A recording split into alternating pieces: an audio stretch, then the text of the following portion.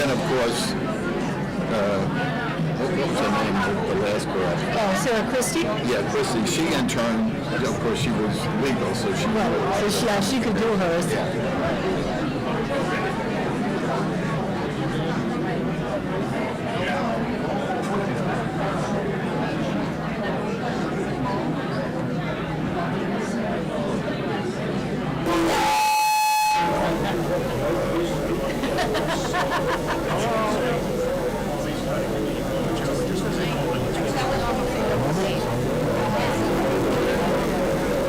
Okay, ladies and gentlemen, we'll be starting in a few minutes.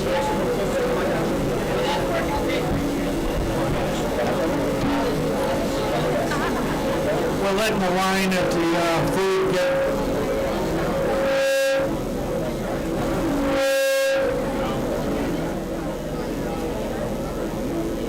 Testing the microphones. Have I done that? No.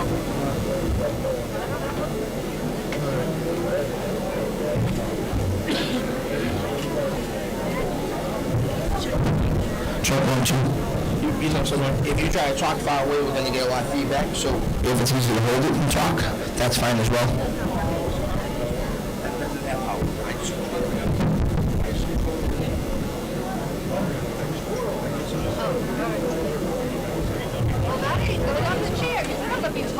Here, switch mics. Switch microphones. Okay. Okay. We need a couple of... Okay. We should be off again. Okay. We good? Okay, we have to wait a few more minutes. We have too many people in line, and then we're going to get started.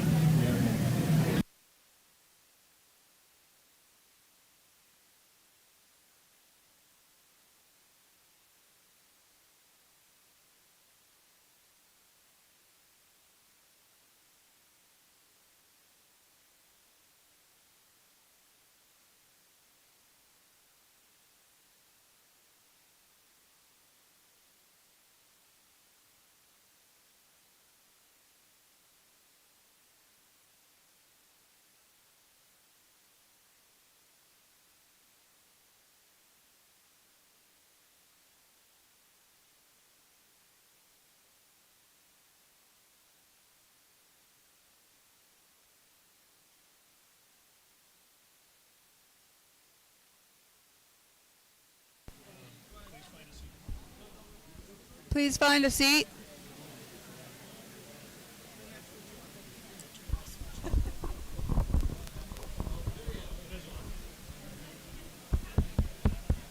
Please find a seat. Please find a seat. Test one.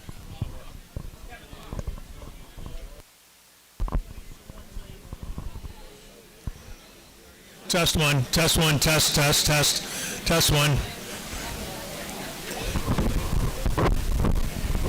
We are still registering people, so we'll get started soon as everybody has made it inside and found a seat. Thank you for your patience.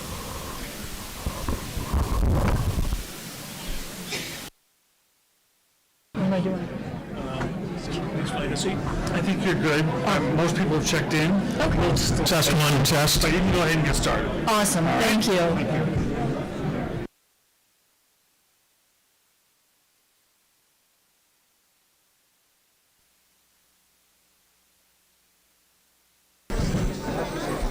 Test one. Test.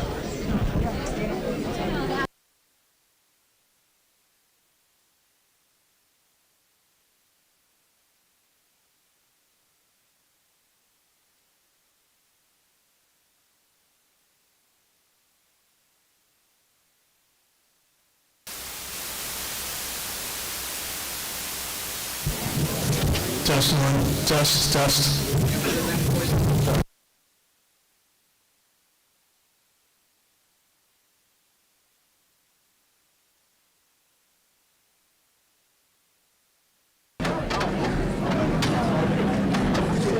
Good evening, everyone. We are going to be starting our town meeting.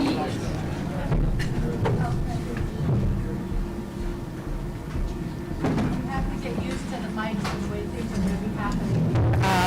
we're all going to be speaking separately, so it's going to be a catch, okay? I would like to please welcome Bob to do our Pledge of Allegiance. I would also like to thank him all year while I was on the chair. He stood up and he did the pledge for us, and I really appreciate it. Thank you for your service, and thank you for helping us. Pledge. I pledge allegiance to the flag of the United States of America and to the republic for which it stands, one nation, under God, indivisible, with liberty and justice for all. Thank you. Thank you, Bob.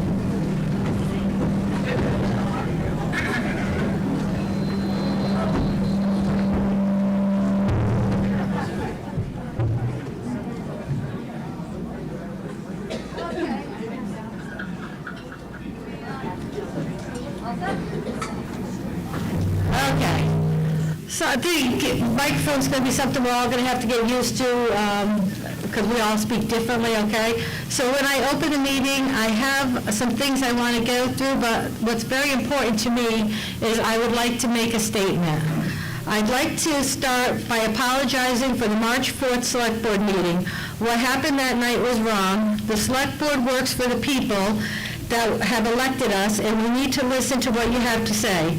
We might not have an answer at that moment or any comments, but we need to listen and hear the concerns of the townspeople. So that, I would like to apologize myself. The other thing I want to say is a special thank you. Eric Unger passed away, I hope I said that right, passed away in 2022. Many people know him, many people do not. He was the vice chair of the Conservation Committee. He has left funds in his will for the town of Newbury, which is truly amazing. His donations have gone to the library, the fire department, the Newbury beautification, the Center Meeting House, and the Conservation Committee, and I just want to pass along our thanks and our condolences and make sure everybody knows that he was very special to the town of Newbury, and I don't want the town to ever forget him.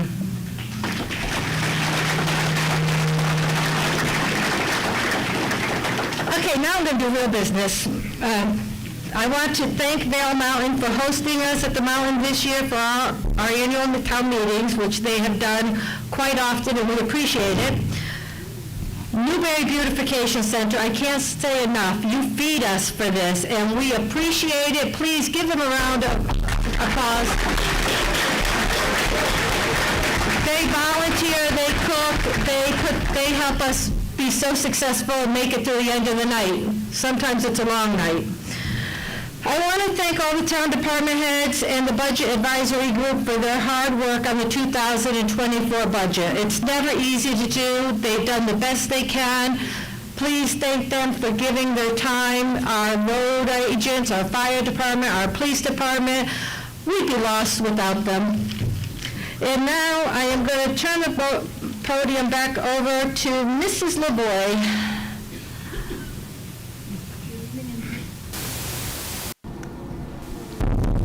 Good evening and thank you. I have a few housekeeping rules.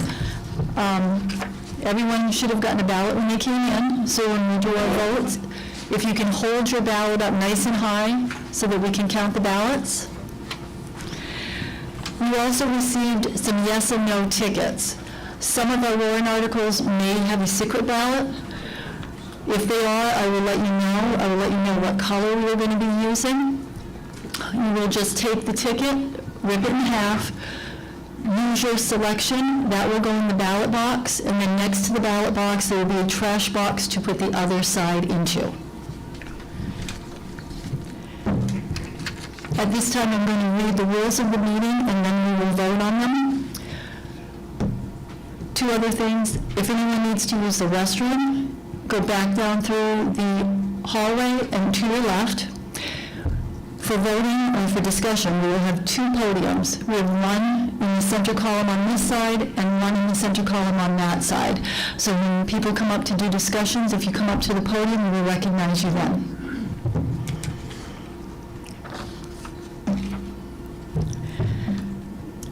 So there are two rules that govern our town meetings. The first is a New Hampshire state rule. State law rules that at town meeting, the moderator controls speech and silence. State law RSA 39:2 obliges us to assure that the subject matter of all the business to be acted upon at town meeting shall be distinctly stated in the warrant. Only in the final article can we discuss other business. State law does not allow for official voting on any other business. Gives the moderator full authority to rule on all town meeting issues. The Newbury town meeting moderator will not hesitate to rule. All participants, including the moderator, must follow these state laws. But this is your meeting. The RSA 40:4 does allow for the meeting to overrule any moderator ruling. And your vote is the final authority. The second rules are just moderator rules, and there are only a few. Every individual who wishes to be heard should feel free to speak. After being recognized by the moderator, please state your name and address for the record, what you propose for the article, or your questions. If you need to propose an amendment, present your words in a written submission. Votes will generally be cast by raising the voter card. Once the vote has been cast and declared, the question will not be reconsidered later in the meeting, so that no voter who leaves the meeting early should have to wonder if any decisions that were made prior will be rescinded.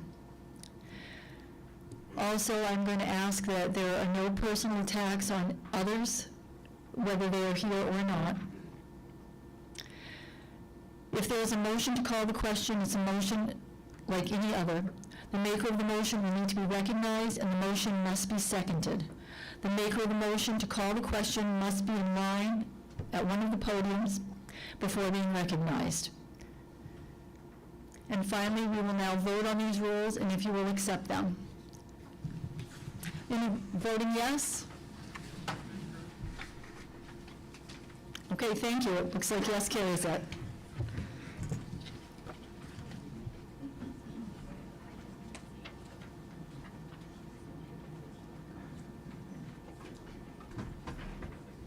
Yep, go ahead. Okay, I would like to announce that Stephen Schultz is quite happy right now. His wife is unable to speak, so she will not be doing anything on here except for sitting here next to us, okay? So I just want you all to understand the reason she's not commenting is this is the first time ever she's quiet. She has laryngitis. Okay, thank you. So with that announcement, we are going to jump right into Article 3.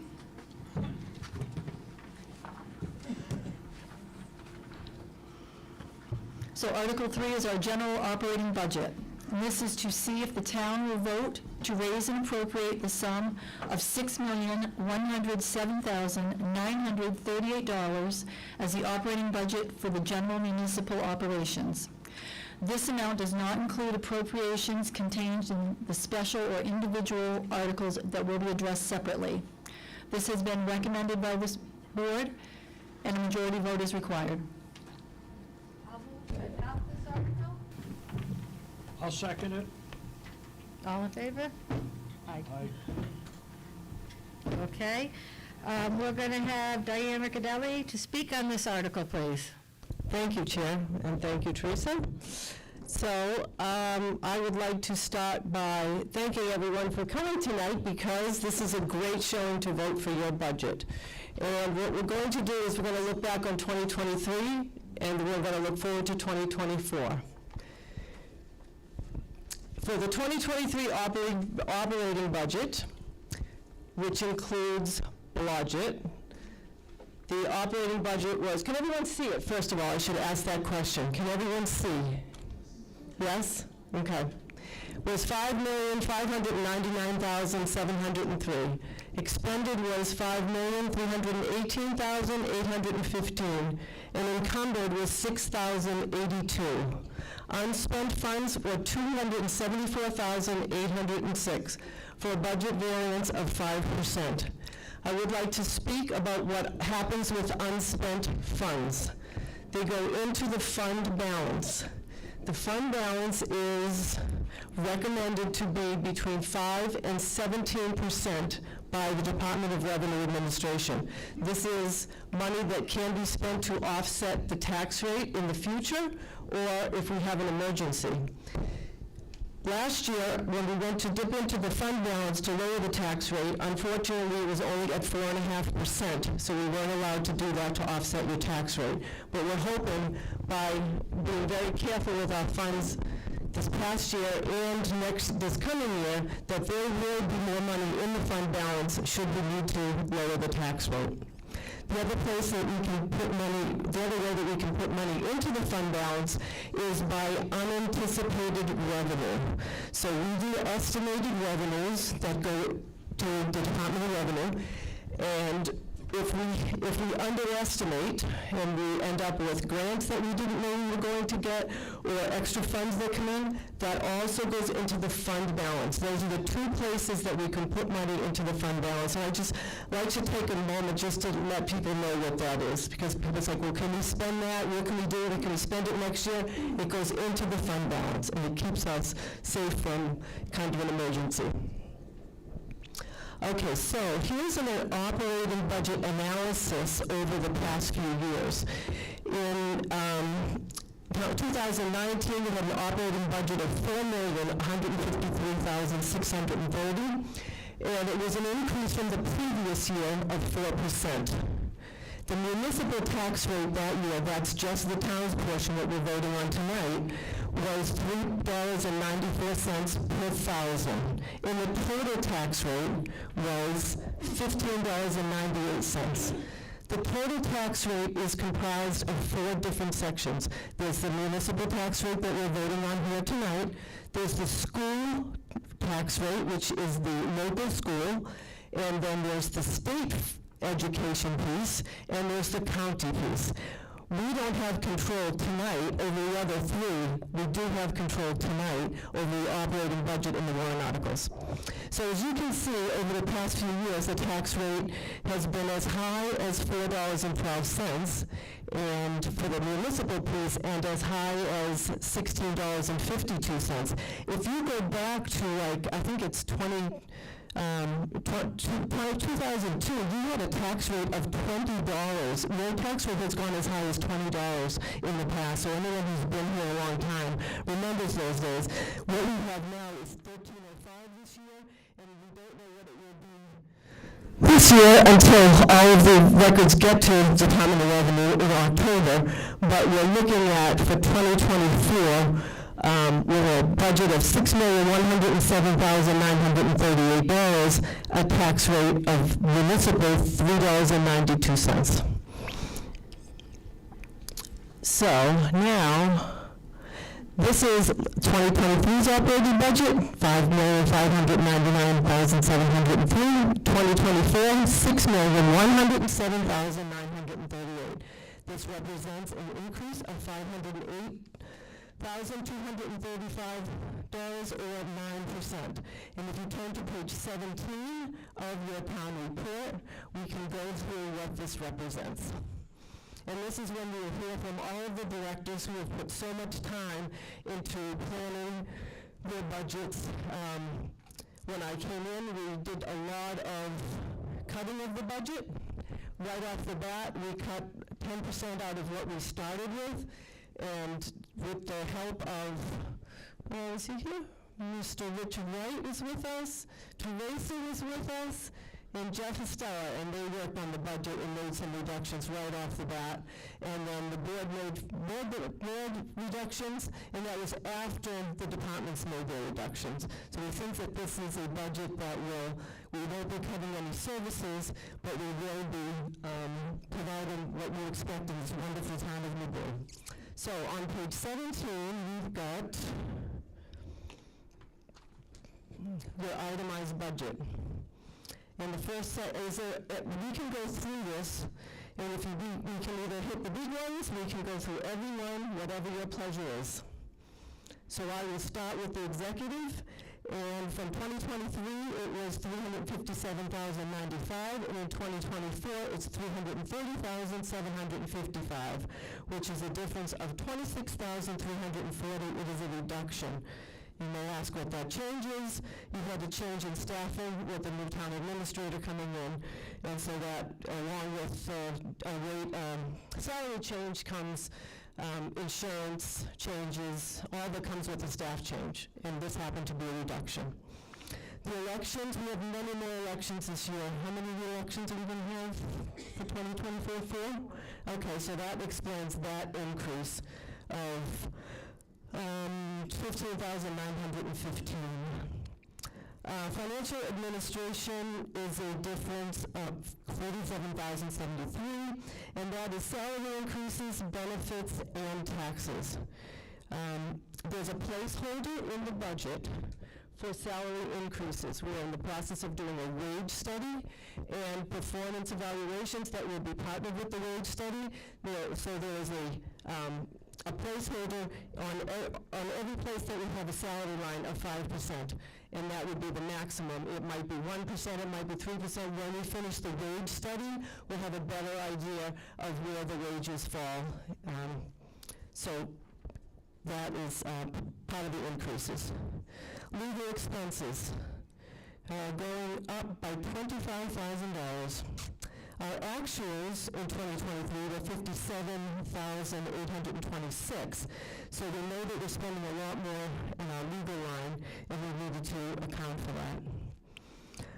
Personnel administration, that includes drug testing, FSA cards, which are cards for the staff to purchase medical supplies.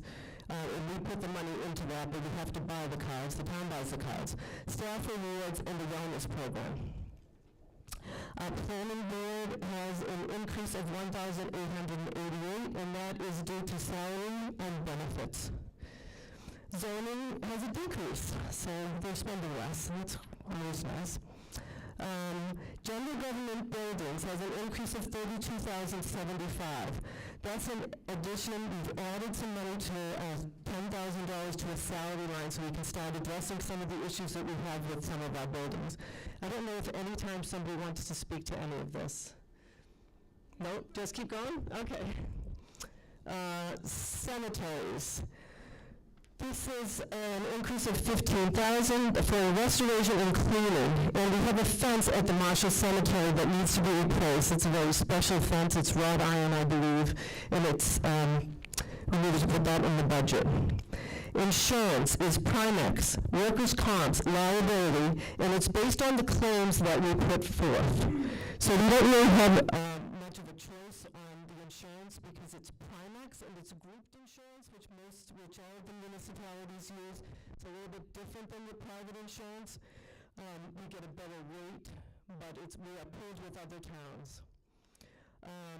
Other general government is $10,000 decrease for Board of Selectmen projects that the board took out. And so that, the other general government is basically the printing and preparation of your town report. The police department. I am not going to speak to this one. Where's Brad? Here he comes.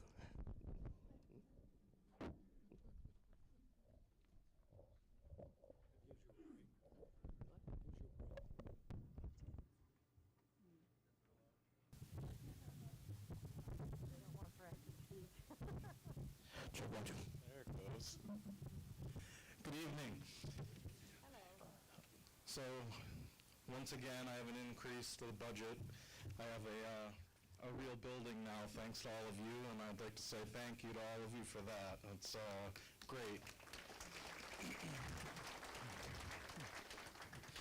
That being said, we did have also, as mentioned, some increases to our health insurance and our New Hampshire retirement. I don't control that part of it. We do have a few other areas that I added in a full-time position for administrative assistant. That had been, Deb has been with us for 25 years, working 30 hours with no benefits. And it's not enough time, one, for her to get her job done, but I need her 40 hours, and I think it was the time to do that, and she needs some benefits. And that's basically really all. I know it's a big number of an increase, but that's really what it's mostly all due to.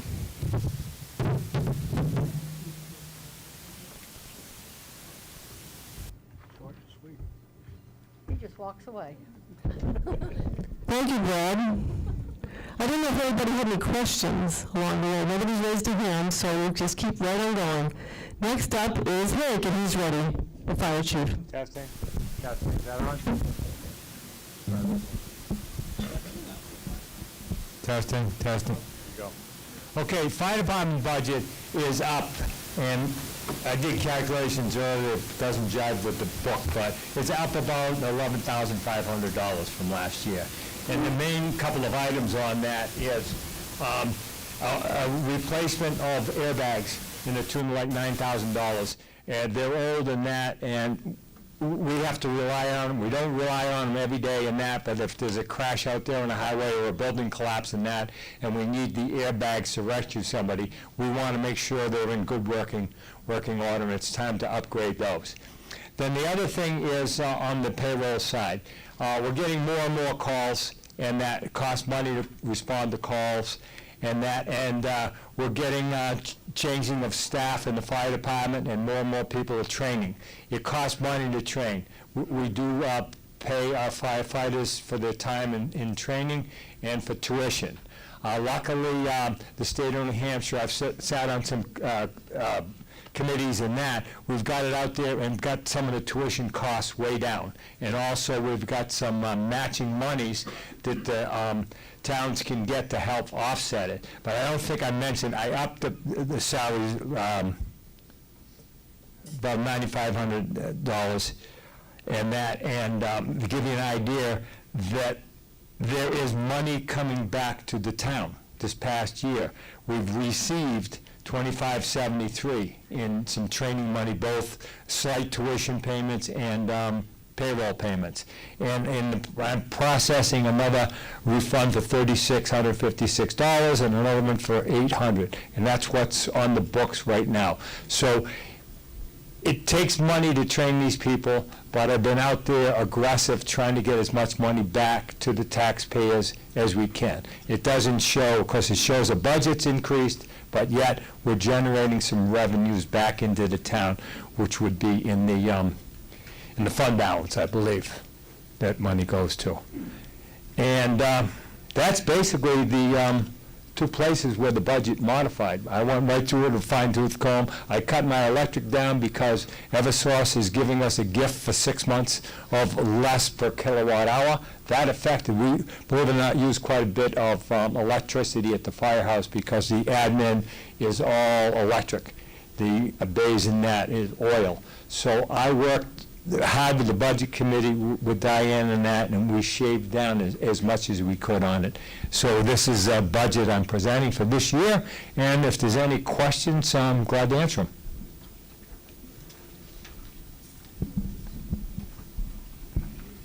Yes, sir. I'd like to thank Hank for your years of service to the fire department and the town.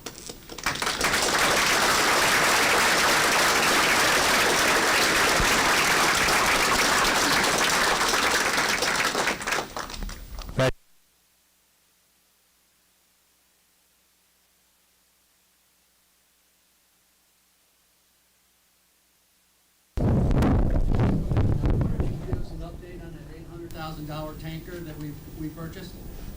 Okay, update on that tanker. Right now, currently, police cars, tankers, ambulances, and that take years to get.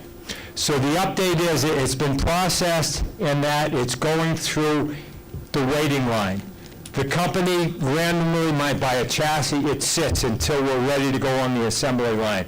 As you know, across the world, it's hard to get certain products built. It's hard to get deliveries on stuff and that. It was a big change. They blame it on COVID, but I can't say it's 100% COVID. I think it's partly because we're buying our supplies to build fire trucks and that from other sources, which takes longer.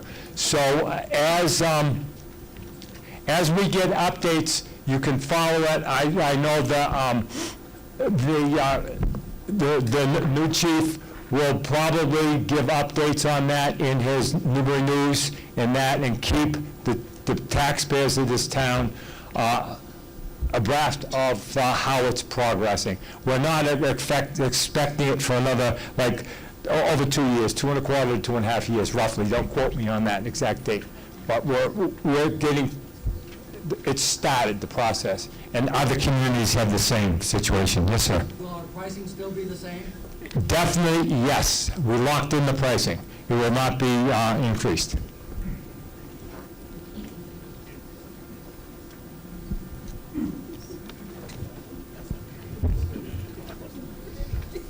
All set, thank you. Okay. Thank you, Chief.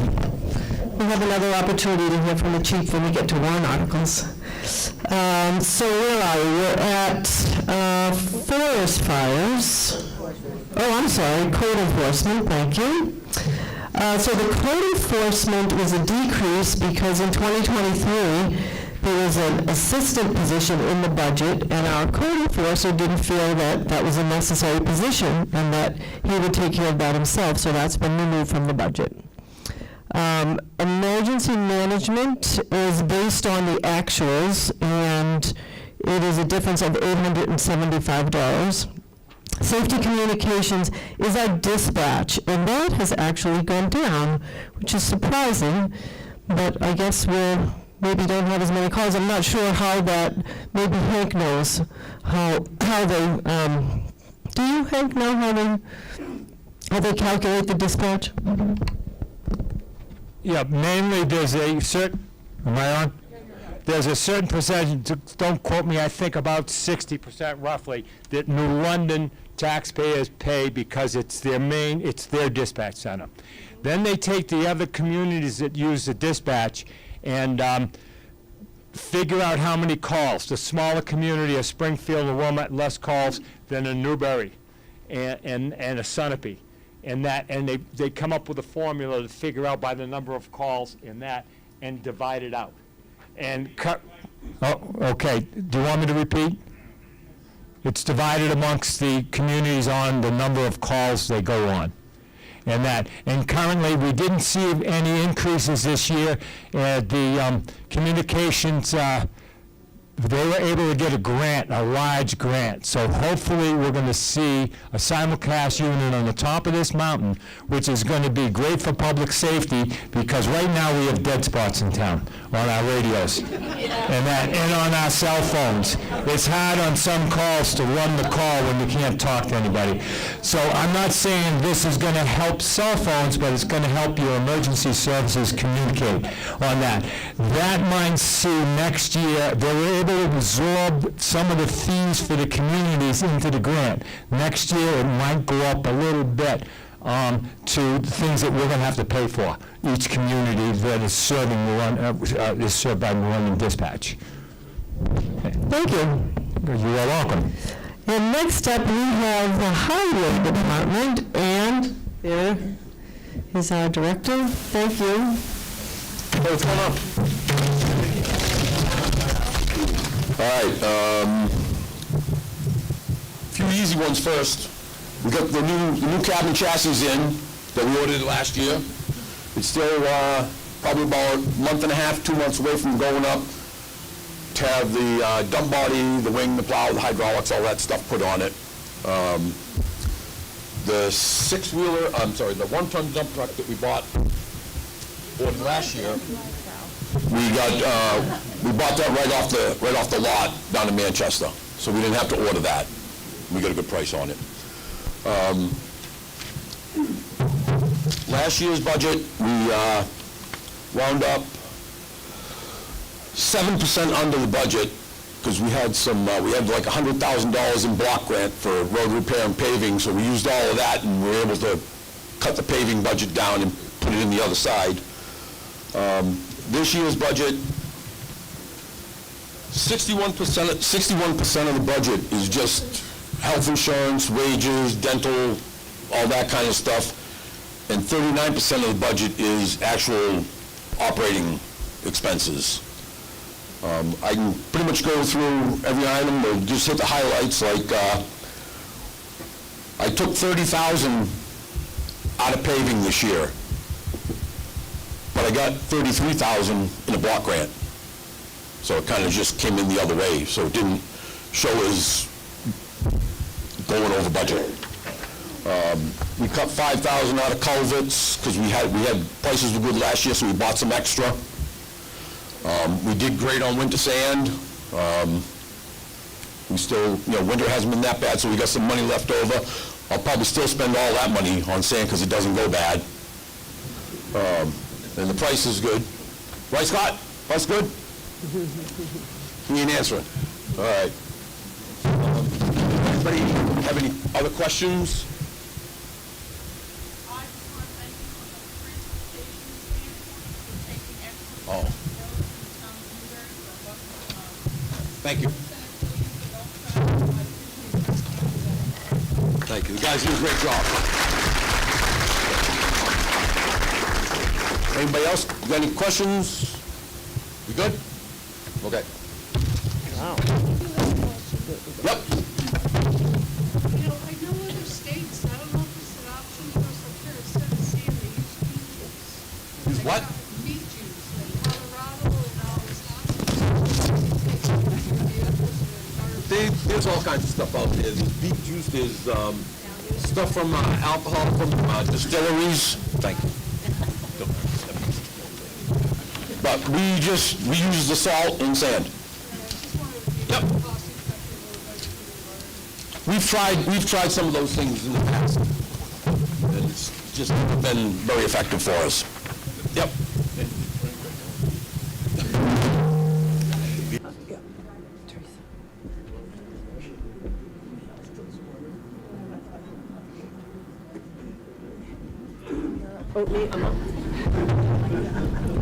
Okay, so now we're on to the transfer station, and so we've got solid waste collection, solid waste disposal, and solid waste recycling.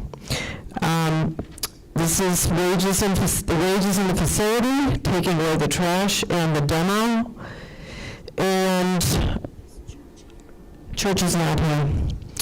And I'm just going to ask Jessica to say, Jessica Dennis is our finance director, and she takes such good care of the finances of the town, and she is the guardrails by which I live my life. I don't take anything to the board unless Jessica blesses it first, and I just want people to know that she is outstanding. So I'm going to ask her, yes.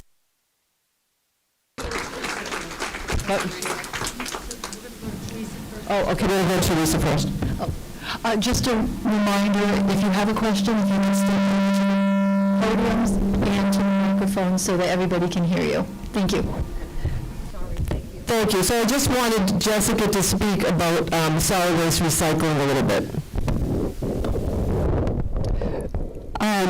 It was just a shift in where the expenses are paid out of. A lot of the solid waste disposal costs, some of them were more related to recycling, so that's why there's kind of a change in the budget numbers. It was just reallocating it to where they are actually being spent. Thank you. So now we're at health agencies, which is the ambulance, CASA, and CAP. And this one had a slight increase.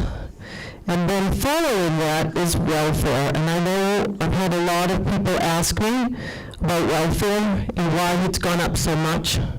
Is Gail here? Oh, excellent. Our welfare director. Thank you. I just want to let you know that the increase is not a definite. My budget is, we might need it, we might not need it. If you notice, we are down from last year. But so far this year, just in the last couple of months, I have had more clients than I had all of 2023. So we're just kind of being prepared. The state of a number of Newbury residents is becoming dire. We might not all think about that, but that's exactly what's happening. We have all become aware of the increase in the electric, the fuel, and especially the food. Now, there's very little we can do about that, But there is something that we can do for all the residents in Newbury. You can make sure that everyone in Newbury has enough food for their families. A small food pantry is currently housed in the Friendship House of the South Newbury Union Church. After the completion of the Friendship House renovation, the space for the pantry will greatly increase. But we need that food pantry now. Thanks to the generosity of Newbury residents, hopefully this will be soon. For now, all efforts are to increase the stock to make a difference in Newbury. I ask you to donate, donate, donate. If you cannot donate items, please send a check to the South Newbury Union Church, P.O. Box 37, Newbury, New Hampshire, 03255. And please specify for the food pantry. And I thank all the hardworking people of the South Newbury Union Church who do this for the community. One of the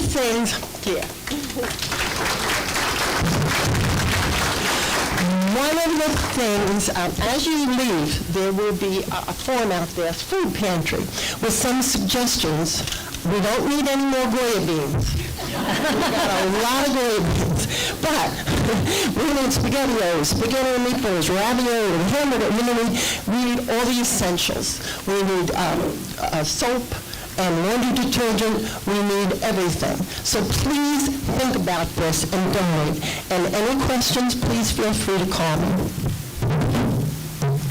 Gail, the Select Board would like to thank you for all your hard work throughout the years. You are an amazing person. You bring light to all of us, even when you come into the town office. So for the town of Newbury, I want to thank you for all this hard work you've done. Someone has a question. Please come to they should come to the podium. Can you see me? Hello? Hi, Laurie C. Home, Ramblewood. Actually, someone... What? So sitting beside me suggested maybe it's obviously too late this year, but next year maybe we could throw it out there right before town meeting, and if everyone brought something to town meeting that could, a canned good, or like you say, laundry detergent or a hygiene item, look at what we could collect tonight. So thanks, Laurie.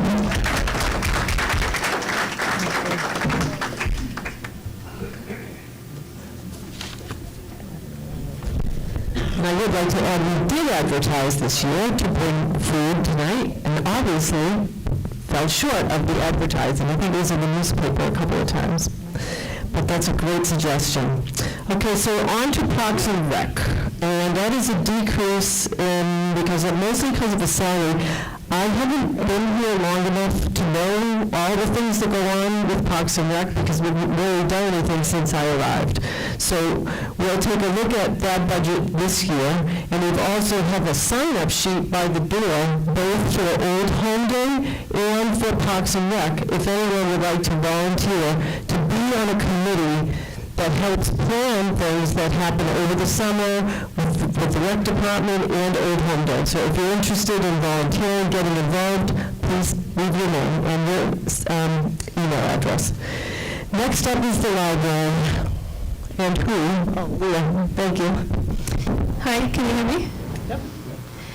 So first, I want to thank everyone for their support with our library expansion. If you've driven through town, you can see the progress being made on the library. If you've stopped in, you can see the beautiful building that's being built, and I want to thank everyone that made that possible at last town meeting, and invite you all to stop by and take a little peek inside. It's really exciting. So with the budget, we really tried to keep increases as low as possible, like everybody else. So salaries were an increase. We did have some cost of living, and also we added a part-time bookkeeper. We also made some adjustments for supply costs. Electric is going up, but we have completely cut our heat because heat will be entirely electric. Cleaning costs will increase because now we have double the size for our building. Telephone costs are increasing because now we have gone from 1 line to 3 lines. The 3rd line will be our fire alarm line.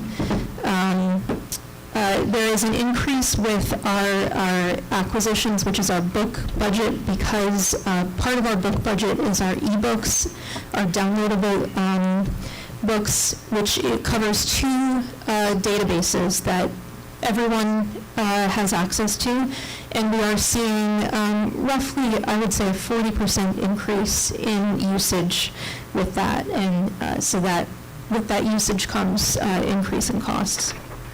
And then there's also a technology increase here, and that some of that is some technology upgrades, both our network and also computer upgrades as well. And I think that covers it, if anyone has any questions. Thank you.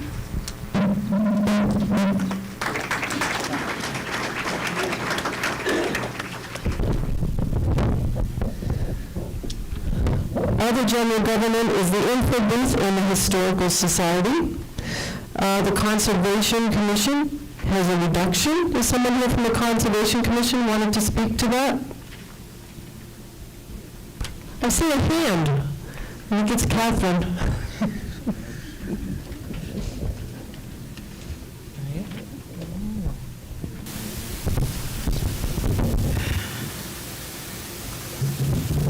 Good evening. Nice to see you all.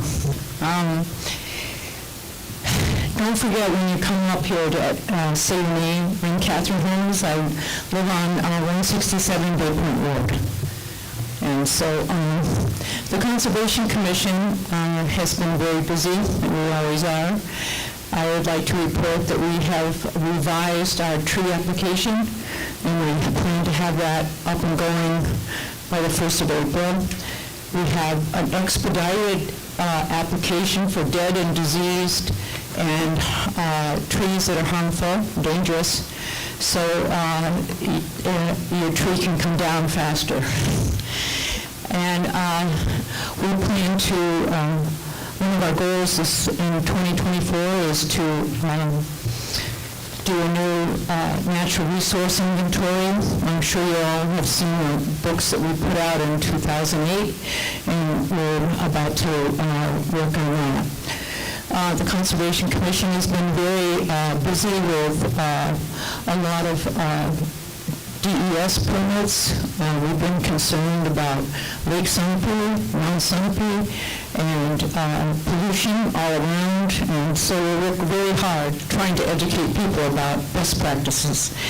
And if anyone's interested, our meetings are open and we welcome you to come, because as climate change comes bearing down on us, we're going to have to think about conservation a lot harder than we have in the past. Thank you so much.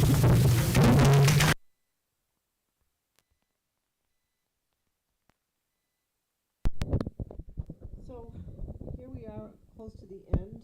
The principal on long-term bonds has gone up, and the interest on the long-term bonds as well. This is for the library, the police department, and the fire department. The next item is a tax anticipation note that we needed to take, and it's already been paid back, but we did have to pay that back. The interest was $18,000, and it was a $3.5 million bond that we took in December to cover us through tax season, when we normally would have had our tax bills out a little bit sooner, but they weren't this year. So hopefully next year some of the delays that we had will not recur, and we will have the tax bills out, which I believe is usually out in October. Yeah, so I wasn't here at the very beginning, but hopefully we're going to get an earlier start this year, and we'll get this. We won't be doing this next year. And then lastly is Blodgett's. Now Blodgett's numbers are a wash. So the money comes in, it's user fees, but you'll also see it on the revenue side, so it doesn't impact the tax rate. I don't know if anybody wanted to talk about Blodgett's. Anybody here wanted to say anything? Ask any questions? Okay. Move right along then. So, I'm sorry. Oh, you want, oh yeah, I'm not done. We have a couple more slides and then we'll be going into warrant articles. So, if you want to look at just the capital budget trends over the last few years, in 20, when you can see the years that you took the bond. That would be a $4 million or $2 million. So this year, when we looked at the budget and the warrant articles, and I know that it was in the paper that we went from 10 million to 6.8. Well, it was a little bit confusing because that included a bond, which we took, and we will be paying interest on in 2024, but we're not taking a bond this year. So the warrant article numbers have gone way down, but we also don't have a bond, just the interest on it. If anybody had any questions about that.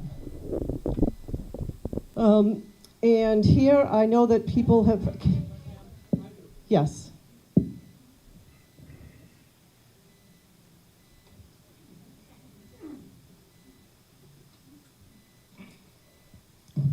Good evening. My name is Alan Scribner. I live at 188 Bay Point.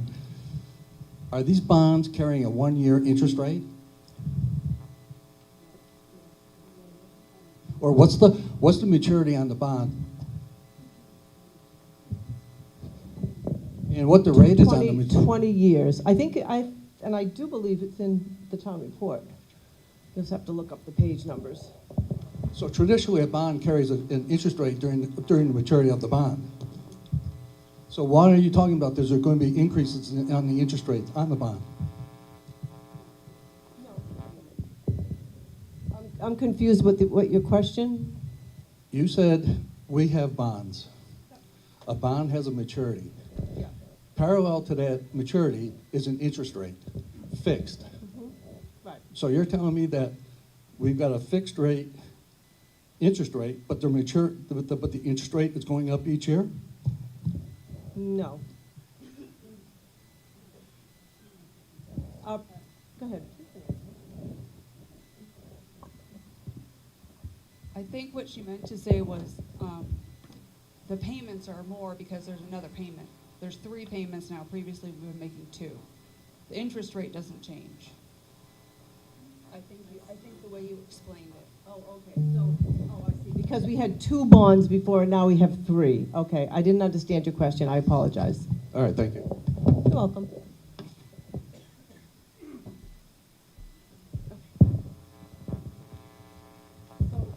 I just have to stand up so I can see. So people had asked about what the balance is on the reserve accounts. Can you see that slide? You can't. All right, let me see if I can. Is the lighting? Okay, so the highway equipment balance as of today is $455,508. The fire equipment is $411,484.11. Safety Services building is $13,000. Oh, thank you. Now can you see in the back? Yep, okay. So there you can see what all the balances are. And some of these we have warrant articles for that we'll be voting on tonight. We'll be adding to this balance, but as of today, this is what the balance is. Are you okay if I go ahead?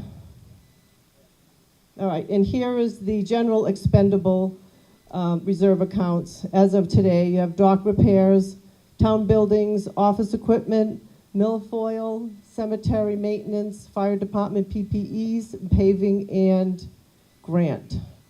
The total general expendable is $561,584, and the total capital and general expendable is $1,713,056.11.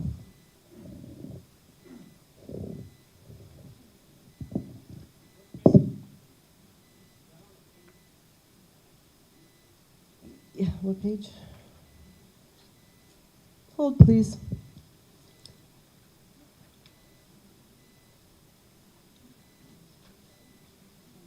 $26. And anybody who wants any of these reports, you can email me, or I'd be happy to show these to you if there's anything that isn't making sense or you have questions about. Here we are. So, Yes.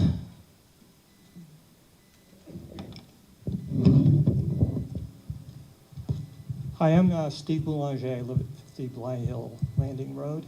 And I just had a general question. I applaud all the efforts that have been made by various departments and stuff to go through their budgets. But I just thought that now was maybe a good time before we move on to the rate and other things to just make the observation that this budget is a 9% increase over last year's budget.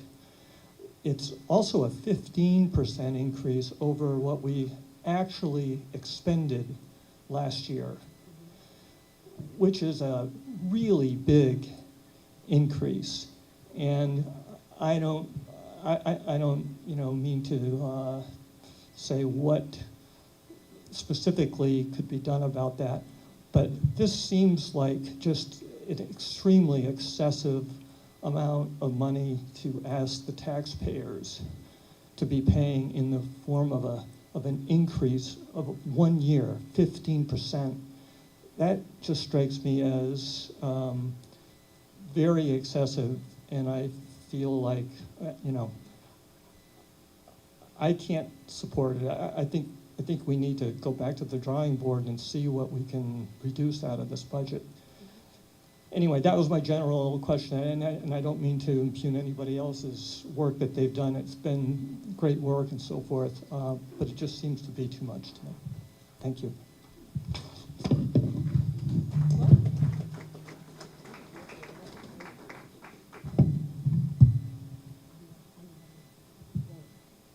Dick Wright, South Newbury. In response to that, I got to remind all of you that last year and the year before, you voted for a new fire station, a new police station, and library. That's where most of the increase probably is. We did it. Don't blame anyone else. I also have a question about revenue sources. Is this an appropriate time to bring that up?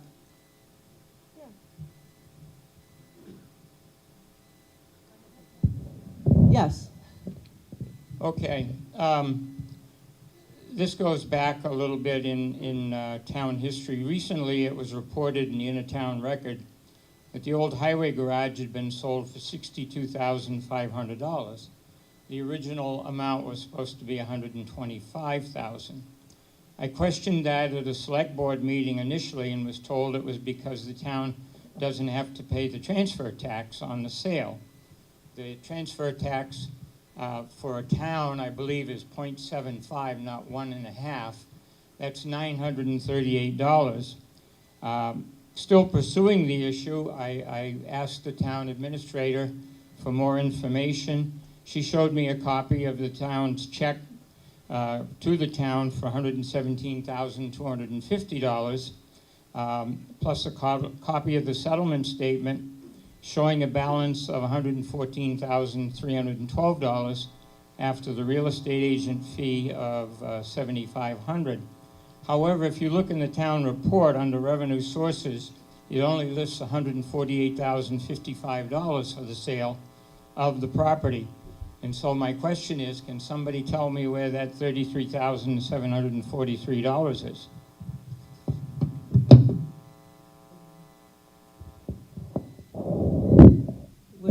We're not sure we understand the question, but we're on it right now. We have the computer and we're looking it up.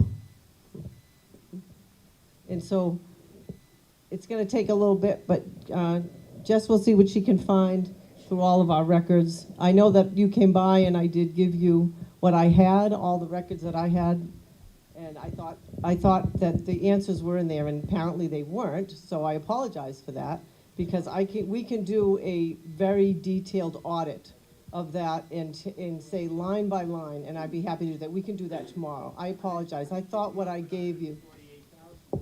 I can't answer off the top of my head. I apologize that I can't, but I thought we had given you everything, and I will be able to do that tomorrow. And if you'd like, if you can come by tomorrow and we'll go over it line by line, because it was complicated, because it did look like there were things that that we should be paying, and then we weren't, and it was very confusing. There's a tax that the town doesn't have to pay, but then it was reported in the newspaper and it wasn't taken out. It's confusing. So we'll get a little spreadsheet together of how it all works, and we can make it available to anyone who's interested in seeing it. So to go back to where we are, so the operating budget of 6 million, sorry. Can you hear me? Okay. Yes. Quick question, if we could back up, please. Special revenue fund is for sewer? Oh, I'm sorry, Stephanie Spalding, 914 Route 103. Special revenue funds, that's all for Blodgett Sewer? Yes? I thought 2 years ago we voted on putting a solar array to decrease this cost. Is that correct? What's going on with that? Has it not kicked in yet, or are we not making money from the solar array that we voted on? I believe it was a 25-year contract.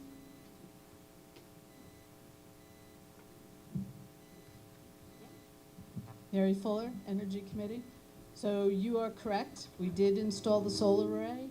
It went live October 14th, a year and a half ago. It has been operating properly, and to date, we've saved about $2,000 on our energy bill. Separate from the Energy Committee, I believe you're referring to an agreement that the savings would be split between Blodgett and the town. I recently met with Jess and Andrew Cockrell to work through the credit line from Eversource. We found where that money is coming through. We're looking to roll the budget back up, or roll the bills back up so that it's allocating properly. But yes, that money's coming through. Thank you, thank you. One more question, please. Let's see. Under capital outlay, machine, vehicles, equipment. I think there's a discrepancy. So last year, for the 2022 comparative statement, it was $1,215,814. It's listed this year in our annual report as $1,188,918. There's a discrepancy of $26,896.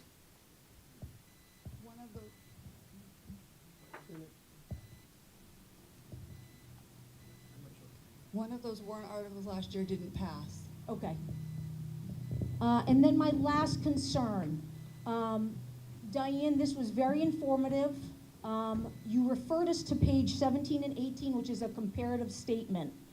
Per the RSA 39:2, everything that we looked at on 17 and 18 is not in the warrant article.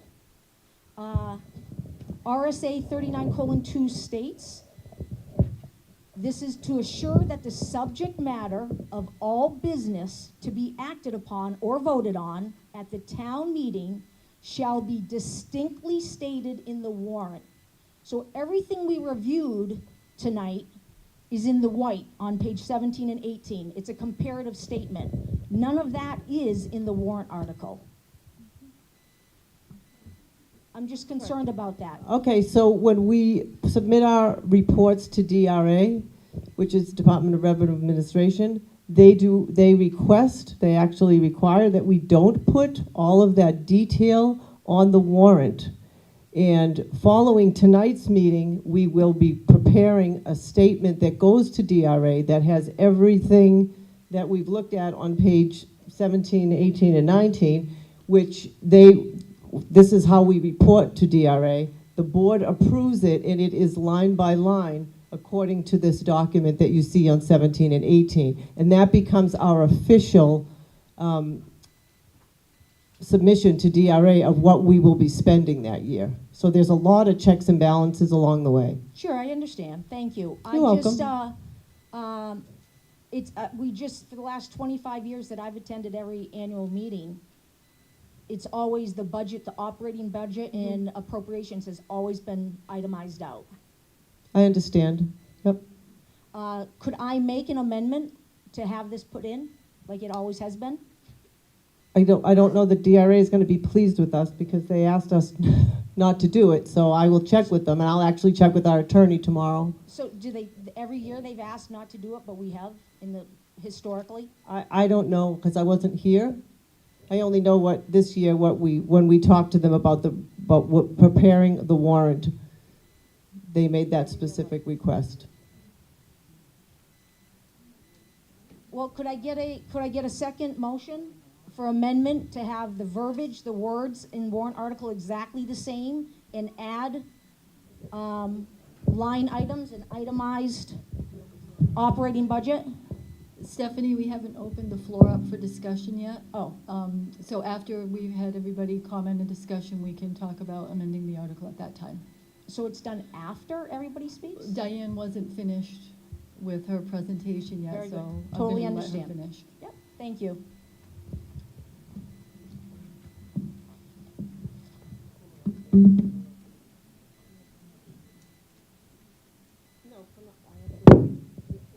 Okay, so here we are, and the appropriations and special articles is $491,256, and those will be coming up for the subtotal of $6,599,194.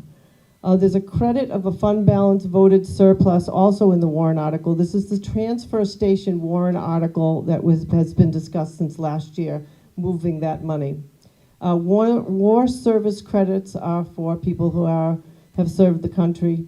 The fund balance to reduce taxes, we hope to be $180,000, and that, again, that would come from the fund balance that I spoke of earlier.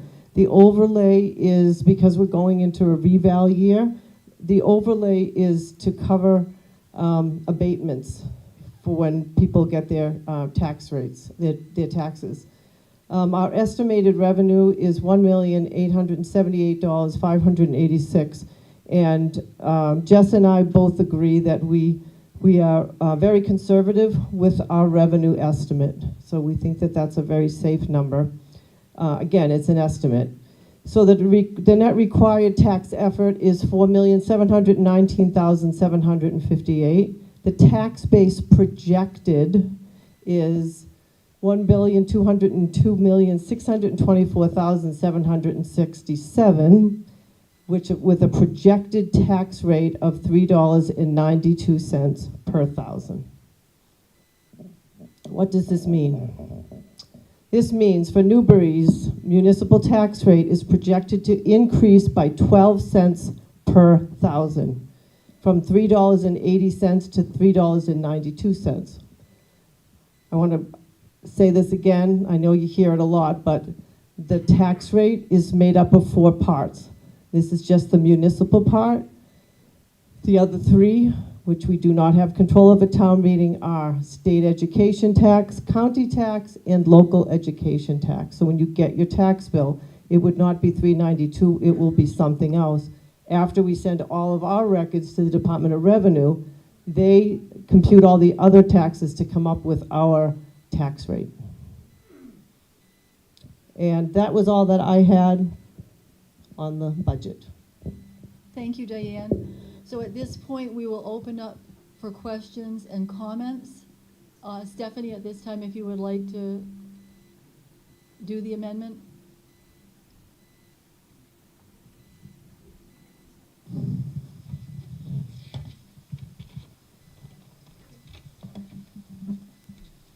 Again, Stephanie Spalding, 914 Route 103. I'm asking for a motion to amend warrant Article 3 to state exactly what it says on the pink page of page 13, and then to add everything Diane just said. I have it in writing right here. So it's the proposed budget from 2023, the actual budget of 2023, and then the proposed budget for 2024, the ensuing fiscal budget, like we've always had done for the last 50 years in the warrant article. Can I get a second?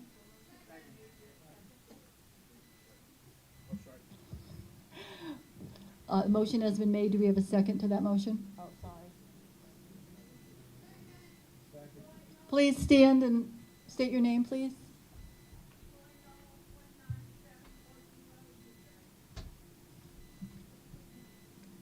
Should I bring this up to you?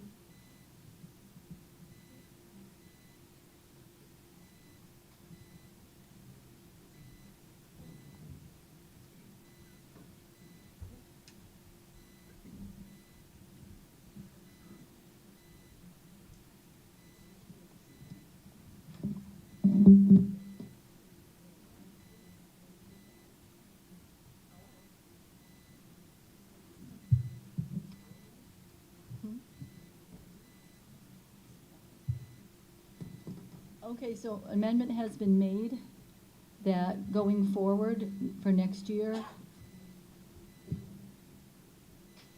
we will go back to having all of the line items in the actual warrant. That, amend this one. So we will take a vote on that in favor of the amendment.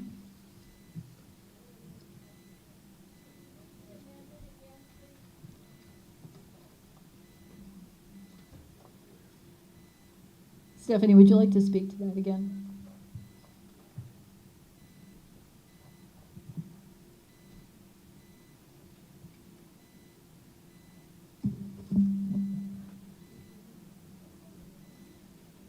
Okay, so, per that RSA 39:2, we are voting on just what is in the pink pages in the warrant articles. If it's not on the pink page, we're not voting on it. Okay, so we were referred to page 17 and 18. They're white pages. They're not in the warrant articles. We went line item by line item off of the comparative statement for the operating budget. For reviewed 2023 and projected the ensuing fiscal appropriations for 2024. My amendment states, it reads exactly verbatim what is warrant article number 3 with line items that we just discussed, verbatim taken off of 17 and 18 to be listed this year in this year's annual report. So that's what we're voting on.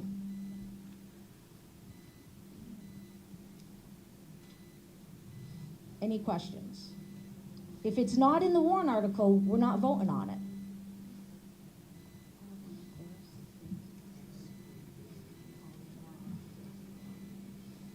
Okay.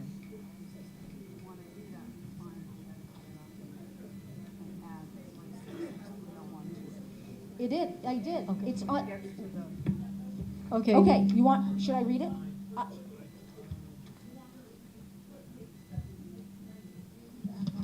Sure. Okay. Like we've done, like for the last, yes, it has. I've been to, ma'am, I've been to the last 23 annual meetings. Okay. And we've read line item by line item, every department's operating budget since I've been here. Yes, thank you. Yeah, so that would cut off at bond interest costs, because everything after that is a separate place in the warrant already. So the revenue sources, that would not be part of this warrant. That's correct, because yeah. So it only would start. So it would be, and this is fine to do. So you'd be all of page 17 and page 18 up through only up to where it says bond insurance. It wouldn't be capital outlay and bridges and all that, because now you're moving into the warrant articles. So you'd be voting twice for those warrant articles. See? Perfect. Okay? Yeah. You've got to add Blodgett's back up there then. Okay. Yes, and we would need to add Blodgett's back in. Yeah, and we would need to add Blodgett's back in, correct. Okay, so we had a motion and a second. Do I have any discussion or questions on this before we proceed?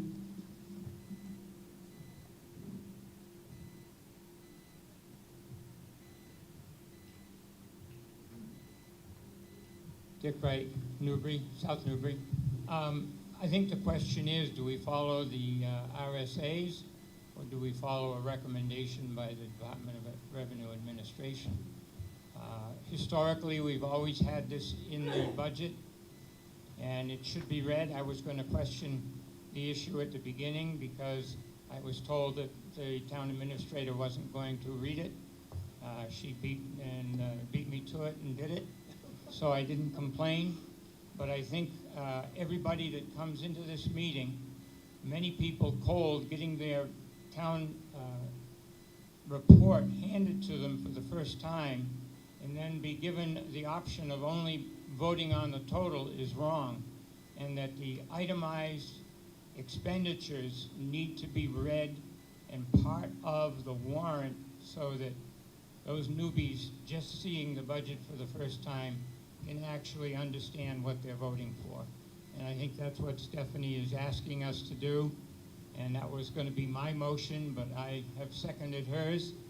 The expenditures listings so that we can all work on it together and vote for it.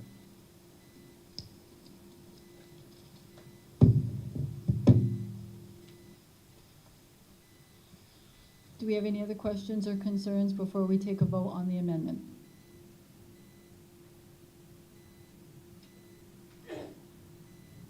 Okay, so we will be amending so that the white pages, page 17 and page 18 down to bond insurance, and then adding in blodgets will be considered part of the warrant article for Article 3. All those in favor?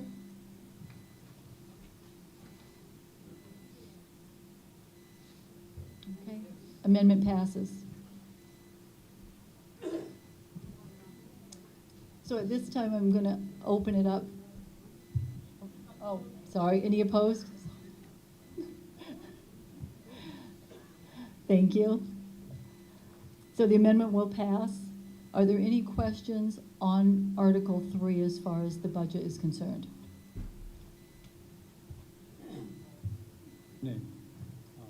My name is William Sarvertson. I live in South Newbury. I've been in this beautiful town for over 40 years. Our population when I moved in was under 700, and I've seen the town grow. It's been very interesting. Not only have I seen this town grow, I've seen the state government grow, and I've seen the federal government grow. All of them started off for a very good reason, and basically they were to serve the people. Now it seems like our governments are serving themselves, and that's all of the governments, all the way down to the town. I'd like to see us really take a good hard look at what's going on and where it's going. When the computers came out, it was supposed to save tons of time, and it would have if we kept it. But it allowed everybody, especially government, to do so much more. So these computers are basically costing everybody tons and tons of extra money. We do need a government. I don't want to unfund government, so I will definitely vote yes on the budget, and I would like to call the question if I could.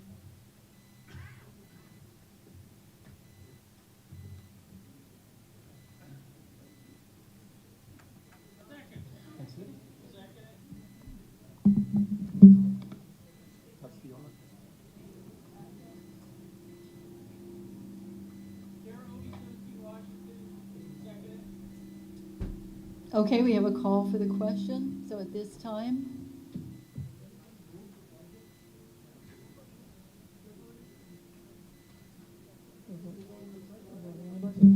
Madam Moderator, I have just a clarification question. I'm sorry. Hello, Hank Thomas, Morse Lane, South Newbury. I just have a clarification question. Hank, I've been told I can't take it because the question has been called. Okay. I'm sorry. All right, because there's two different numbers we're voting on here. So I just wanted to get it correct. So we are are still voting on the $6,107,938 for the operating budget.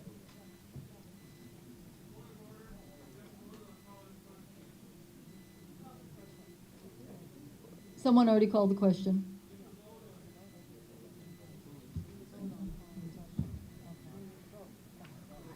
Okay. Okay. All those in favor of calling the question? All those opposed?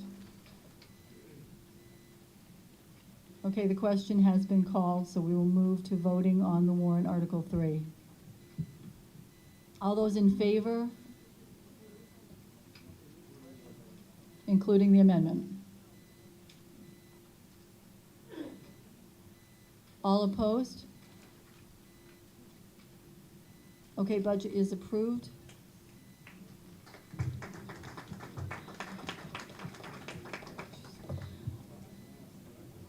We're going to move on to Article 5 now, the expendable trust appropriations. This is to see if the town, I'm sorry, getting ahead of myself. Article 4, this capital reserve appropriations. This is to see if the town will vote to raise and appropriate the sum of $300,000 to be added to the following previously established capital reserve funds. $130,000 to fire equipment, $150,000 to highway equipment, and $20,000 to recreation facilities. This is recommended by the Select Board, and a majority vote is required. Motion to adopt. Oh, it works. I'm going to second that on behalf of Ms. Schultz, who cannot, and I will speak on this article.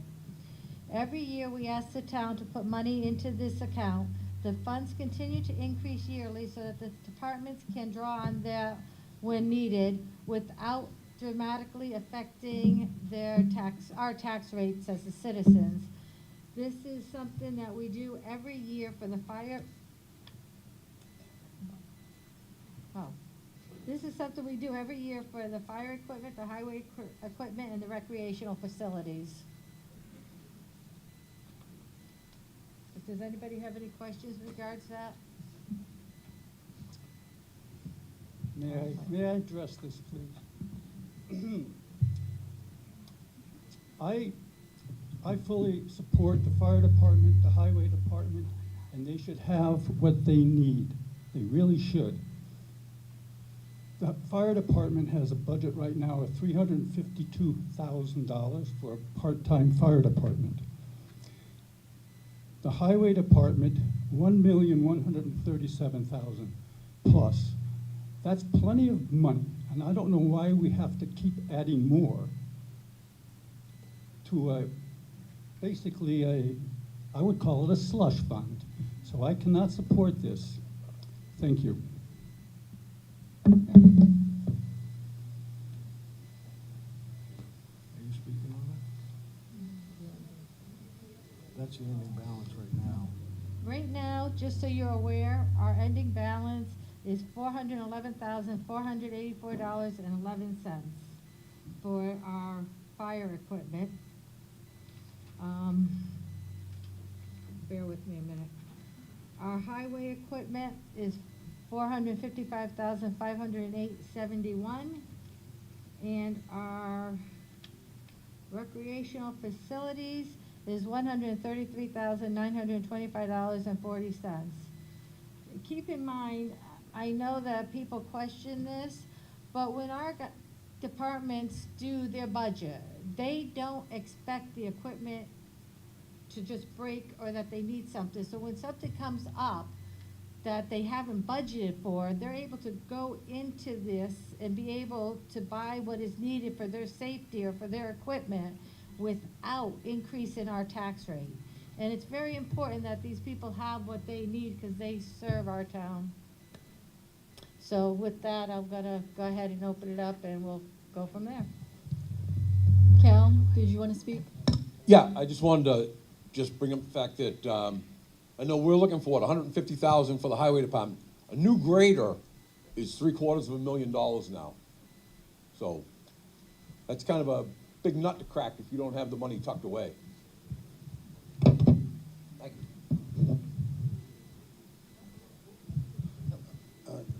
you.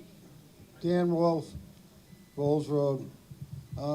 We've been doing this thing since Ronald Reagan was president and setting aside these funds. And when it comes time to buy, as Cal just said, a grader, or Hank, I think it was $750,000 for a fire truck, we didn't have to raise it all on taxes each year. We've been prudently putting away money. It's not for repairs, it's for major capital improvements. And you look at this list, that's what it's for. Don't be penny wise and pound foolish and start to dip into these things now.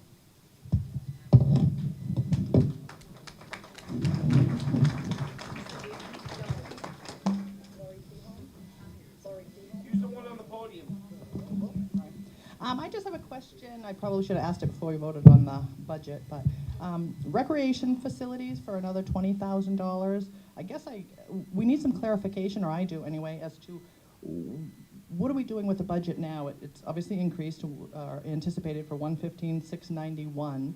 I don't think, as far as I know, do we even have a department head for that, or have we had one in a while? I know they do the trunk or treat and the soccer camps, et cetera, but what else? I think I brought this up last year too. What else is being offered? What's being offered for our elderly or anybody else in town? The library seems to support a lot of programs, but I just see a really large budget and really not much going on. That's my question. Where are you located?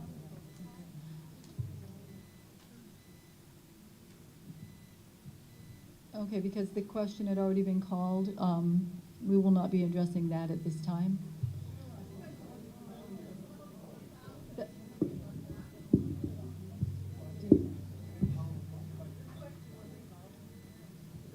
This was from Article 3.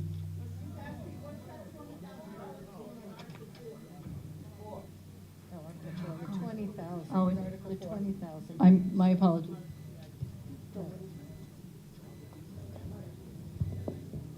Chuck? It's part of, that 20,000 is part of the capital improvement plan, and I don't have it right at the top of my brain what it's for, but here it is.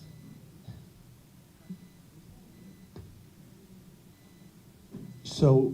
And I did bring handouts. Of So if I could speak, Wayne Seaholm, 18 Ramblewood Drive, Circle Place, whatever.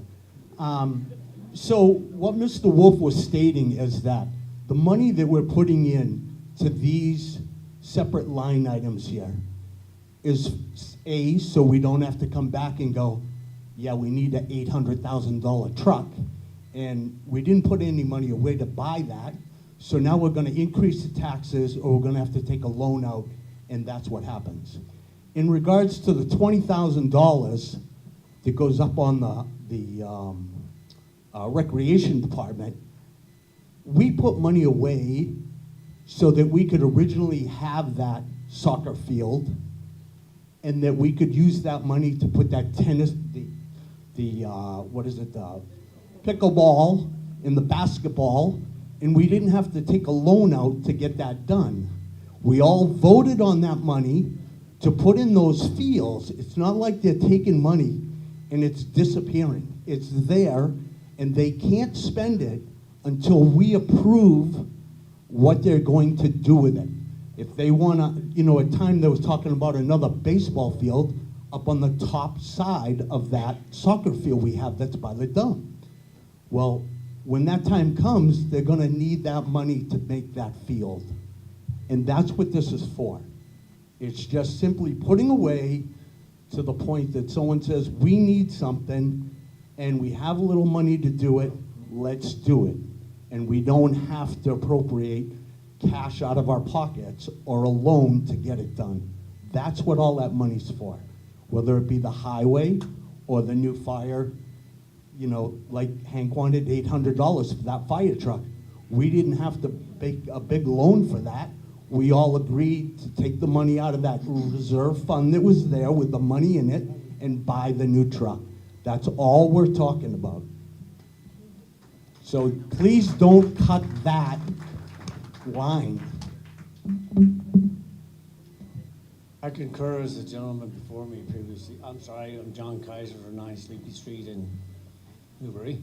I'm concurring with the gentleman who spoke just before me. How's this? Is this good? Okay, sorry. I'm concurring with the gentleman who spoke before me.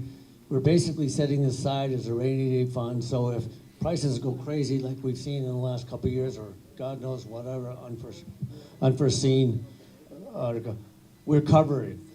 So let's be responsible and do what I think we probably should.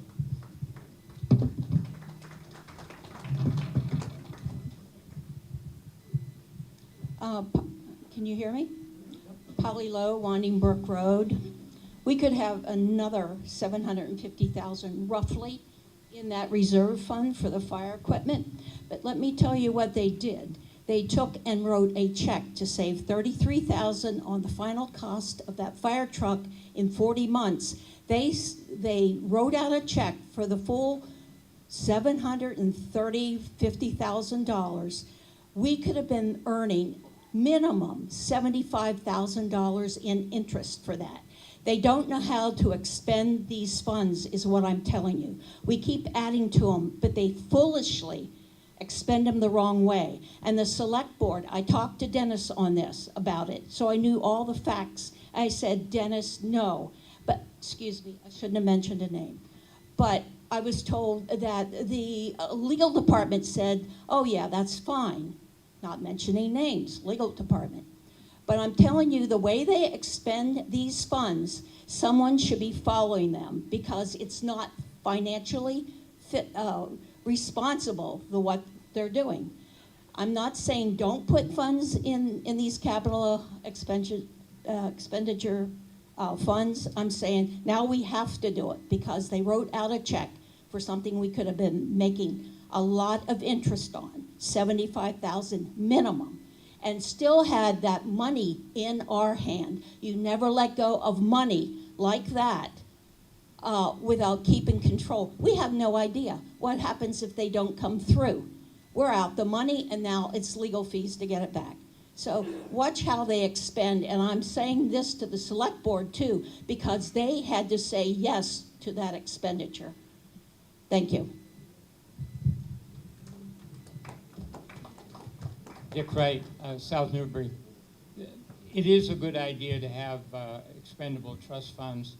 However, having said that, over a year ago, I recommended to the board in regard to the Parks and Rec that they convert the volleyball court to a new pickleball court because that's what everybody seems to want as far as adults.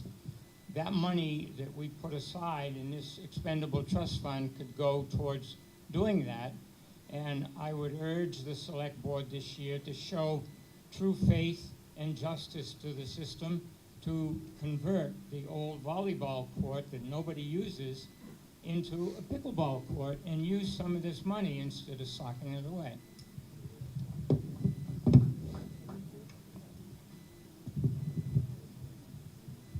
I'm assuming this money is not sitting in a shoebox. It's being invested somewhere, so we're protecting ourselves rather than it just being taken care of irresponsibly. So I'm assuming we're making some interest or something on this, and we're in good shape as you're well qualified to do. Bill Syverton, I have one more statement, I guess, to make on the recreation facilities. Maybe 5% or less of the population of this town uses that facility. And they're asking 100% of the town to pay for it. I don't believe that's what government should be there. Government should be there for all of the people, not any specific little group or family association. Thank you.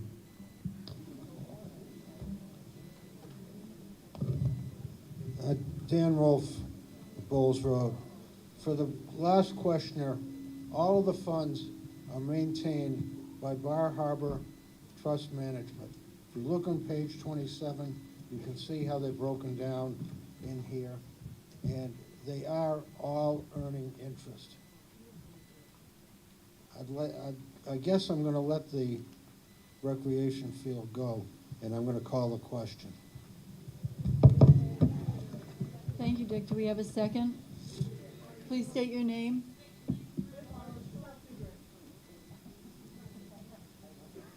Okay, the question has been called. All those in favor of Article 4 as written? All those in favor of calling the question? Thank you. All those opposed? Okay. Thank you for keeping me in line also. So for Article 4, we will now vote. All those in favor of Article 4 as written? Thank you. All those opposed? Thank you. Article 4 has been adopted. We'll move on to Article 5, expendable trust appropriations. To see if the town will vote to raise and appropriate the sum of $106,000 to be added to the following existing RSA 31:19-A maintenance expendable trust funds that have been previously established. Dock fund, $3,000. Town office equipment, $15,000. Town buildings, $50,000. Milfoil control, $8,000. Fire department personal protection, $30,000. Paving and gravel, 0. I'm going to move to adopt. I'll second it.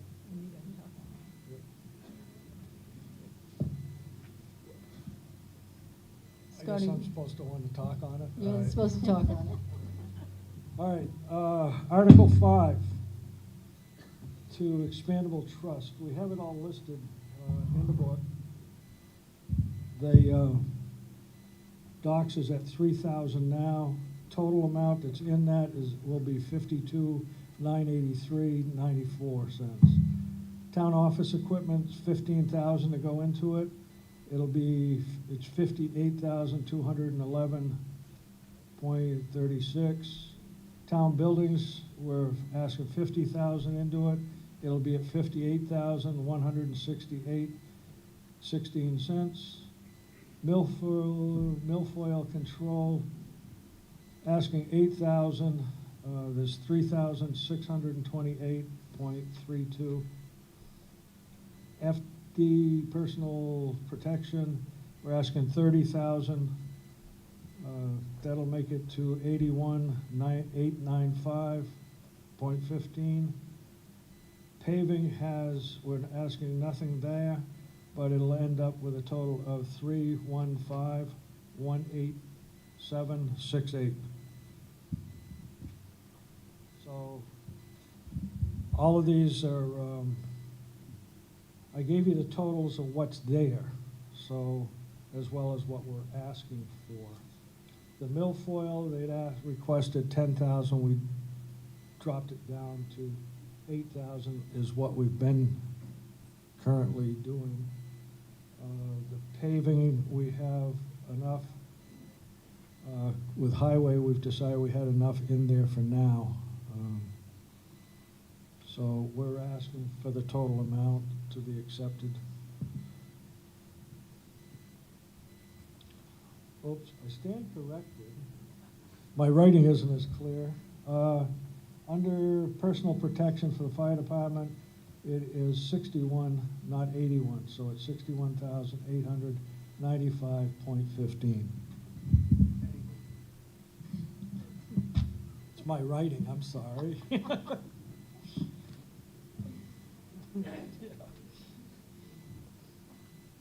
Any questions?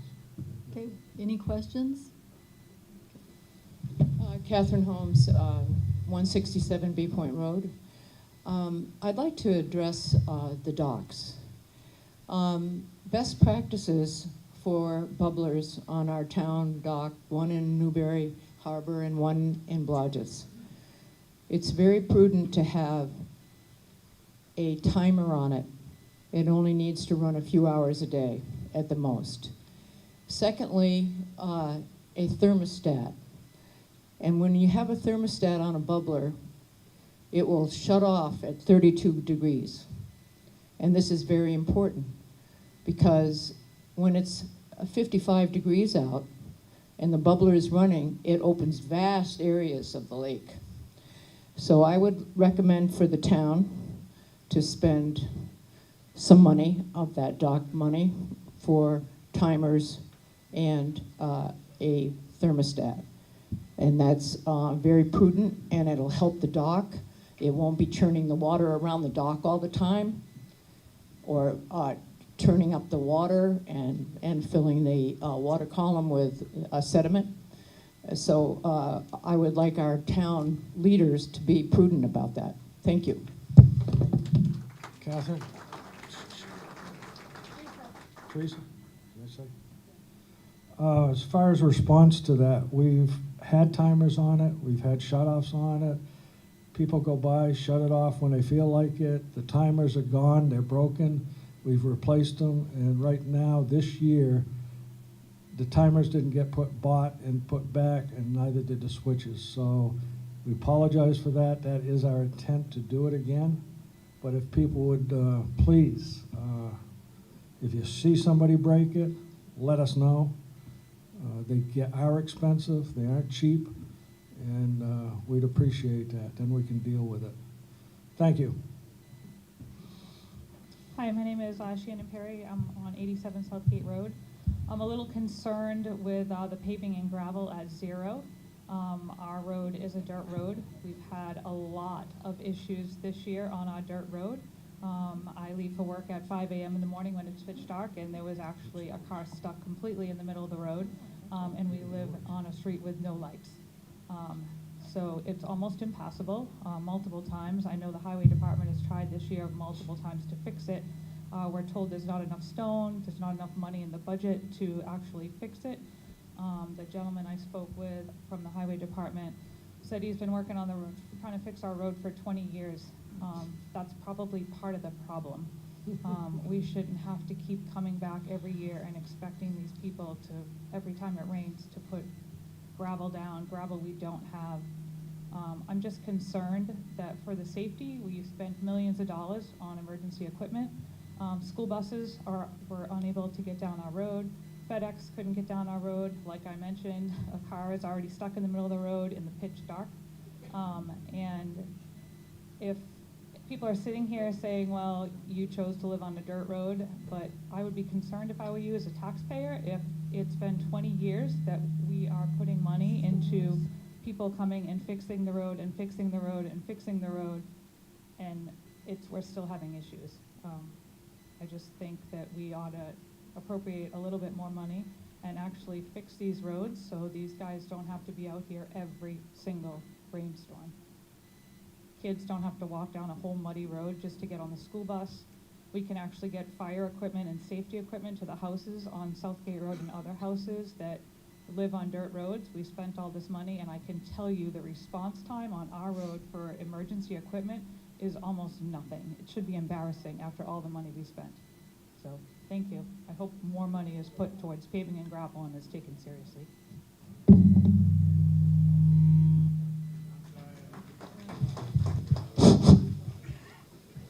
I'm sorry I'm the new guy. I'm supposed to keep my mouth shut. All agreed? I grew up on a dirt road. It was muddy. You drive in. Maybe you'd make it to the house, maybe you didn't. If you didn't, you walked. Am I dead because I walked a few times? No. Is this New York City where we've got 6 lanes of traffic and no mud? No. But, you know, I believe since 1966, the level of the road has been raised about that much. You can't haul in that much dirt in 1 year or to satisfy everybody. Please bear with us. This is New Hampshire, live free or die. Dirt, mud, blacktop, let's make it work.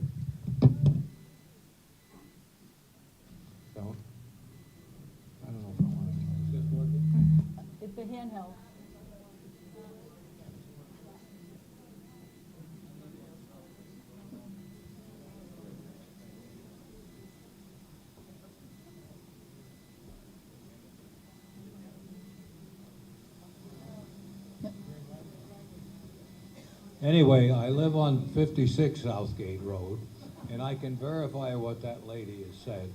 I have been tempted to take my little tractor down and do a little work on it. And my wife says, don't you dare do it because you'll get into trouble.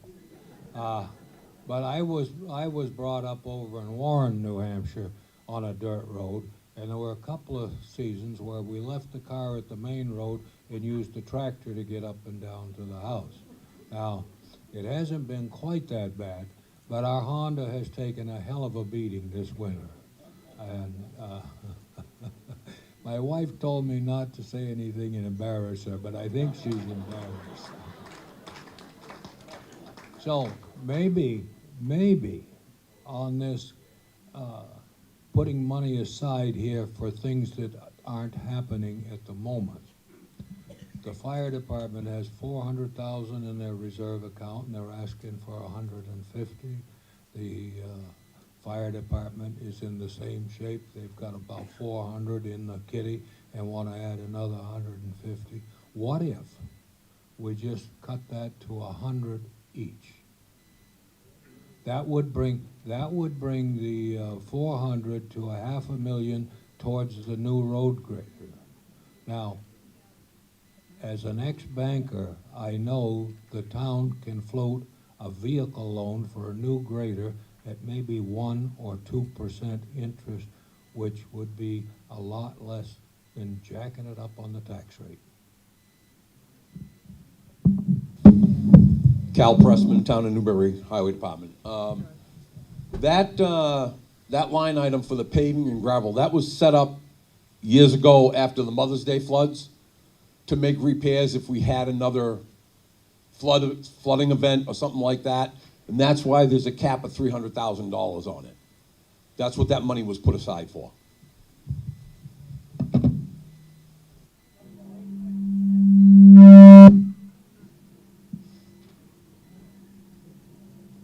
Thank you.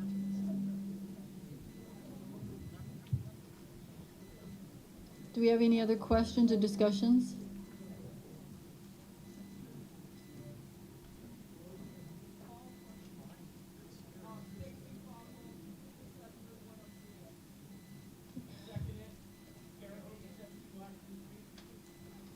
Okay, the question has been called. Can we vote on calling the question? Okay, all opposed? Oh. Oh.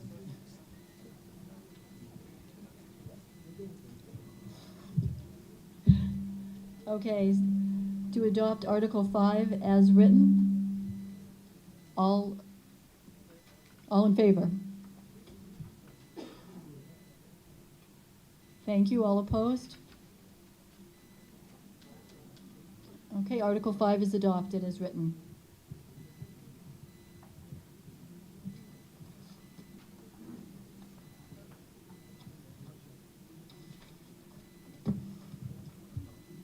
Article 6, establishing police department technology and specialized equipment. This is to see if the town will vote to establish an expendable trust fund under the provisions of RSA 31:19-A to be known as the Police Department Technology and Specialized Equipment Fund for the purpose of repairing, upgrading, replacing, or acquisitioning technology and specialized police equipment, including electronic devices and appropriate software and accessories, weapons, armor, and accessories as used to protect life and property, and specifically excluding vehicles and vehicle maintenance, and to raise and appropriate the sum of $18,000 raised by taxation towards the purpose of this, and to designate the select board as agents to expend from said fund. This is recommended by the select board. I move to adopt. I'll second. Chief Wheeler of Go. Sure. Hello again, and I apologize in advance. You're going to see me a few more times tonight. Every year we do have a budget line for equipment. The last few years we've run into these issues where, oh, I lost a computer, oh, this went down, that went down, and all of a sudden, you have these few little breakdowns, and then somebody comes to me, Chief, my vest is expired, or whatnot. All these things are not cheap, so I end up utilizing my entire equipment budget off something that we weren't really prepared for. This fund would allow us to be able to address those issues without depleting our entire equipment line. I know we haven't done this in the past. I wish we had, and I hope you folks will support it.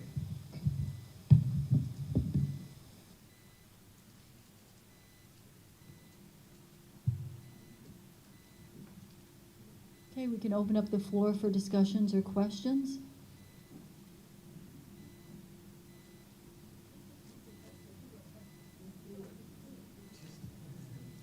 Does someone like to call the question? Thank you. Do I have a second?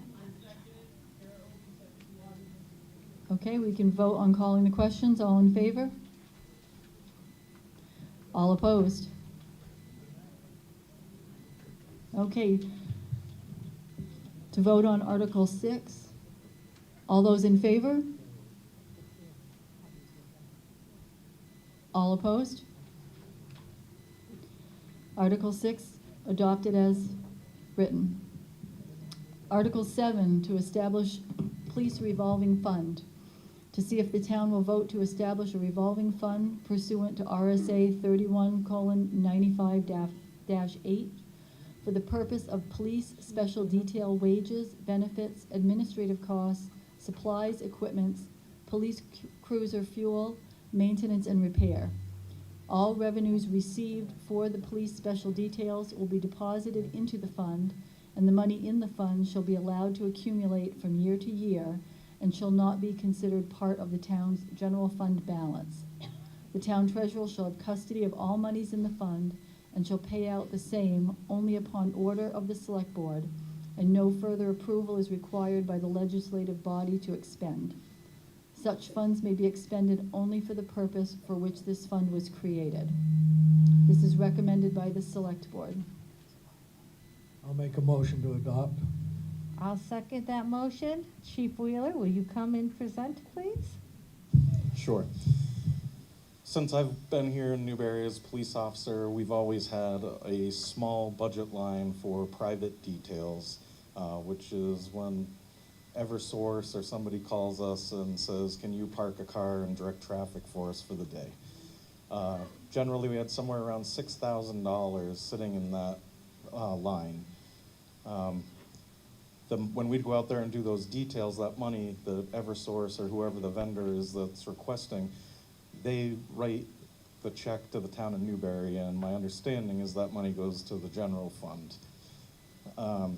The last 2 years, we've done over $30,000 in details, so any of you that are watching the budget would look and say, this guy's a fool, he's overspent that line by $20,000, $30,000. Well, the money is coming back to the town, but it doesn't look good for the police department.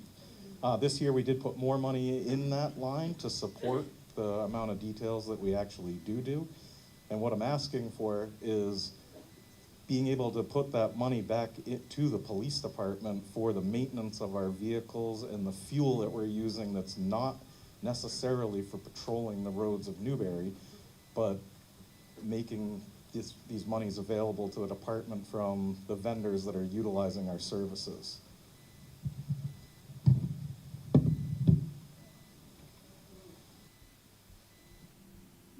Open up the floor to discussions or questions.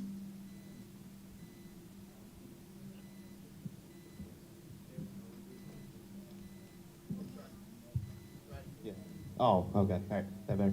Taylor Beaudry, 540 Old Post Road.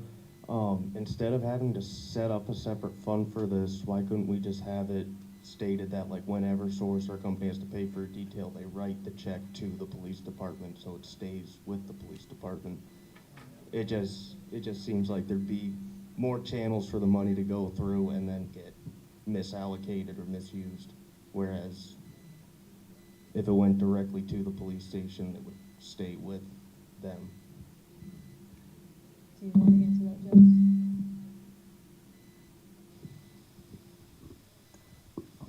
Unfortunately, you can't do that. The police department doesn't have their own account. It's part of the town's budget.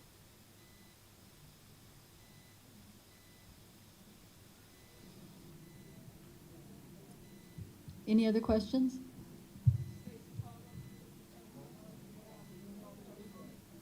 Do I have a second?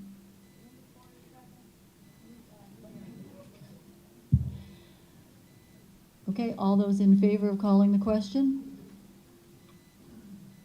All opposed? All those in favor of Article 7 as written? All opposed? Article 7 is adopted as written. Article 8, police cruiser purchase. To see if the town will vote to raise and appropriate the sum of $54,639 for the purchase and outfitting of a new 2023 Dodge Police Pursuit all-wheel drive vehicle, and to furthermore authorize the Select Board to sell at public auction the existing 2019 Ford F-150. The estimated amount on sale is expected to be $12,000 to offset the purchase. The balance will be raised by general taxation. This has been recommended by the Select Board. I'll move to adopt. That, Chief Wheeler, you should just stay up there.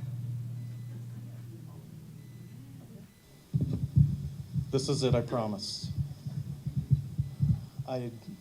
2 years in a row, I didn't ask for a car. I know we've been very needy, and I appreciate all your support. I can't thank you all enough. Right now, we are in desperate need of a car. We have one sitting at Grapponi Ford right now, and they're telling me it's gonna cost more to fix than it's worth. We've had our fair share of issues with this Ford F-150. As you heard earlier from the fire chief, very hard to find a car. The reason this says 23 instead of 24 is I have located a place in Mass, Colonial Ford, that will deal in Dodge and Ford, and they are confident that they can get their hands on a 23 Dodge Durango. That price, obviously, as stated, it does include all the lighting and everything that goes with it. So we're just very hopeful that we can get our hands on one of these, and that, again, you guys will support this, and again, I thank you for everything.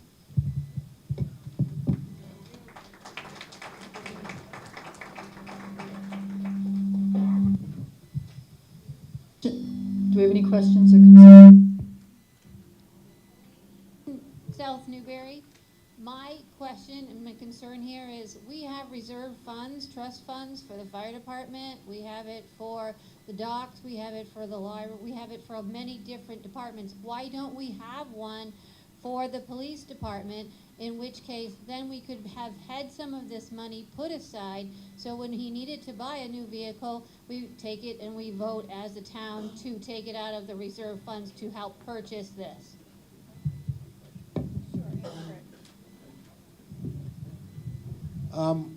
Several years ago, excuse me. Dan Wolf, North Newbury. Several years ago, this body decided that we weren't going to put money into a police cruiser because we were buying a cruiser every year, every other year. It wasn't a long-term investment like a fire truck or one of Cal's dump trucks or the docks. So if you look in your book on page, whatever it is, 27, there's no money in the reserve because we voted to do away with the reserve. And I can't tell you exactly, but it's many, many years ago.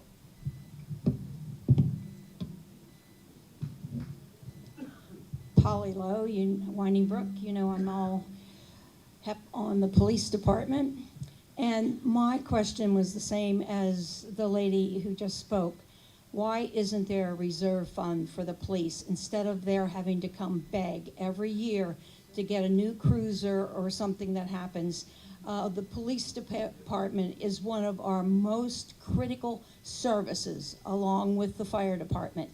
And I would highly recommend that in the future that we look to have a reserve fund for the police. Thank you.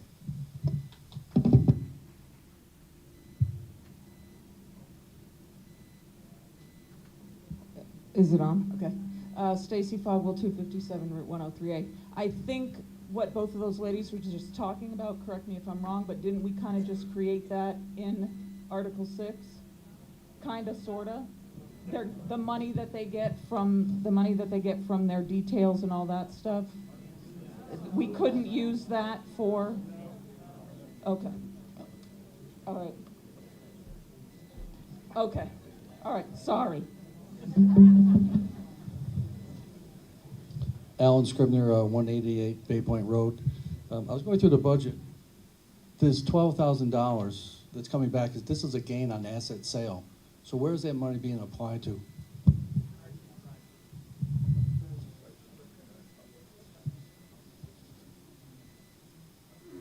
Purchase price of the vehicle, like trade-in. And could that money be put into a trust as many of these other people have been talking about? And we don't have enough money to pay for the cruiser. All right, thank you.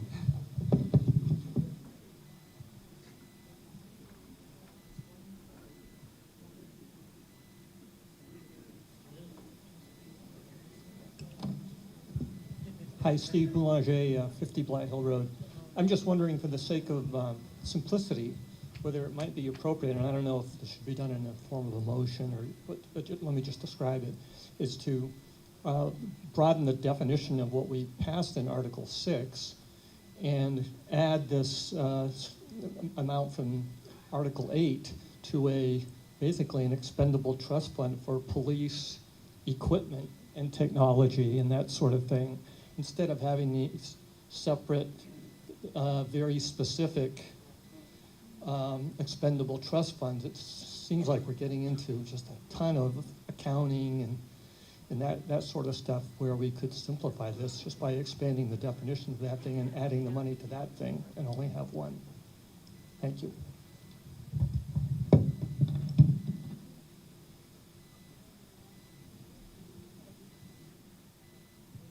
So because we already spoke on Article 6, we cannot amend it at this time.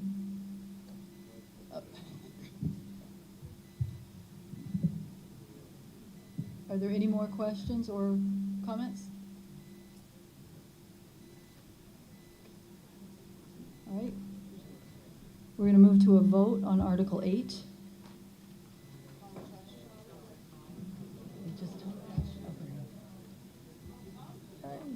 Thank you.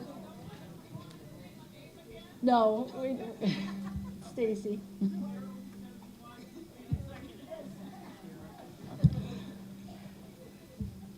All those in favor of calling the question?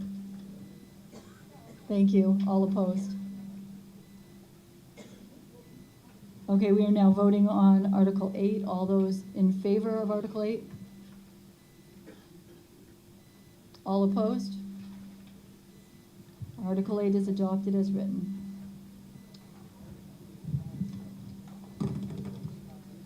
Article 9, Community Power.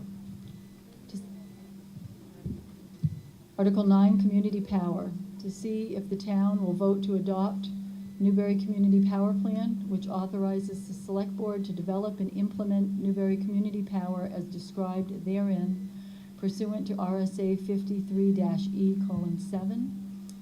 There is no cost to the town budget and no obligation to participate. The goals of this plan will be to lower electricity costs and possibly add more renewable energy. The Newbury Community Power Plan offers flexibility for ratepayers. The town will not enter a community power plan until the rates are lower than Eversource at the time of commitment, and all residents will be placed in the plan.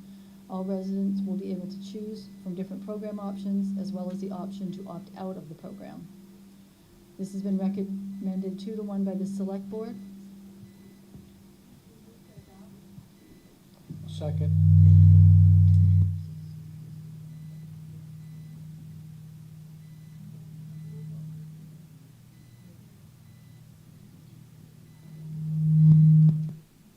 Mary Fuller, Energy Committee. So I was here 2 years ago asking for approval for the solar array at no cost to the town. I thank you all for your positive vote at that time. The Energy Committee has been working on this effort, Community Power, at the request of the select board. In particular, when we were implementing the solar array, Joanne Lord asked if there was anything we could do for the individual residents of the town. And we, after looking into it, came back with a recommendation from Community Power. I have been to the select board, and Tracy's walking around with flyers. If anyone didn't receive one and they're interested, just raise your hand. She'll be happy to give you one. We presented at least 6 slide presentations to the select board. I did not put slides together for tonight for the sake of time, but I will read to you just the very first paragraph, which reads, "What is community power?" For folks who weren't able to attend, Community Power is a New Hampshire program that allows municipalities to procure electricity on behalf of the residents and small businesses with the objective of, 1, reducing energy costs, and 2, to increase options for renewable energy usage. Newbury Community Power gives residents and small businesses the option to choose whether their electricity is supplied by the current provider, Eversource, or through an alternative and often more competitively priced provider. Energy delivery, i.e. wires and poles, will continue to be provided and supported by Eversource. So, statewide, there are over 70 cities and towns who have already moved to this program or are already in the process of doing so as we are here tonight. 3 things I just want you to consider. The first, it does not cost the town anything to implement the program. Number 2, Eversource does not go away. They will still respond for, they'll be responsible for poles and wires. They'll be responsible for billing. This does not impact their profits. They make no money on the supply portion of their bill. And if you call them, it does not impact the time that they respond to your outage. So they won't prioritize your outage based on whether or not you have them as a supplier. The line workers in the truck don't know who's buying supply from them or not. If you vote yes today, you'll still have the option to participate or not in the upcoming months if you prefer to stay with Eversource. Any questions?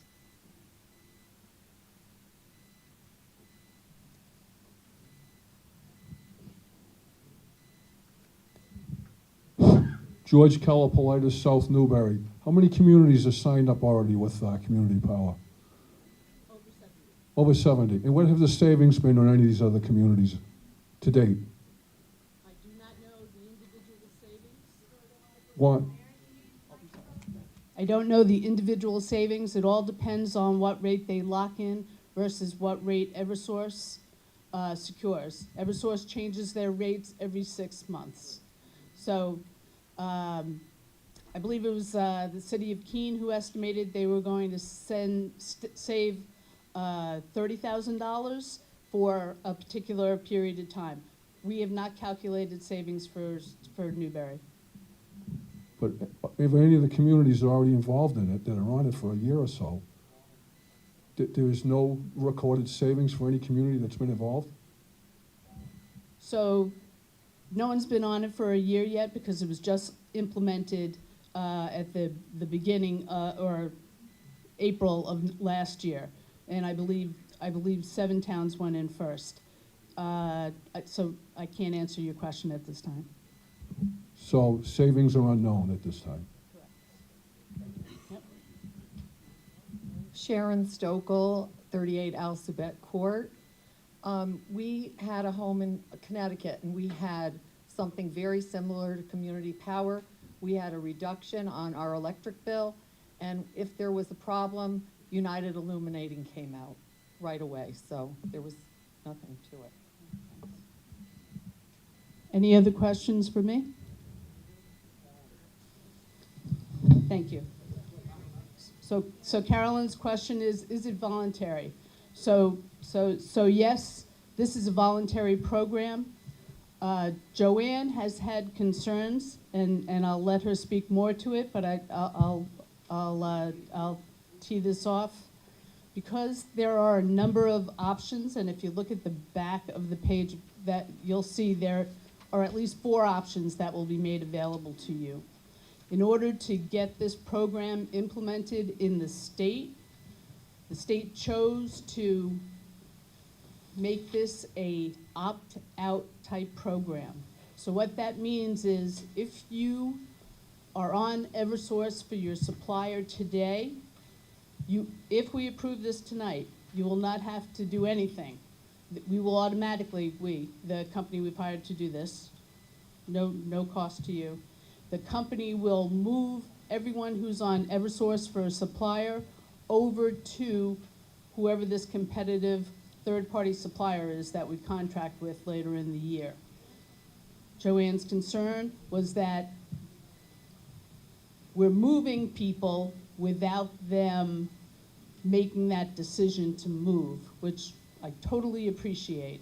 But in order to implement the program, and the state tried to do this years ago, the other way, with everyone opting in, and it was a failure. So that is the reason why anyone who's on Eversource today will be moved in. Now, that said, you will get something in the mail that will outline to you what your options are. As Carolyn said, this is an option. It is a voluntary program. If you choose not to participate, you check a box, or you make a phone call, or you mail in your response. That's up to you whether you participate or not, and you'll also make a choice which option you're interested in participating in. I hope that addresses your issue, and any other questions. Okay, hold on. Well, hold on a minute, Teresa. Teresa, hold on a minute. I just want to address the fact again, Mary did say it, but my concern is what right do we have to automatically switch you without your okay? So you're automatically switched, and then you could opt out of it, but you're automatically switched. So I want to make sure you guys read that, because that was my concern. I did want to see if we could do something to save everybody money, but I don't like the fact that we make that choice for you and you don't make it yourself at the very first step.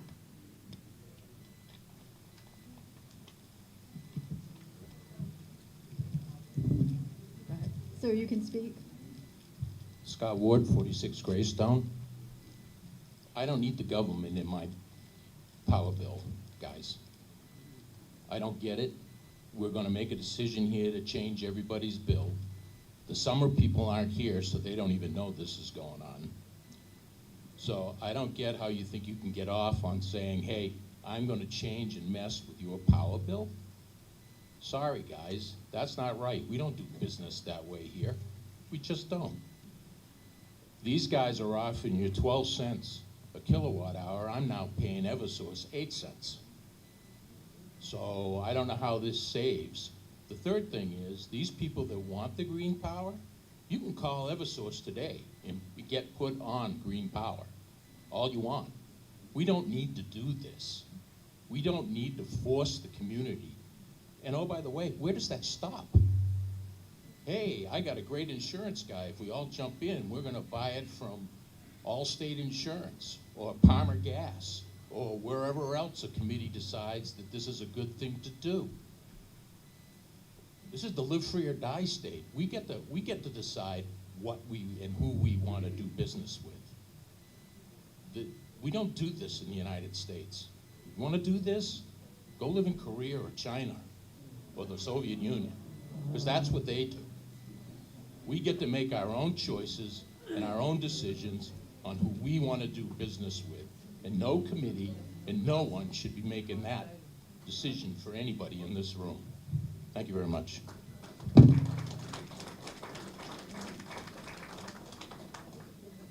You can speak. So we don't know what rate we would lock into. to your point of 12 cents. We won't know what that competitive rate is until first we vote tonight, and if we approve this, we implement the program. This would be something that would be agreed to in June. You would be notified what the amount is.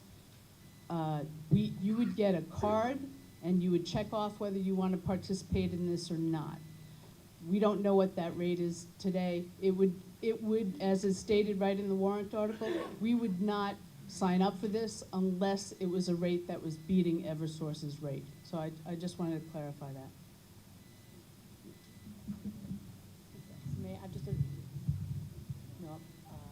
May I respond just as the Energy Committee, as part of the Energy Committee response? My name is Tracy Wood, and I'm a member of the Energy Committee. And I think your point of choice is essential, and I strongly believe this gives, if we vote no, it gives nobody the choice of participating. A yes vote gives everybody the choice to participate. So I think it's really important for all of us to consider that.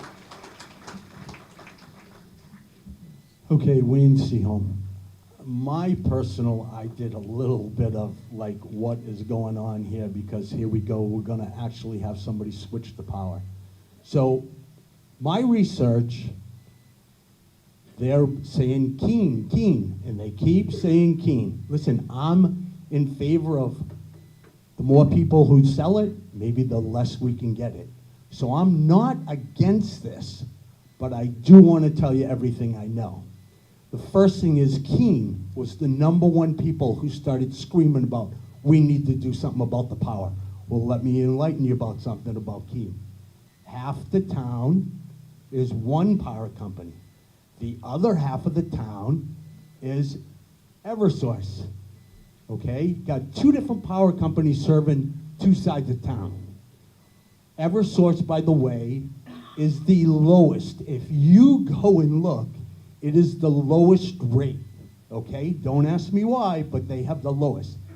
The other side of Keene is a different company, and they're the second highest, okay? So now, people in town go, why am I paying on this side so much more than this side?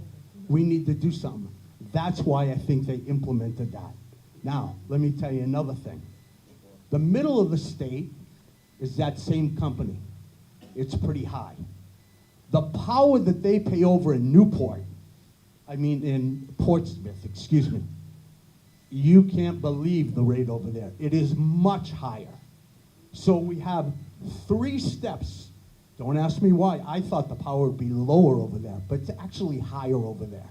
Middle of the state, a little lower, and over here at Eversource, the lowest in the rate. We have a great rate, and they do a good job. But I'm not saying that we shouldn't do this, but I have some other, so then another issue is, in Texas, they jumped on this. The problem was everyone signed in, everything was great. And then on the last quarter of the contract, they couldn't get the surplus to make the electricity. In that turn, they had to source out to get that at a higher rate. What happened was those people got thousands of dollars in electric bill and went through the roof. They were screaming. And they said, well, you signed the contract, and this is what it stated. On a variable rate, whatever it is, you have to pay the price. So they're still fighting that in Texas.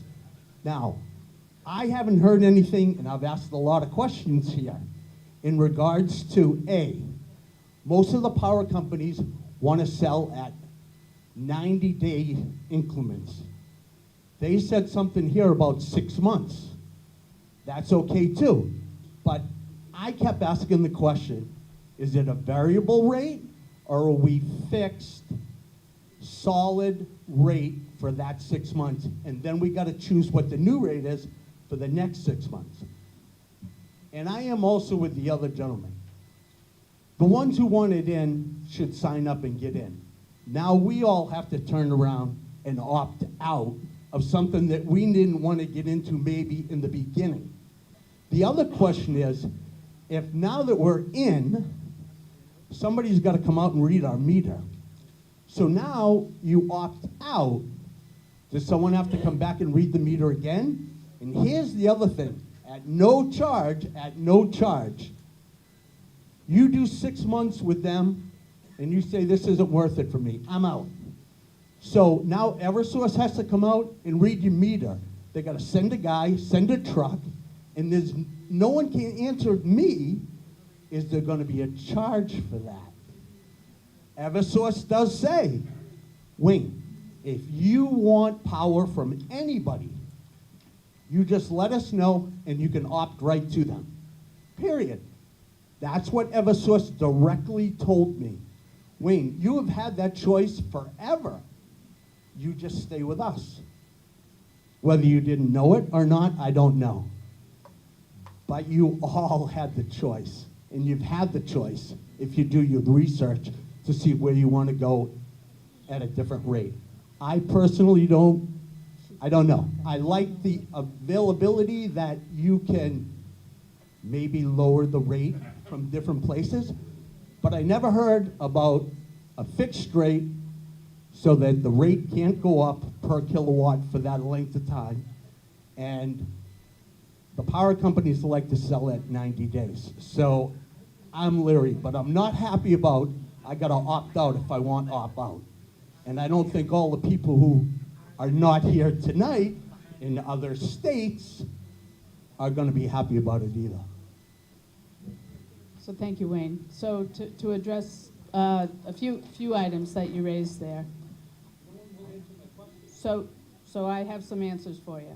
So Eversource is 6-month periods, not 90 days, but 180 days, 6 month, and that's by state regulation. The PUC tells them that they have to update their rates every 6 months. So that's in New Hampshire. That's the rule here. You mentioned Texas.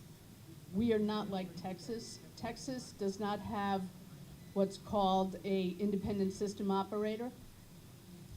And I don't want to get into a lot of technical details. I worked for the electric company for over 30 years. I have a lot of background. Happy to answer any questions. I'll stick around after if you want to know the detail. Texas is like an island when it comes to energy sales. So their situation's a little different there, and you're absolutely right. They did have $1,000 bills there. That would not happen to us here. The point that you raised about Eversource telling you you've always had that choice, you're absolutely right, because I don't know if any of you have a third-party provider today. You've been able to switch to another supplier that's been out there. If you've done that, you may have fallen into the trap of, we'll give you a great rate for a month, but if you don't stay on it, excuse me, not a month, up to a year, 6 months, a year, it depends what your term was, but if you don't stay right on it, it'll shoot right up. That is not the situation that we would have with the supplier, the broker that we're talking to, because they're looking for you to continue with them going forward. So we would have bulk buying power in a situation like this. I hope I answered some of those questions for you, Wayne. Correct. This is a fixed rate. It is not a variable rate. It is, you are locked in for the term. In our case, they would be looking to secure something longer than 6 months. And again, as mentioned before, we will only enter this contract if the rate is lower than Eversource. Yeah. Art Burrett, Newbury Harbor. One, you can opt out before being switched over, if I understand that correctly, and the only reason that you would be switched over is if you ignored the notice, correct? So you just have to pay attention. Does this apply to commercial entities? Only residential? Small businesses. And you can switch at any time, Tuesday, Wednesday, Thursday? Thank you. You can call to switch. The next time they read your meter, you will be moved over to whatever that other plan is that you want to opt to. Back to Wayne's point, Eversource will always be reading your meter. That is not something that would change based on whether you choose a different supplier. Hope that answers that question. Mark Manzella, South Road. Do we have any research what's going to happen to people that already have solar? Who's going to buy our electricity? Is it going to affect that contract with Eversource? So it will not affect anyone who owns solar today. The company that the broker we're signed up with will work with people who have, that's called having net metering on your. You do not. It will not affect that unless you want to look at it to see if there's more favorable terms. So right out of the gate, it will not change that. So if you do not have a contract with Eversource, you will not be switched in automatically. You would have to do something to be switched in automatically if you're already getting your power from someplace else.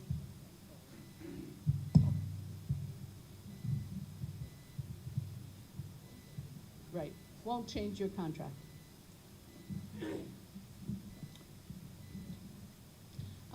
Polly Lowe, I'm starting to feel like Chief Wheeler up here. I went to the last dog and pony show that they put on with regard to this. And my thought was, I was told you can opt out at the beginning, or you can opt in later. And you don't like it, you can opt out and opt in, and it all is dependent on when your meter's read. In that respect, I have no problem of giving, voting for this, with one exception. And that's the people who are going to determine our contract is your select board. Now, nothing's been mentioned there, but is that correct, Mary? No.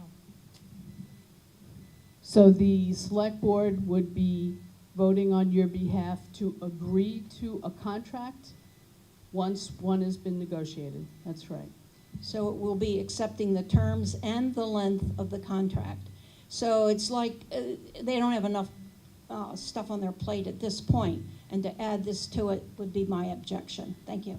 So we contract with a broker, and this is what they do all the time. And this broker, who we do not pay for, this broker is paid for by the third-party supplier, would be making recommendations to the board about, to your point, Polly, both that price and also the duration. And it's up to the board whether they want to agree to move forward with it or whether they want to defer and wait until we get a different rate. Our role as Energy Committee is so we provide guidance to the Select Board if they are interested in our services. Just really quick, I've been in the electrical business for over 20 years. Individuals should be responsible for who they get their power from. I have friends down in Bedford and we've had the option for a long time to go out of Eversource and go to a different supplier. My friends did down there, a couple of them did, and they ended up paying more. I decided to stay with Eversource, even though I saw there were some lower ones out there. I want to be responsible for my power. I don't want the town to turn around and direct me and everybody else. Thank you.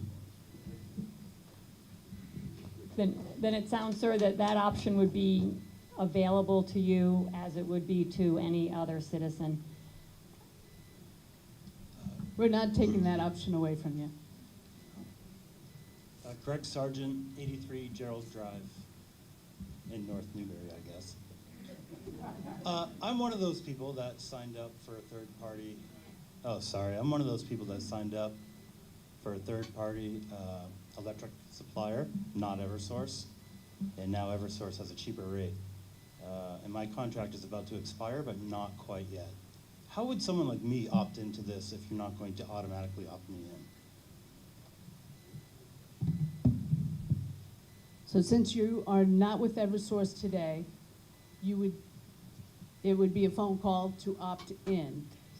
Anyone who's on a different another third-party supplier will have to opt in to this program. It's a phone call, and again, next time they read your meter, you will be moved over to whoever, if it's Newbury Community Power, then you would move into our program. And just to clarify, you have a contract with a third party. We don't have any say over what that contract is and getting out of it. We know that the contract that we would advise the select board to sign is this what we're saying, is that gives you the freedom to opt in and out, that maybe other people that have a third party provider maybe would be bound by a different contract. We don't control that. Thank you. My name is Clyde Bacon. I was a resident here for 10 years and on the road, a motorhome, and I'm back again because I do love the town of Newbury. Okay, and usually people are please telling me to shut up, but I'll take that. Anyways, I always try to have a little humor with these things, but I am concerned about one item. When you get down to the paragraph that says where does the renewable energy come from? Since it's a third party, is there protection against them deciding that there's beautiful places to put solar panels in Newbury? Or they change their mind and say, you know, it'd be nice to put a couple of big windmills up here. Because I would be very unhappy after coming back here and taking 3 years to build a house to have, and I got a lot of trees around me, to have somebody come in and build infrastructure. We will not be building any wind turbines in Newbury, not to worry. Thank you. Or solar farm. Dan Wolf. First off, everybody should understand that Eversource does not make power. 5 or 7 years ago, they were forced out of the power production business. They only transmit power. That's why this new state law came in, and they made it an opt-in. It's part of the state energy process. And you can tell me I'm down in Concord, I'm screwing it up, I may agree with you, but this is the way it is. If you want to take care of your neighbors, you're going to allow them to opt in or opt out. And right now, everybody has to opt in, you check off a card, you opt out. It's going to be a fixed rate, and Mary has told you, you're locked in for 6 months if we go with this program. And really, this group has worked on it. I've been part of it for almost 6 months. 8 years, 8 months, how long, ever, doesn't matter.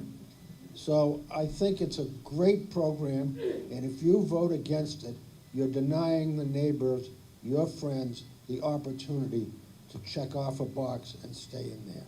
So I move the question. Hold on.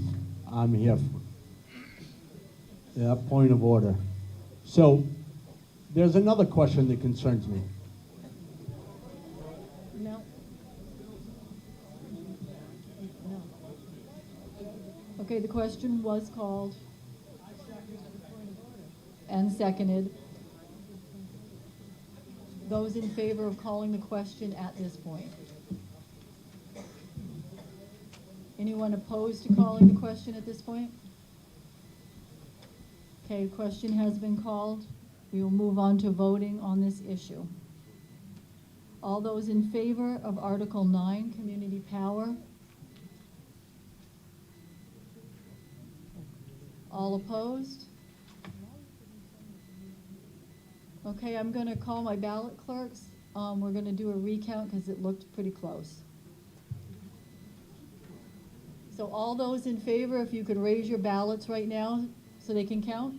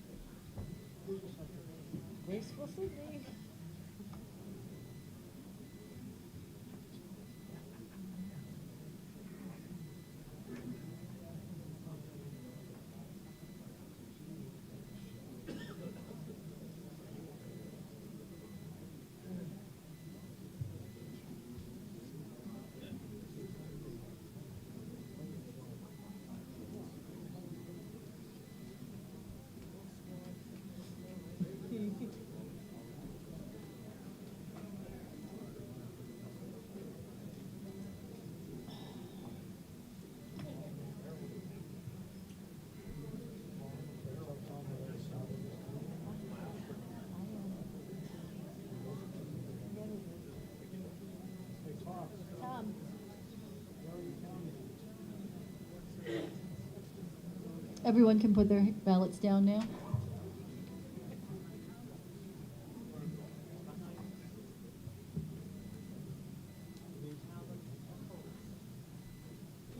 All of those opposed, if you could raise your ballots.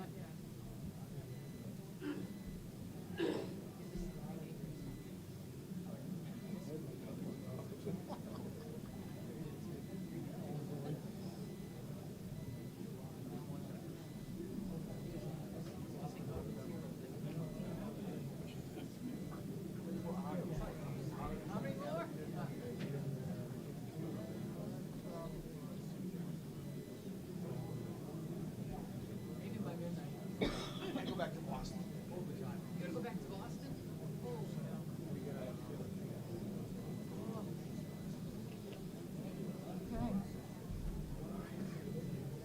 60, perfect. Thank you. Okay, Article 9 has passed. Vote was 161 to approve, 60 to oppose.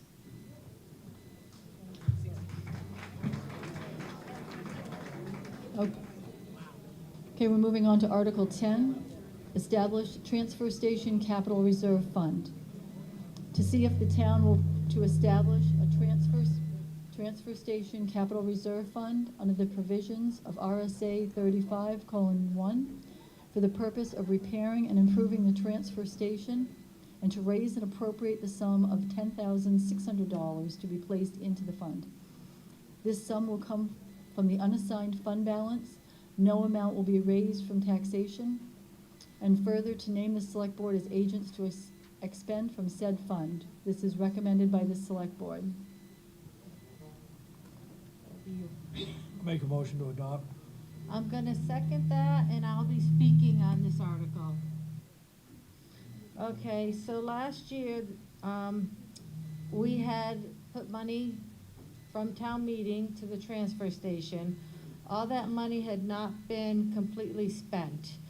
And rather than chase bad money, the board had decided that we were gonna ask for a warrant article for the transfer station capital reserve in order to put what monies has been left into the fund.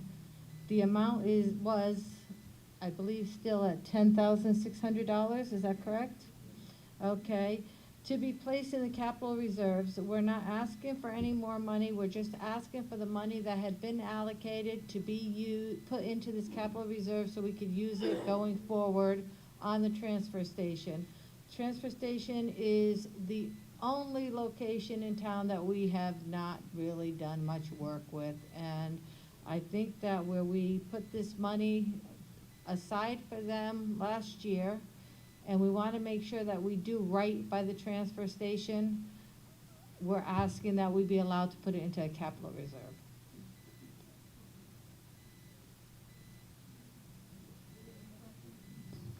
Do we have any question or discussion on this?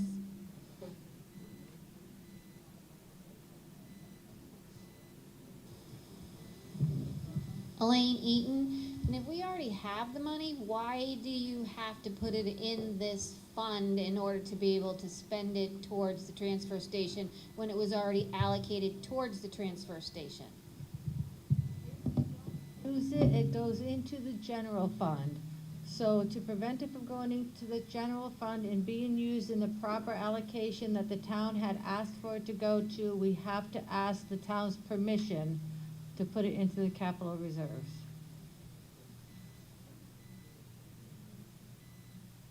Dave Rhodes, Rogers Landing.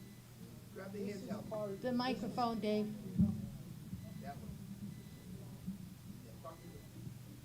Better? Okay. Dave Rhodes, Blodgett's. This money was originally appropriated 2 years ago with the warrant article. By moving it back into the reserve fund, it guarantees that the money will be spent on the transfer station. That was the intent 2 years ago. That I fully approve of this and agree with this. And I'm also acting as Jeff Estello's voice, who is very much in favor of this warrant article.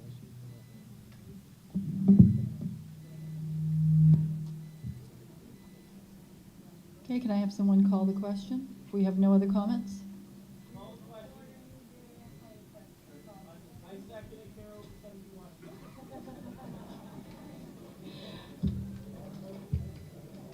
Approve to call the question? All opposed? Okay, as we're going to vote on Article 10, all in favor of Article 10? All opposed? Article 10 is adopted as written.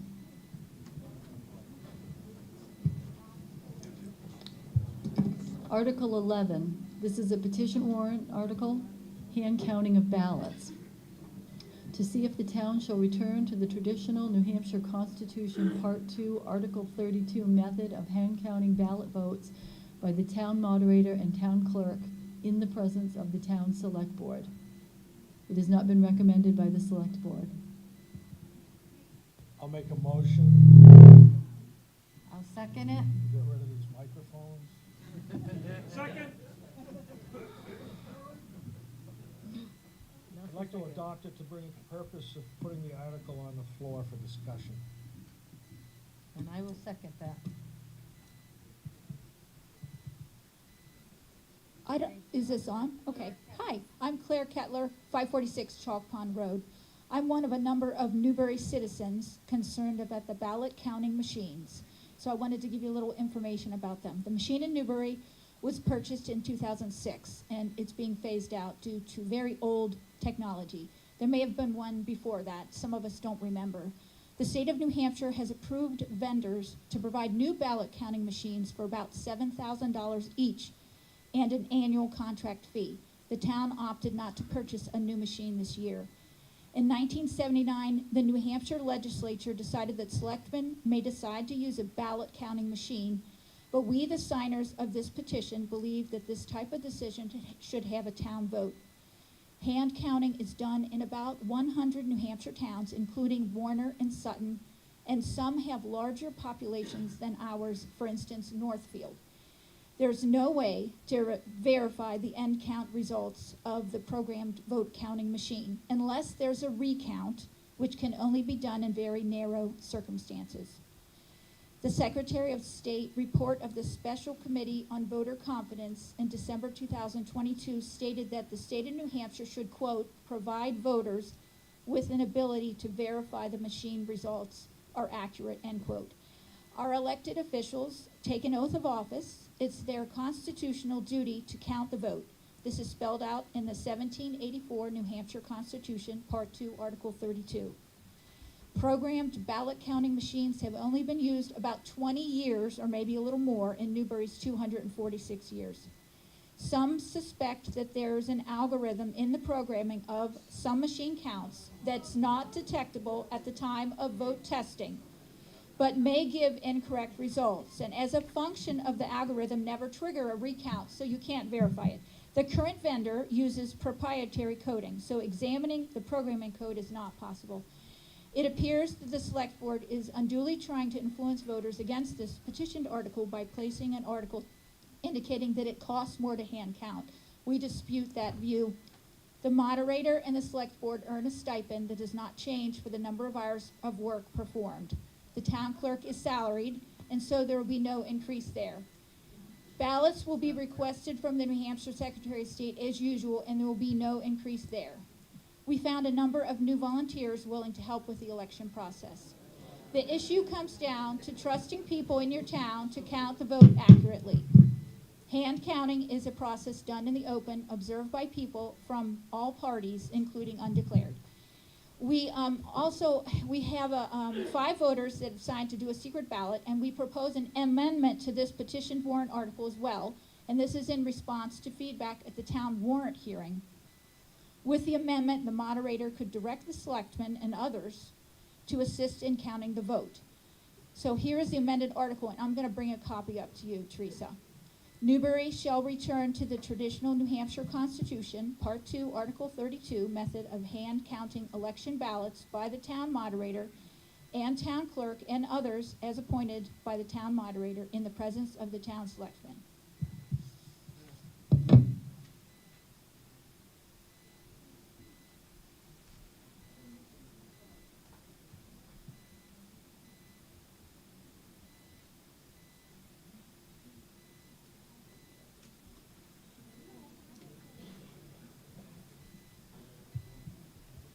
Okay, so we have an amendment for this warrant article. Do we have a second on the amendment? Second.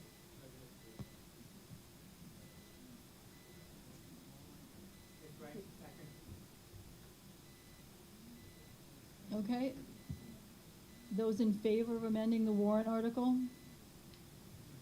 We'll now read, Newbury shall return to traditional New Hampshire Constitution, Part 2, Article 32, method of hand counting election ballots by the town moderator and town clerk and others as appointed by the town moderator in the presence of the selectmen. All those in favor of accepting the amendment? All those opposed? Okay. So the amendment has been opposed. The article will stand as written. Do we have any discussion on this? Liz Chantarelli, Bowles Road. I'd like to point out that Newbury is one of 135 towns in New Hampshire that use ballot counting devices. That's 58% of the towns. Most of the 103 hand count towns are significantly smaller than Newbury, though not all. So we have to ask, why, after years of confident use, are people arguing now for hand counts?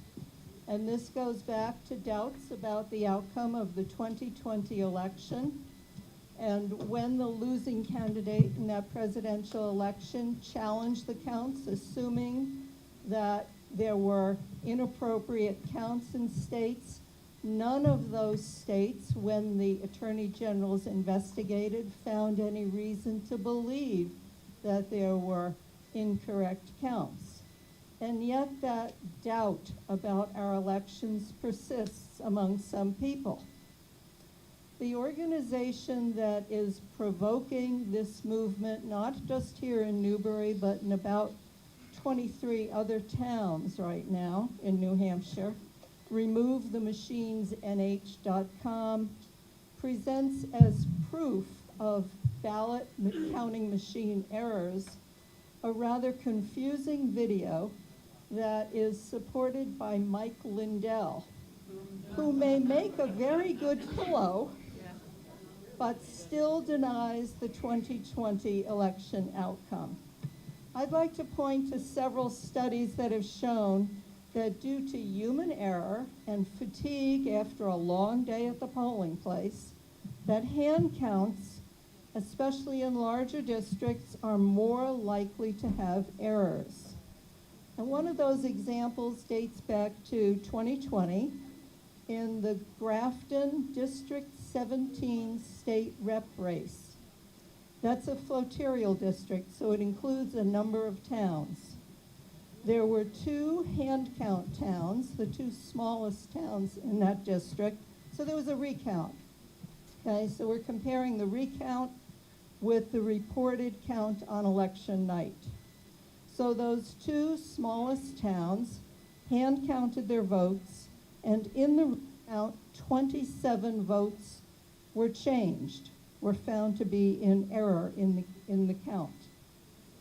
In the remaining towns, which were 4 times larger, 4 times the number of voters turned out, there were 17 ballots that had to be changed.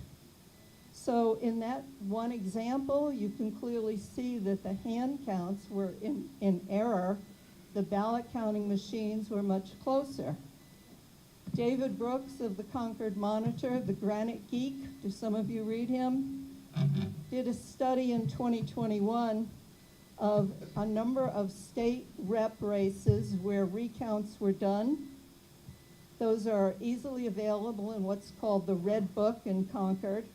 And you can see the original reported returns and then the recounts.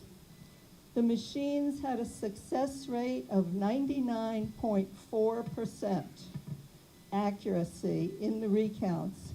And that included that terrible situation in Wyndham that you read about, which was not the fault of the machine, it was the fault of the folding and all those other things. We don't have to go into that tonight.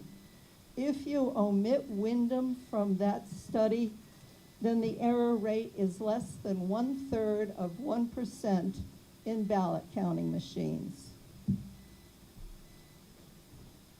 I think we trust the process of our machines. The machines are kept locked up. They are tested before each election with a special card supplied by the Secretary of State's office before the polls open, and tested again after the polls close. Those machines are not connected to the internet. In addition, the Secretary of State conducts random audits. Likely there'll be twice as many of those towns chosen for audit this year. There's a bill going through the legislature to that effect. And in addition, recounts are fairly easy to call for if you are a losing candidate, losing by just a wee bit. And then because we use paper ballots, that recount is easy to conduct. I think it is careless votes, not the machines, that are the problem. Failure to fill in that cute little oval completely, voting for more candidates than there are seats, when it says vote for 2 and you vote for 3 for some board, then all those votes are invalidated. If you change your mind and you decide to put an X through the oval you just colored in, and then you fill in another oval instead for that race, the machine can't read that. The machine thinks you voted for 2 people for 1 seat. That's invalidated. Doodling on a ballot is also a bad idea. Now, I'll admit, a hand count could determine the voter's intent in some of those cases better than a ballot counting machine could. One could see the X through that filled-in oval and understand that the voter meant to X that out and use the new one. But this puts the burden on the hand count to argue, is that really an X, or was that just a funny-looking coloring? Unfair. The group proposing hand counts might better spend their time educating voters on how to fill in the ballots, the correct way to fill them out, so that every vote cast gets counted. And I urge a no vote on Article 11.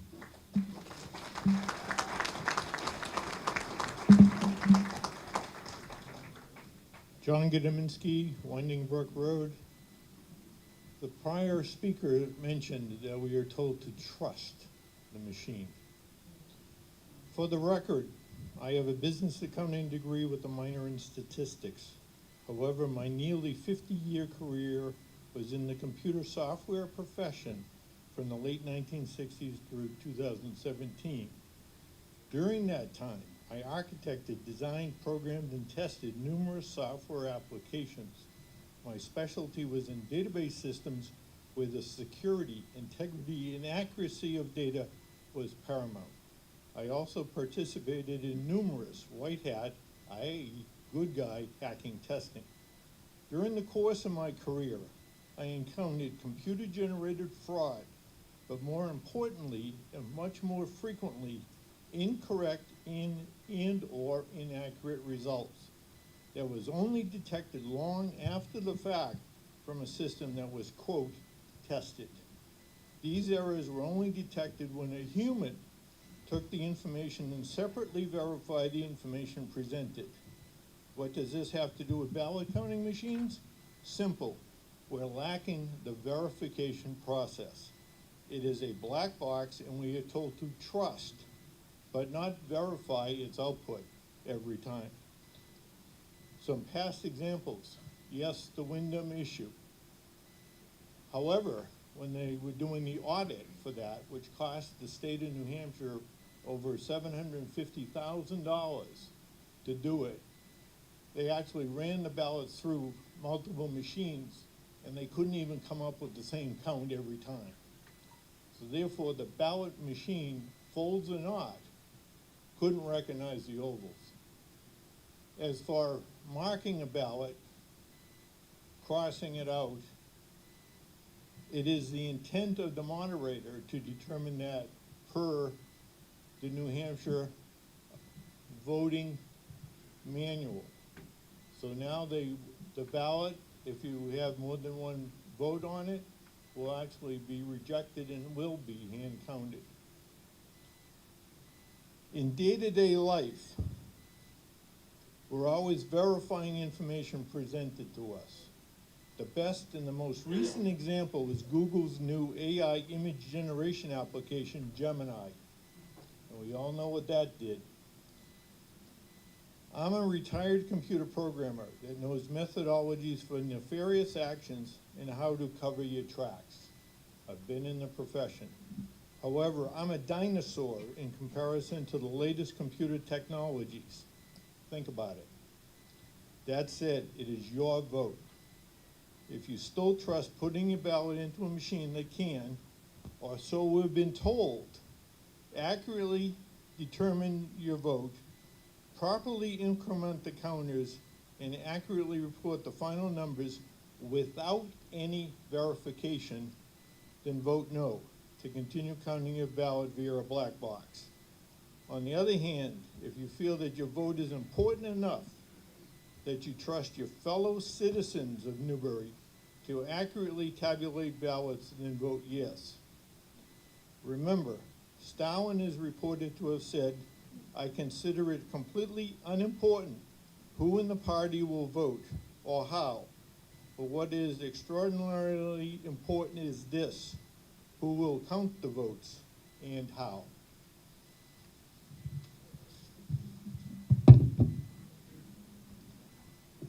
Robin McVitie, Eastridge Road, 11 Eastridge Road. The New Hampshire Constitution calls for the voting. There's actually a lawsuit about election integrity, and the Constitution of New Hampshire calls for the moderator to count the votes, and if the legislature did change this on a temporary basis, and we've had the election machines ever since.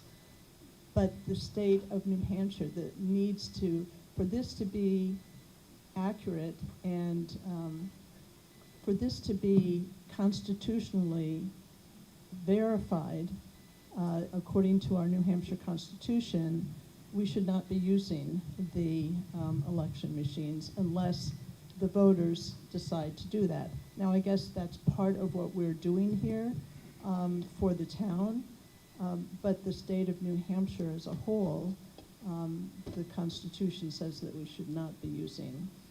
We need to vote we need to vote for that to be adopted by the state to adjust the state constitution. So that's my concern. Thank you. Thank you. My name's Sally Haber, 683 Route 103, Newberry. Just one thing, how many people go to the ATM to withdraw cash?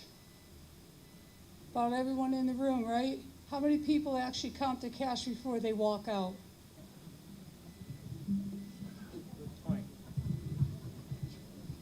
Hi, Cindy Peterson, 1349 Route 103. I'm sure many of you know who I am. I've been an election official here, a ballot clerk, since 2012. Yesterday, we had a lot of people come through the election room and stick their ballots in the side because we had a sign standing there that said, if you want your ballot hand counted, put it in this slot. And it got put in that slot. A lot of people still put it through the machines, but we had a whole lot we had to count. And I don't know if you all know what happens with those voting machines. You get a tally because you have to have a report that comes out of that machine. So you know it's a printed report. And it tells you how many voted for this person, for that person, for as an example, for Scott Wheeler. It would say selectman. Scott Wheeler's name would be there, and there would be an amount. Allison Kinsman's name was there, and there would be an amount. And then it would say undervoted, and there would be an amount, and overvoted, there would be an amount, and then write-ins, and there would be an amount. So, at the end of the night last night, we have to do a complete tally, and we're not talking a tiny little bit. We're talking lots and lots of paperwork.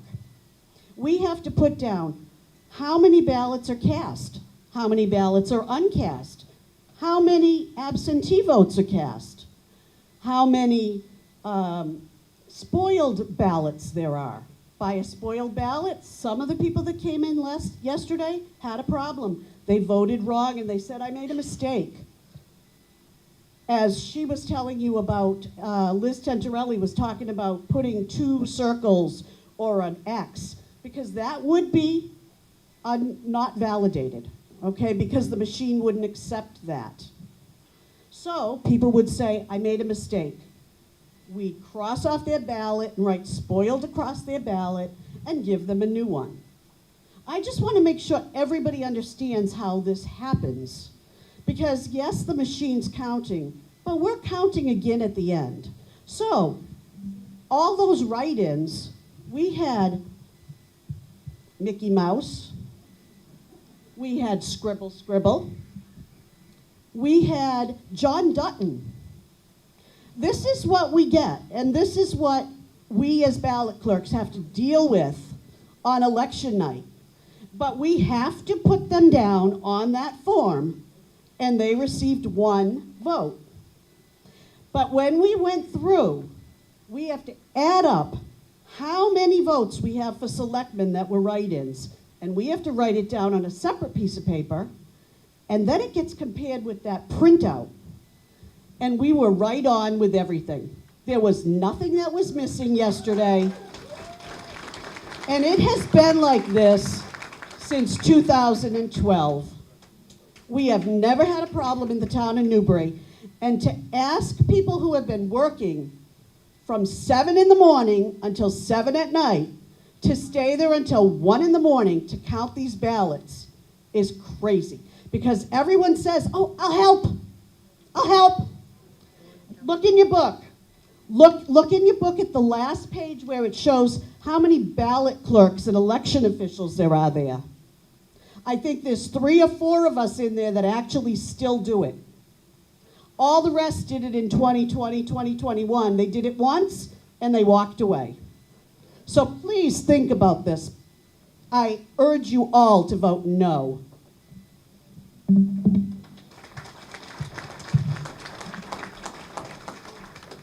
Bob Okonski from South Newbury.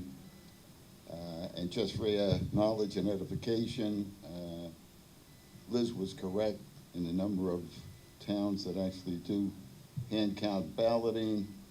There's 103 towns within New Hampshire that do count balloting, hand count balloting. And Newbury, with a populace of 2242, falls within number 14 of that category.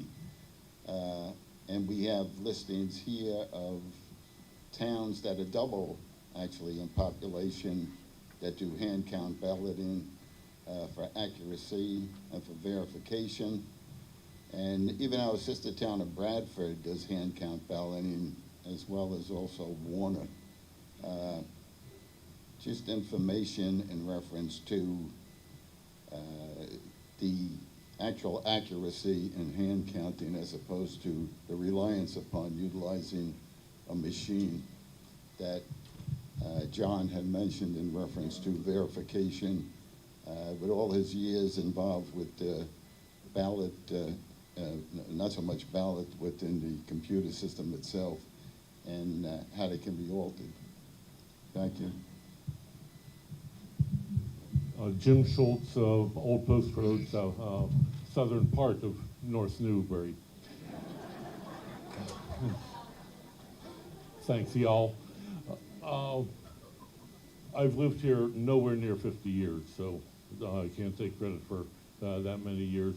But like one gentleman over here, I did spend also close to 50 years, actually, about 48, in computer software development, design, testing. My last client for the last 20 years or so I was in had the job of running a small payroll system for 350,000 employees, state in New York. Worked systems work for them, so was responsible for a lot of systems that had to be fairly accurate. When I think about computer use today, Sally, you said you go up to the ATM and you count the money. I sure do. I certainly do that. I hope it's wrong half the time, but it usually comes out right. When I had eye surgery a couple of years ago, I sure hoped that those machines that the doctor was using were pretty accurate. When my doctor prescribes certain medicines for me, I hope that whoever built those pills or constructed the pills and sold them that, I hope they were right. I don't want to go the way of blaming dead Venezuelan presidents if an election doesn't go the way that we want it to. I just think we have to put our faith there. I don't think there's any mistrust of Newbury election officials. I've never had reason to mistrust anyone here. And I just urge people to vote no.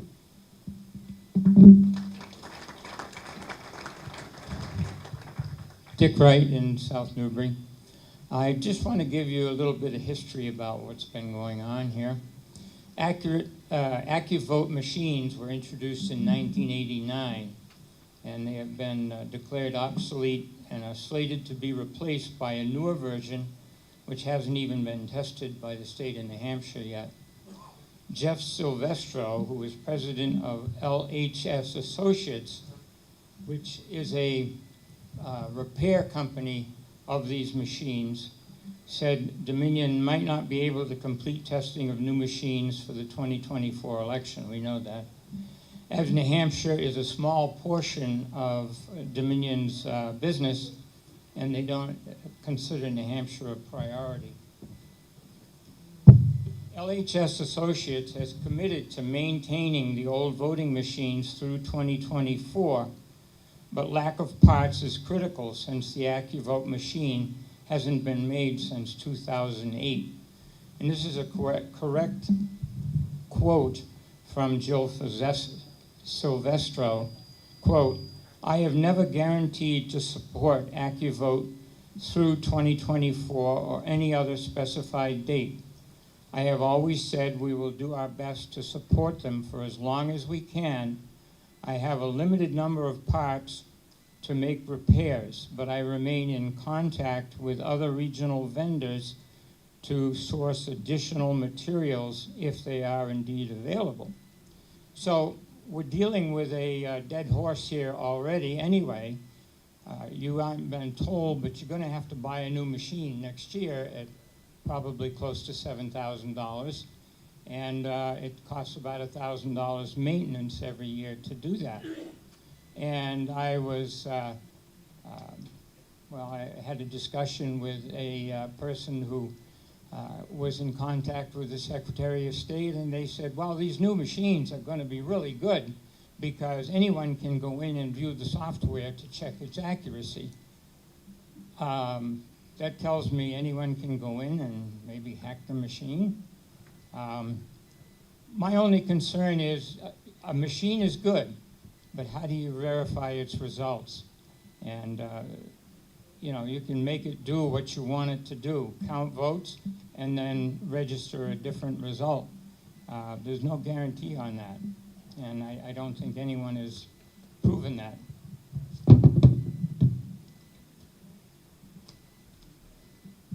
Bacon again. I realized I didn't tell you where I lived in case anyone has hate mail.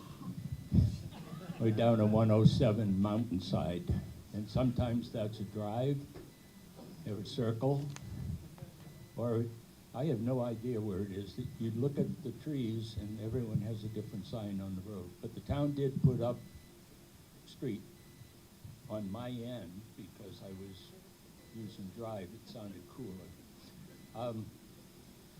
It's interesting. Using paper ballots is a favorite of Putin and the Russians, so they can verify. All of us here have made some changes in our life. I was a cashier. I used to bang the big machine, and most of the time I was right, and people trusted me. And now, how many people in here, I'm sorry, I keep missing it, don't I? I was sitting there watching everybody go like that, and it stuck. You go to Market Basket, and you go to Hannaford's, and they all have machines. How long would you be in those stores if they were doing hand counting or hand printing? So unfortunately, and I'm pretty angry about it, a lot of our political stand-ins right now are people are trying to make an apology for the insults to our last big election. No.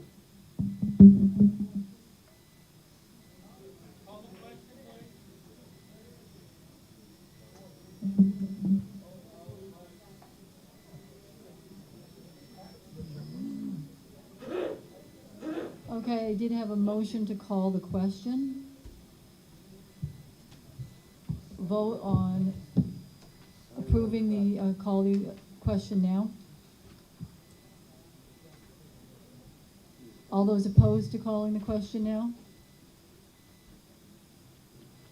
Okay, the question has been called.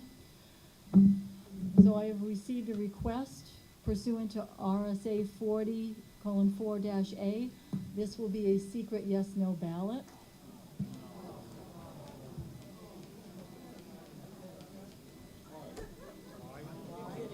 We're going to use our orange ballots. The ballot boxes are at the back of the room where you checked in. Please rip the ballot in half. The one that you choose, put in the ballot box. The one you discard will be a trash box.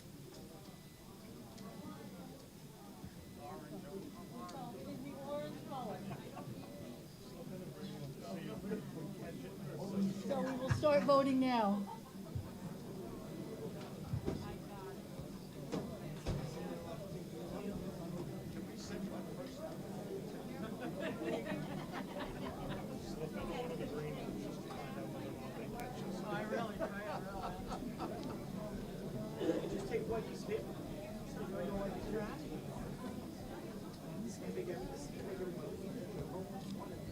Oh, my God.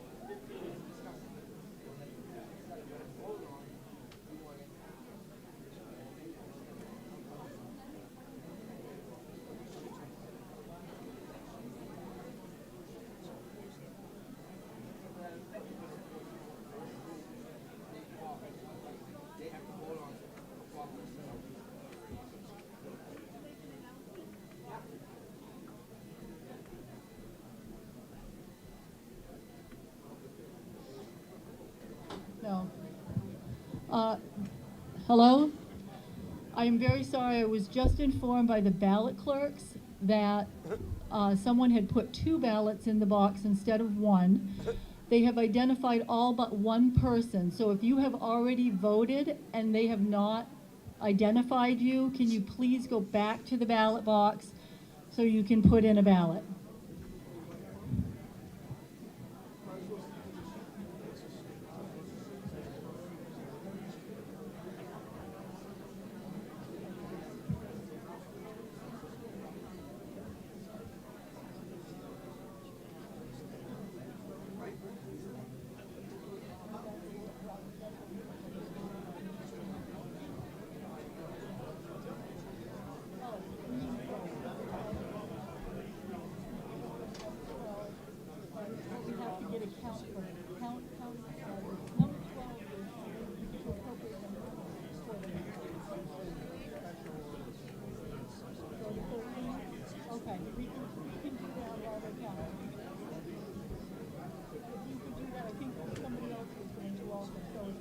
second it, if somebody else makes it, that would be fine. As soon as everybody votes, yes.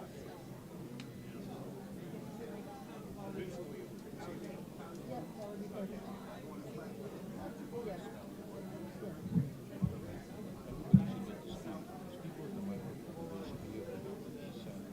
People call the question from the audience.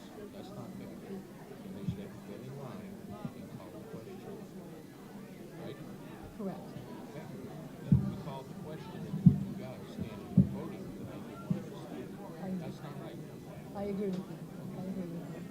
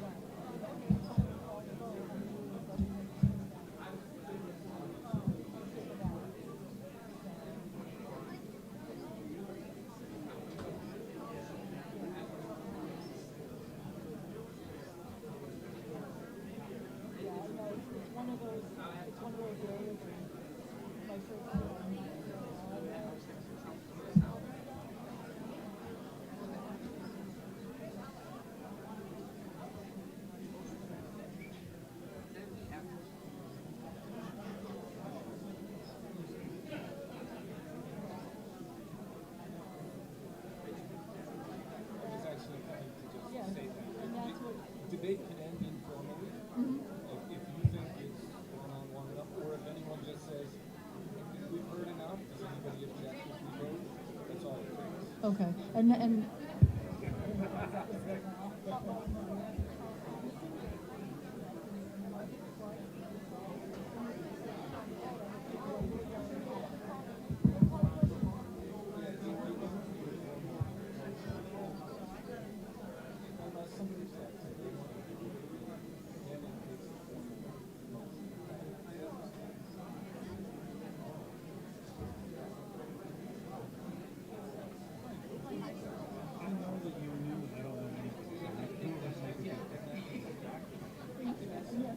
thank you, I don't know, I just got a phone for you.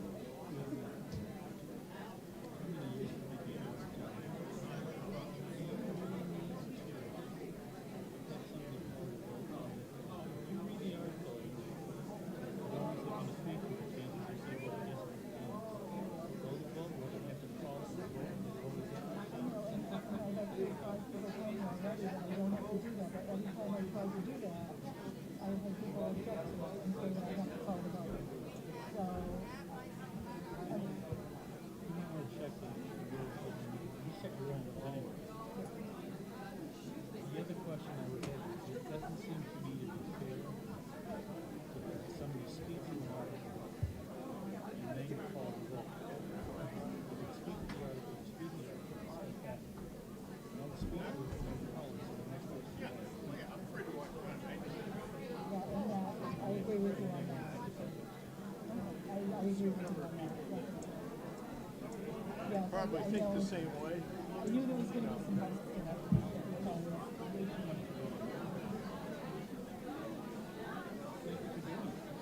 Thank you, thank you. I'm trying. I'm glad for everybody's patience.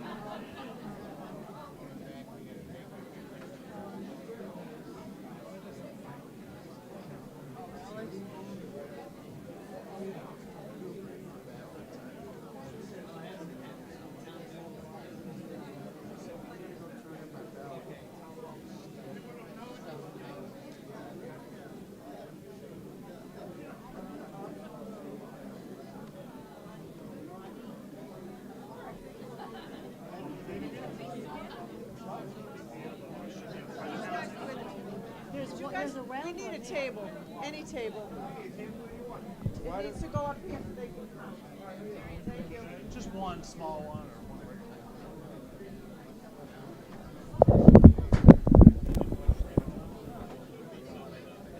Thank you, Scott.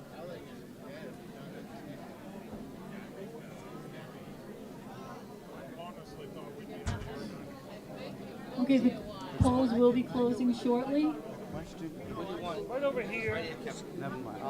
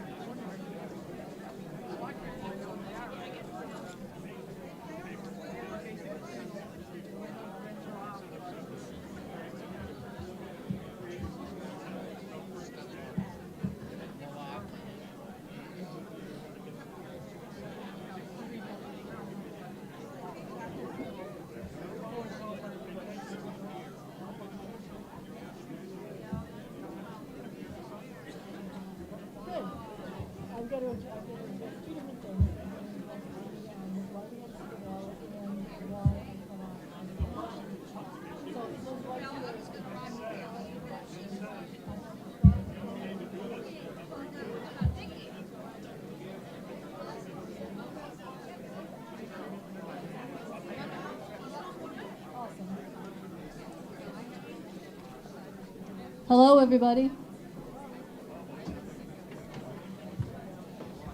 If there is anyone left who has not voted yet, the ballot box has been brought to the front to count, so please bring your vote up immediately. Did you not say, oh, we'll be here until after wait? Now 10:30. 10:53.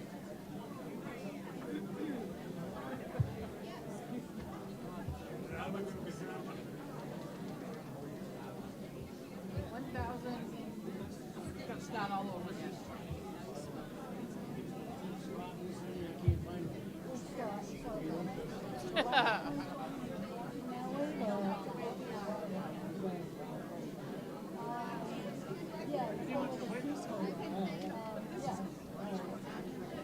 I was looking to see, I was the administrator down there, I was looking to see if he was around there.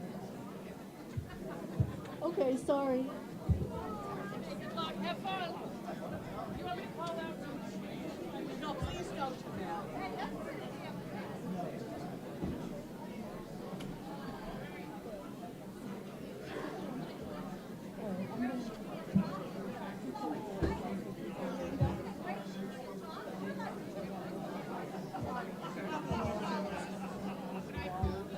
The back and forwards button, slide change button. Oh, I do not.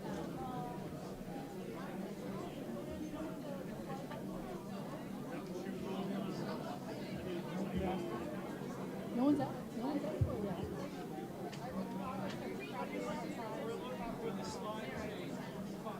Diane, can you please come to the front?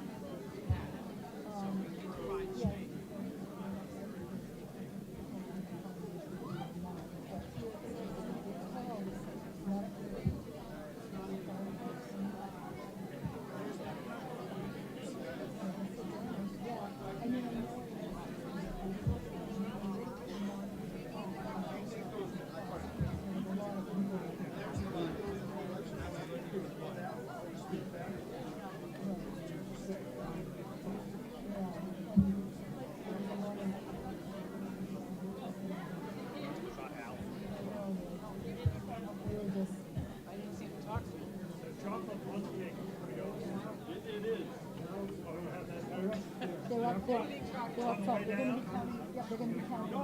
They're gonna be counting. They're gonna be counting them now. I'm gonna make a couple of announcements and then. Yep, I'll give you a little wave. Okay. Okay, everyone, voting has ended. The ballots have been brought up front so that you guys will have a bird's eye view of watching them count the ballots, but we are going to move on with the meeting.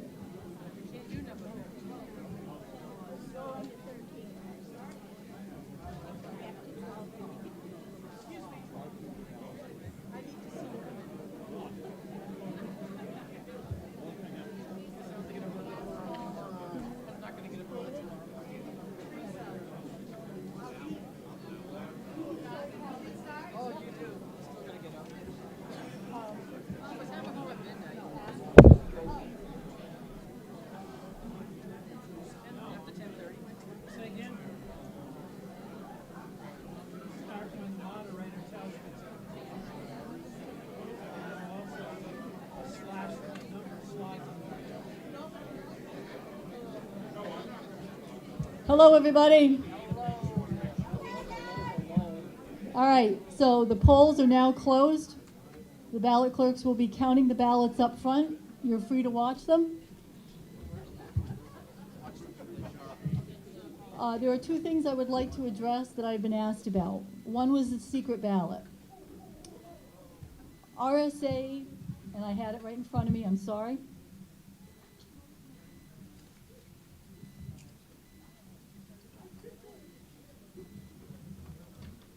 RSA 40:4-A states that if I receive a request from 5 registered voters asking for a secret ballot, then we are required to run a secret ballot. So that is why the secret ballot was done. The second was when the question was called, there were still people at the podium. This is my first time doing this. In my moderator's manual, it says when the question is called, debate is cut off. And that is why I made the decision to call the question, because it had been called and seconded. So I'm very sorry for that, for anybody who had wanted to speak. I was just going by what my guidelines were in here.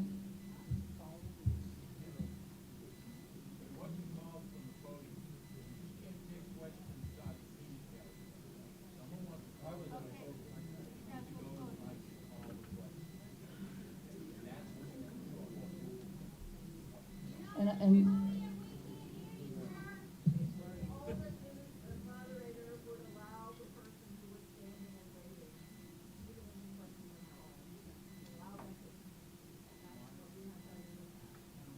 thank you. Yes, you're good.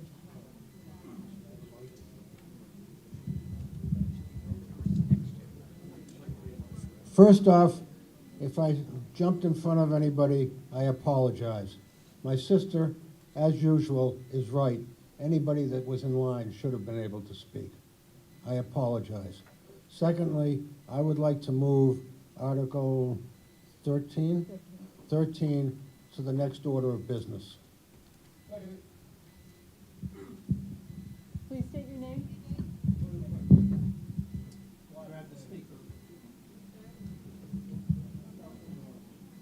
Okay, so we are going to, I'm sorry.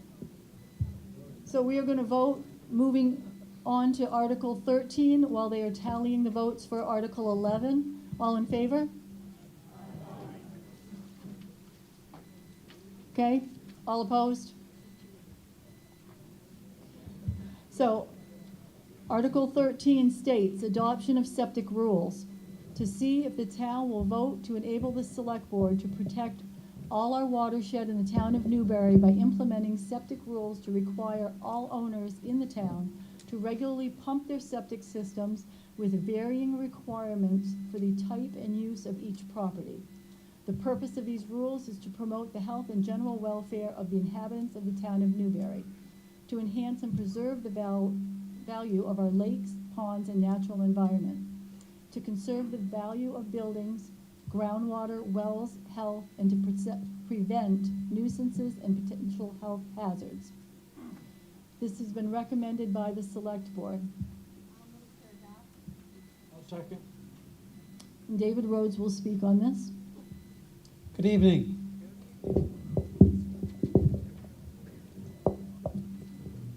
Basically, a committee was formed several months ago to look at proposed septic warrant article and proposed rules for our watershed. Our watershed basically composes 36 square miles of ponds, lakes, and 2.5 miles plus of streams. What we're looking at is everything that goes on.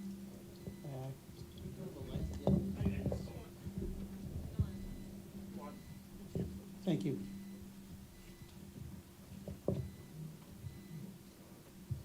Good or bad, everything in the watershed drains as runoff into our streams, lakes, and ponds. Runoff overall contains pesticides, fertilizers, road salts, sand. Anything that goes out comes down. Specifically from septic systems, the contamination is E. coli, phosphate-based detergents, viruses, fluorocarbons. In a healthy septic system, what can go wrong? Well, you've got pipes that are coming from the house to the septic tank, and then pipes running out to the leaching field. These pipes become disconnected, they have root growth in them, and they can have blockages from foreign materials going down the toilets. You can also, on a normally functioning system, you have multiple fluids in there. You're supposed to have an equal amount of scum, groundwater, and sludge. If you do not pump, the sludge will rise up and flow out of your system. Also, what can happen is the sludge will rise and push the scum layer up and out through the holes. These are from non-performing systems that are not working properly. There's reasons that something like this can happen. You can have poor design, you can have material failures, you can have installation problems, you can not have inspections and not do maintenance on the system. And what will happen is eventually your system will fail. Failing systems are usually obvious with soggy lawns or systems backing up. But you can also have systems that are not operating properly and have slow leakage that that owners cannot normally see. So,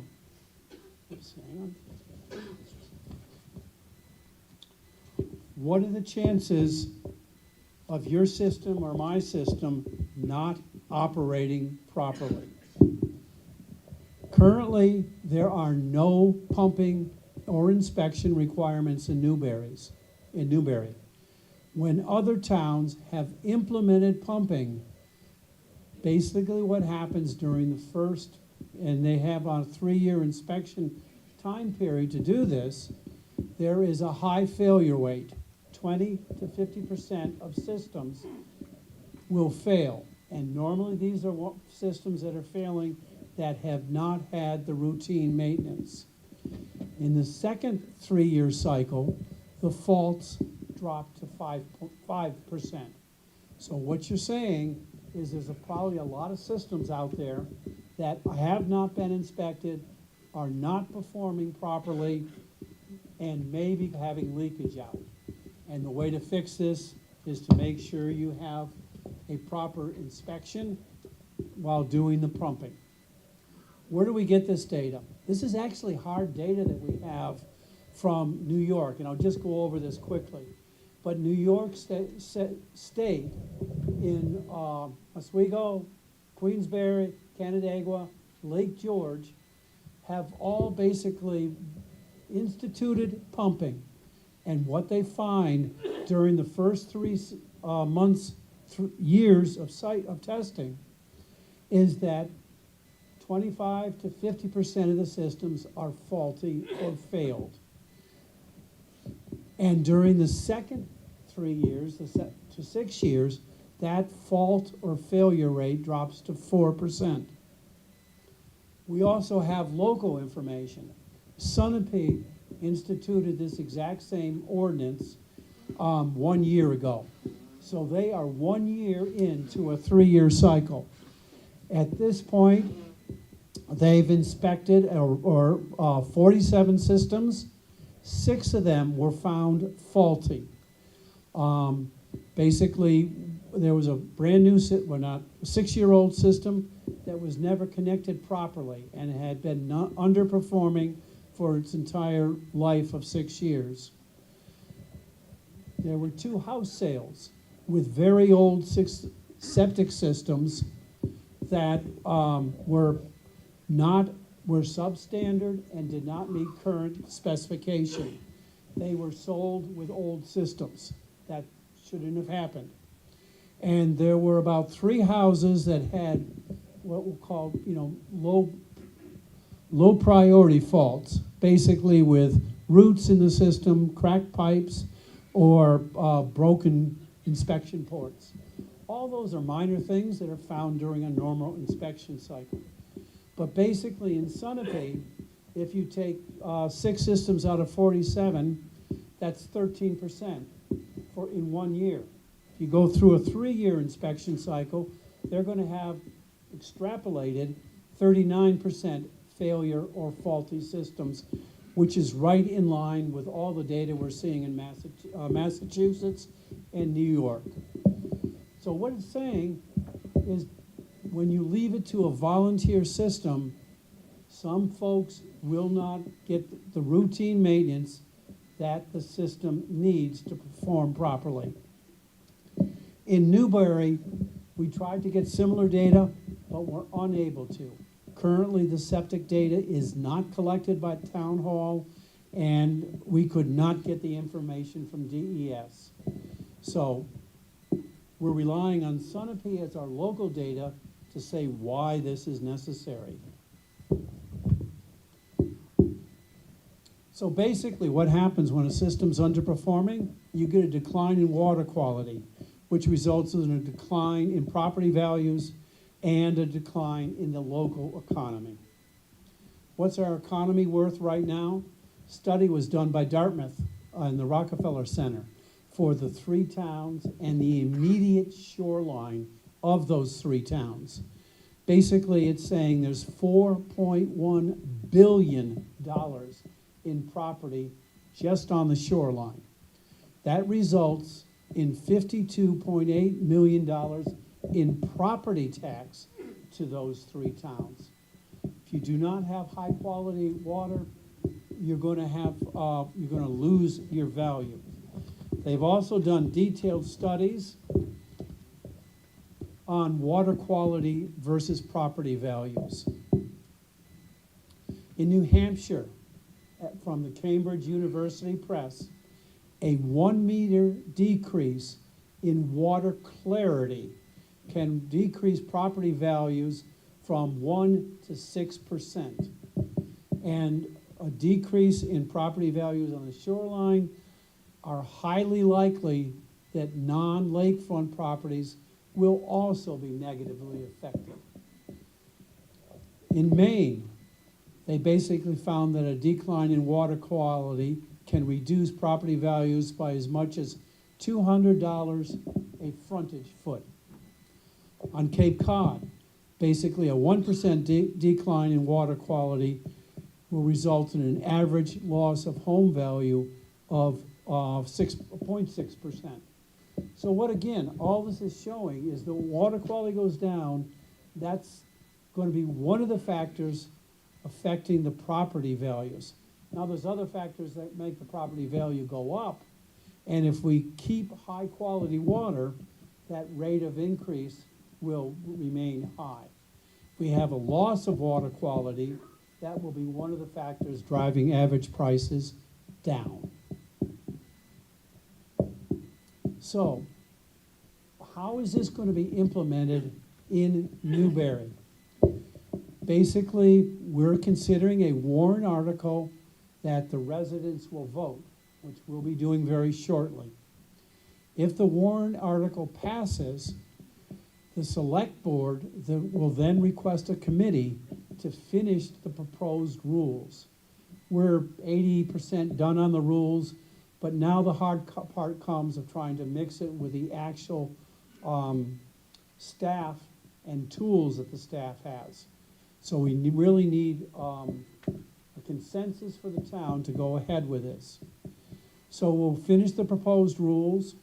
The select board has already committed to basically reviewing them in public via postings and meetings. At some point after that, the select board will vote on the proposed rules, and they will become an ordinance. And at that point, the town will continue to will implement the rules and will monitor the rules to make sure they're working properly and efficiently. Sunapee basically enacted the warrant article that we're talking about, the ordinances, via health ordinance last year. That was done by the health officer and an edict. When we talked here with the select board some months ago, the decision was not to do it via edict, but to basically propose it to the town residents and have a vote and let the people decide. New London has attended some of the public hearings we've had on this, and they're basically considering the same warrant article that's being proposed here tonight for the New London town sometime next year. If that happens, we'll have all three towns on the Sunapee enacted and controlled by this, and Newbury will have our entire watershed done, which also includes the streams and ponds going into Lake Todd, and heading down toward the Merrimack.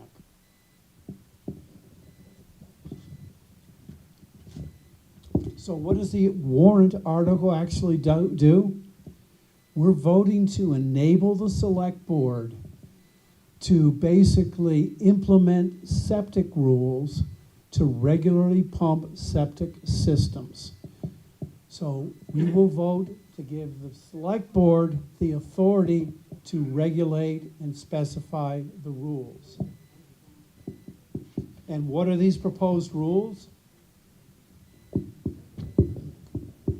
Basically, for residents, we're proposing that all residential properties are pumped out a minimum of once every 3 years. All short-term rental units, that is, places that are rented for less than 30 days, shall have their septic tank pumped a minimum of once a year. And all long-term rentals will have their systems pumped once every 3 years. These time periods and cycles are standard, that are recommended by DES, EPA, our town. They all recommend roughly, depending on usage, this type of cycle. For proposed commercial units, if they have a full commercial kitchen, they will be pumped out once a year. Commercial properties without a kitchen shall be pumped out every 3 years. That's the pumping requirements. We also have something called a site assessment. Under current law, and has been for many years, if you sell a waterfront property, you need to have your septic system inspected. This is a DES regulation, it's current law. That inspection is given to the, will be given to the new owner of the property, so he basically knows what they're buying. What we're asking as an additional requirement for our septic rules is that the town would receive a copy of this inspection report that's given to the property owner. So that would be the last regulation we're talking about. We know that any set of rules that we write up are not perfect. So we're also proposing that there's a waiver system. And waivers will be an option for all residents and commercial property. The owner would complete a form, basically say why his property should be excused from one particular rule or regulation. The select board or designee will review that waiver and make a decision on it. And the waiver may be for multiple years. You notice I keep on using the word proposed when we talk about the rules.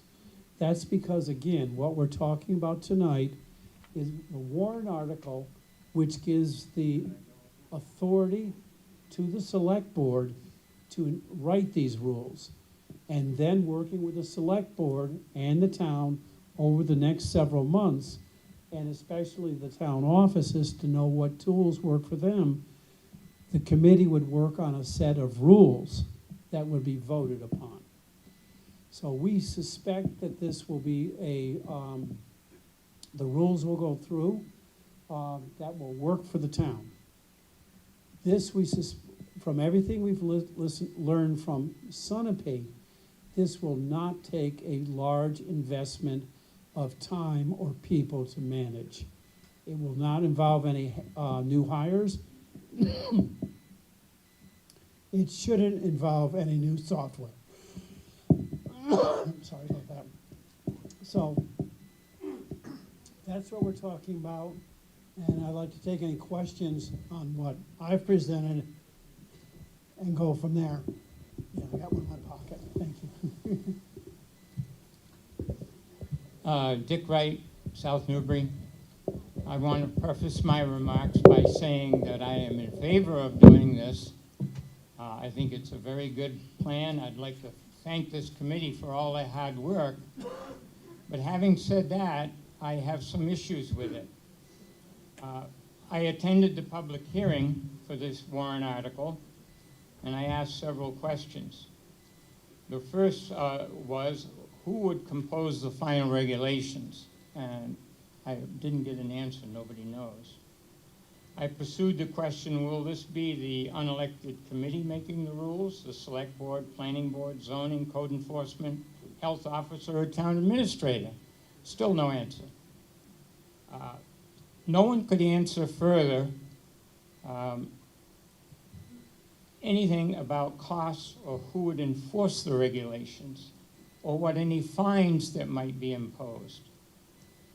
I believe this article needs to be voted down and allow this committee or whoever is in charge of coming up with the regulations and coming back to us at another town meeting later on once they get these rules finalized so that we know what we're voting for. You're being asked to vote for something in good faith by somebody you don't know who's going to do it, and you don't know the costs or anything about it. And I as an individual, I guess I'm a proverbial skeptic. I can't do that. But there is a solution. The select board can call an additional town meeting. As long as there is no money involved, they do not need the approval from a judge. They can, so this committee can finalize what we're gonna vote on. So we'll know if there's any costs, we'll know what the fines are, we'll know what the actual rules are, and vote on it at that time, instead of having the select board decide what you're going to do and approve. That's all I got to say. Jim Schultz. I move to vote. I'm sorry, go ahead. Jim Schultz, this time Dump Road. More appropriate.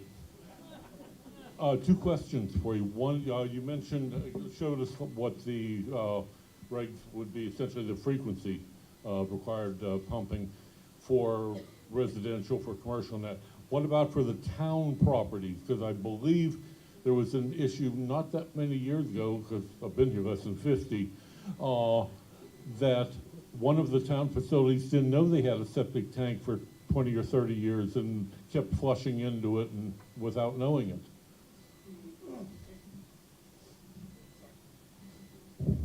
To answer that question, the town would come under the same rules as commercial.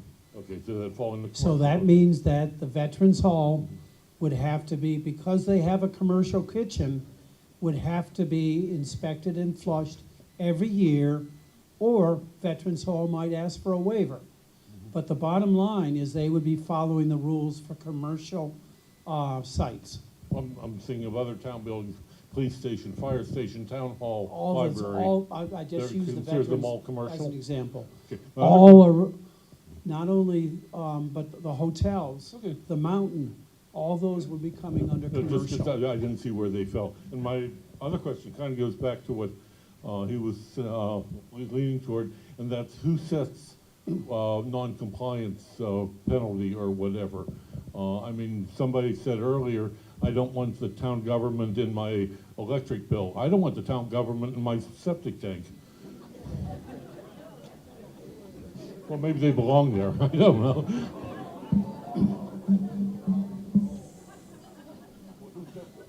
Okay.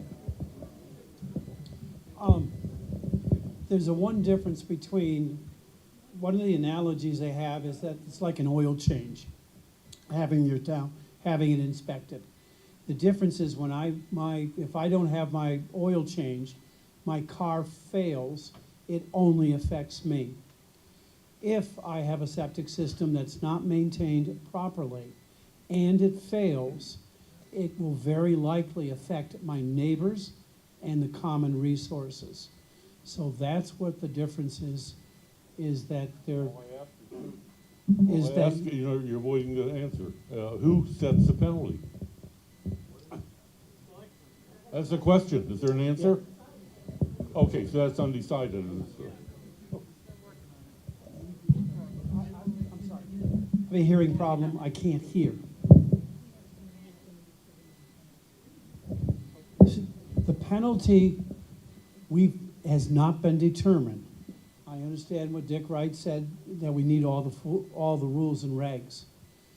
The intent, as the select board basically asked our committee, was to basically do a warrant article, which is basically a consensus of the town to go in this direction. And then, if the town wants to go in that direction, we will write the specific rules that will be discussed, public hearings, and then it will be determined. To answer your specific question on fines, that is usually 100% select board. If you look at our zoning ordinances today, fines are not in the zoning ordinances. They're a separate document that allows the select board to update and change those on a routine basis. So what the zoning ordinances are trying to do is they're trying to be generalized enough that the town can make the specific decisions on how to operate without having to call a full town meeting, because for whatever reason, we're not meeting a very specific requirement that might be in an ordinance. So fines are determined by the select board using their standard processes that they have right now and would not be part of a specific ordinance. Elaine Eaton, South Road. I have a problem with you trying to tell me that I have to have my septic tank pumped every 3 years. I live alone, and my septic tank, after its inspection after 5 years, they told me I could have gone another 5. So I have an issue with you telling me that I have to spend $350 to $500 to have my tank pumped every 3 years. That's ridiculous. And then to have them to ask for a waiver from the town board, and how are they going to grant that? They're going to just, oh, they don't like me today, so therefore I'm not going to get a waiver? Or, oh, well, you know, they're always in there, so they're harassing the town, so they're not getting a waiver. Or, you know what, they volunteer, so they get one. So no, I don't think this is a good idea. We live in our town that I mean, you have 6 people in your house. You need to get your tank pumped more than I do. It's not fair to make that decision and tell everybody they have to get their tank pumped every 3 years. Sorry.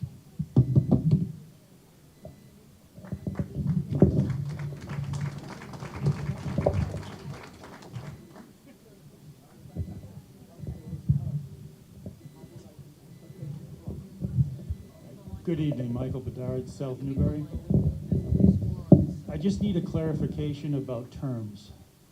During the presentation, there was a discussion about septic tanks being pumped, septic tanks being inspected. There's a very big monetary difference between having it pumped and having it inspected. The current warrant article just uses the word pumped. Now, I want to know if we're letting the selectmen decide the rules and regulations. Before I can vote for this, I need an assurance from them that it doesn't include the word inspection. Thank you. Well, I'm going to answer that. What Sunapee has done and what we're trying to follow is this is a pumping regulation that you have been pumped out. When a pumper comes to your house and pumps your system, they automatically do a visual inspection. And they will quite often talk to the owner about that visual inspection, about whether it's working properly or underperforming with a cracked pipe, or you've got a soggy backyard. That information is given to you. How the rules are written at this point, as proposed rules, is all we're asking you to do is pump. Send us the receipt from your pumping. You know whether or not there was anything done. We're not requiring that information. Because we know that you will get that information from your pumper as part of the service that he provides. Does not need to be provided, or is it, at this point, we're not proposing it to be required to be sent to the town. So it is a pumping regulation with you as the landowner getting the inspection report. And I understand 110% what you're telling me right now. But every time you tell me that and you tell everybody else that, you keep saying as proposed right now. Correct. I'm concerned about what's going to be proposed later. That's why I would agree with Dick that we should get everything done first and then come back and say, here's what we're doing. Thank you.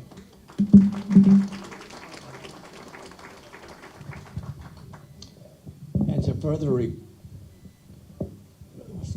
to further clarify that, I would request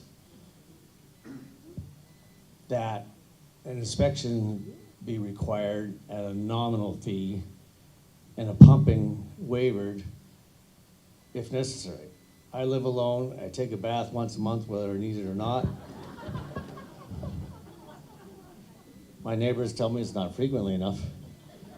But I won't fill that thing up with sludge in 25 years. My father grew up, well, anyhow. Enough. So pumped if necessary, required inspection, not required. Pumping for anyone if it's not necessary, please. Bill Syvertson, South Newbury Village. I have a very simple solution, something that does not require more regulations and more government involvement with the people. The EPA.gov has a septic, how to care for your septic system article. And that article, I believe, could be very easily printed and sent out to everybody in this town at a very small price to give people the information that they need to properly operate their systems. I think that should be done first, besides creating more regulations. I'd rather educate than regulate. Thank you.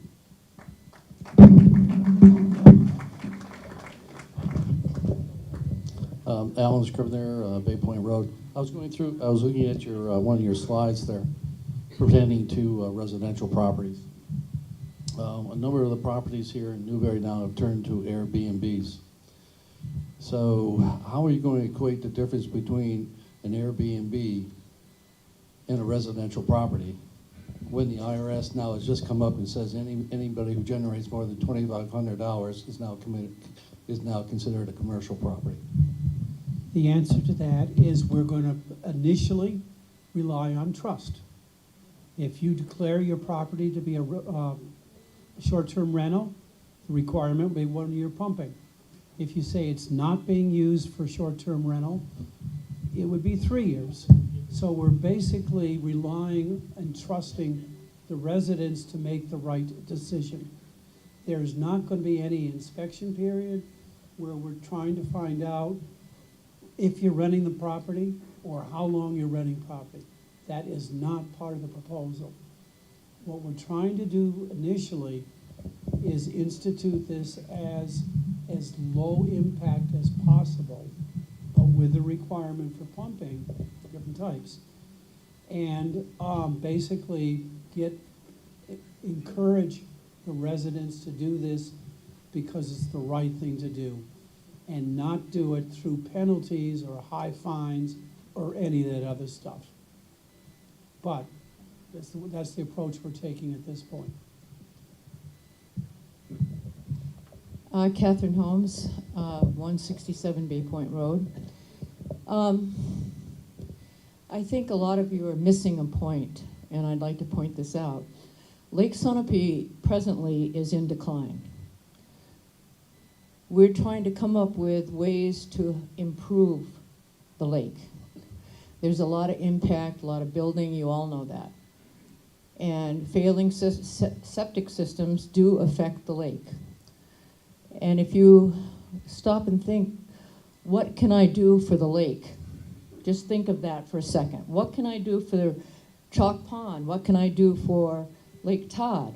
What can I do for this beautiful stream that's running by my house where my septic is going into it and contaminating it? It's really, we're taking steps.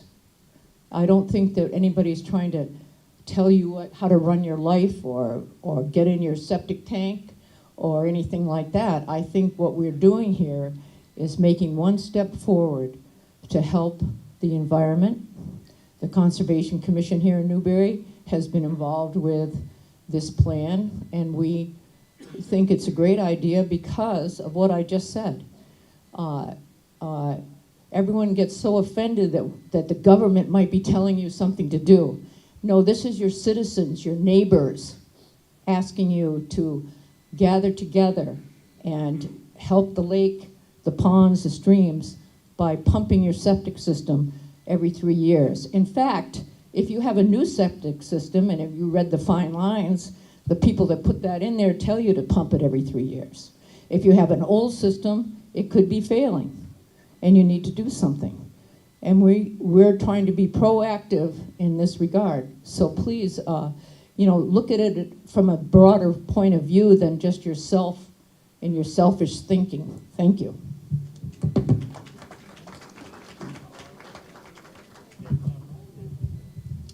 Steve Howard, 230 Route 103A, and I don't know where I guess Central Newbury maybe, something like that. I was going to read something from LSPA. They wrote a statement of support for the proposal. Dave essentially covered all of it, and my sense is we all understand. You don't want to be drinking or swimming in my stuff. I don't want to be drinking or swimming in your stuff, right? I mean, that's pretty basic. And you would think it's common sense to get to get your system looked at and pumped, and it is. But we're all human, and we forget, and we go on to other things, and we deprioritize it. And so it really is, I do trust all of us in this room to make the right decision. What we're proposing is simply guidelines, to put it in place. And other towns have done it. They've presented, for other towns, other states that are doing it, and it's working. So I decided not to read the thing from LSPA, but it's pretty impressive. They're on top of it, and they understand what Catherine said. The lake is in decline, our watershed's in decline for a number of reasons, and the affluents and toxins from the septic system leaking out is one of those factors. There's no two ways about it. And as Catherine said, it is. It's about our neighbors. It's about all of us together. So I'm very much for doing this, and voting yes on this, and the reason is because I trust people up at the front of the room. I go to a lot of the select board meetings, and I get involved in a lot of different discussions, and I don't agree with them all. But I, as a concerned citizen and a registered voter, I go to the select board meetings and I support as much as I can. I voice my opinion, and I do the same at some of the different committees. I get a little disappointed, at what I'm hearing is lack of trust for the people at the front of the room. We elected them. They are our representatives to get some of this work done, to do some of this stuff. And if you don't like it, if you don't agree with them, come to the meetings. They're every 2 weeks.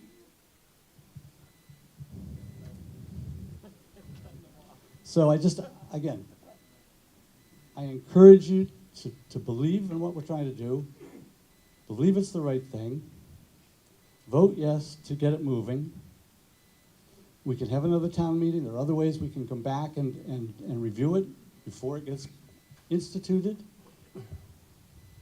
But more importantly, come to the select board meetings. So you don't have to come once a year and not trust them. Thank you.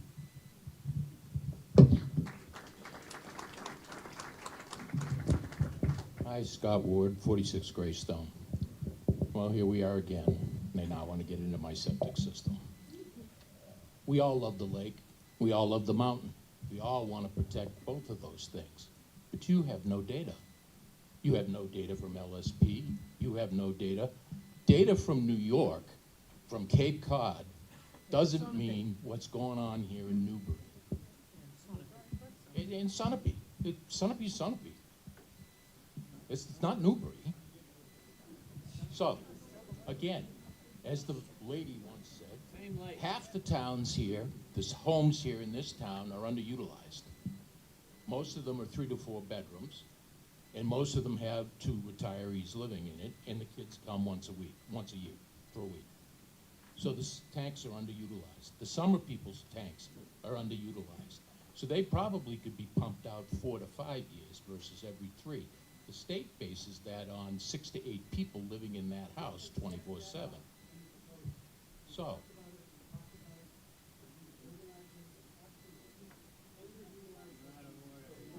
do you want to come up and speak? Please don't speak from the floor. Okay.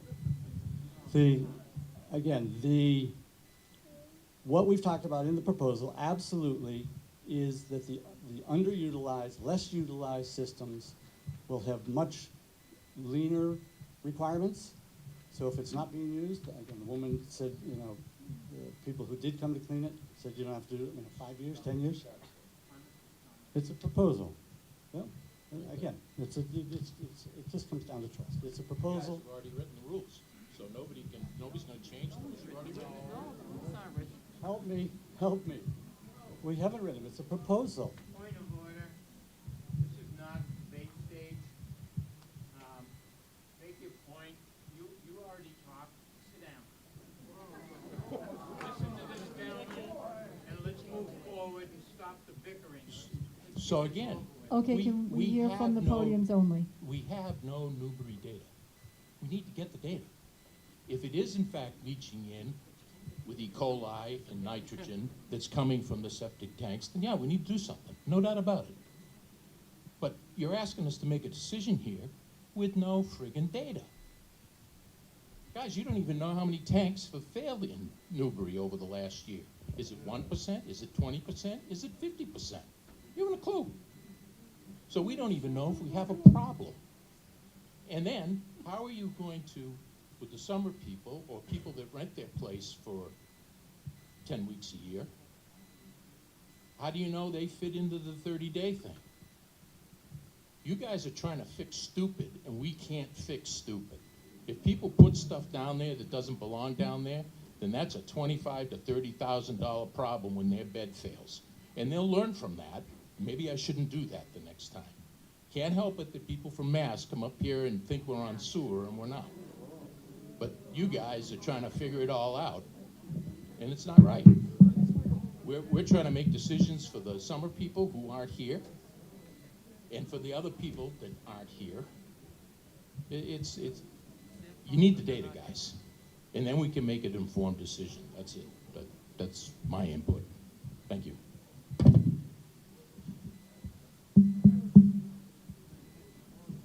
Jack Kuttner, Northwest Newbury.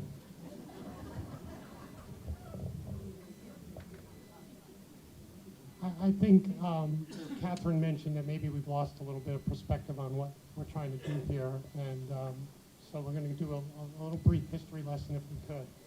A group of people brought an idea to the select board and said, Sunapee has taken an initiative, the town of Sunapee, and have started to require pumping of their septic tanks, and they did it with a health ordinance, and they did it without a town vote as a result. And our select board said, no, we're not going to do that.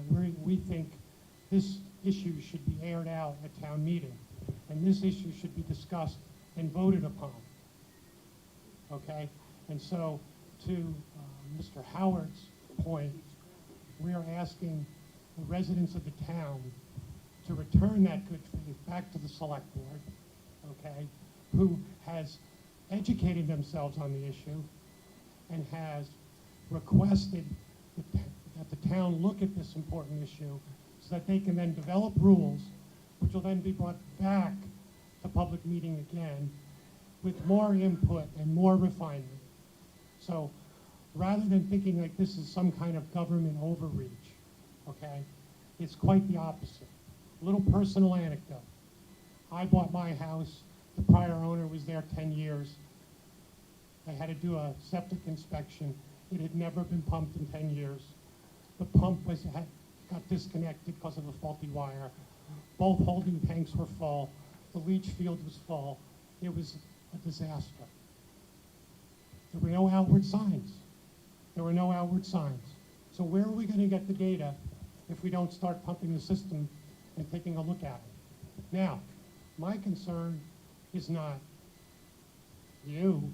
You're obviously really, really smart, and you're getting your system pumped. But what about me?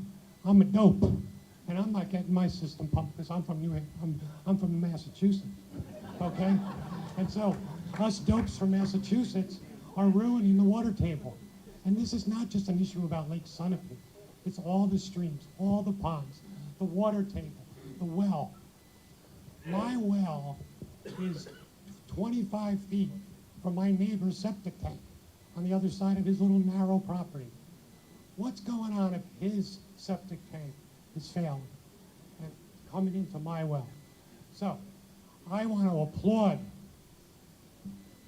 the select board for unanimously bringing this warrant forward, and I want you all to please vote yes.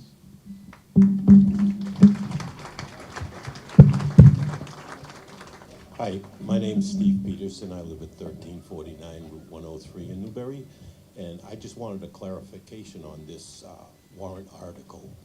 All we are voting on is to let them go forward to make up rules and stuff, but it's not going to become law or ordinance or whatever until we get together as a town and vote on it to either pass it or fail it. Is that correct? No.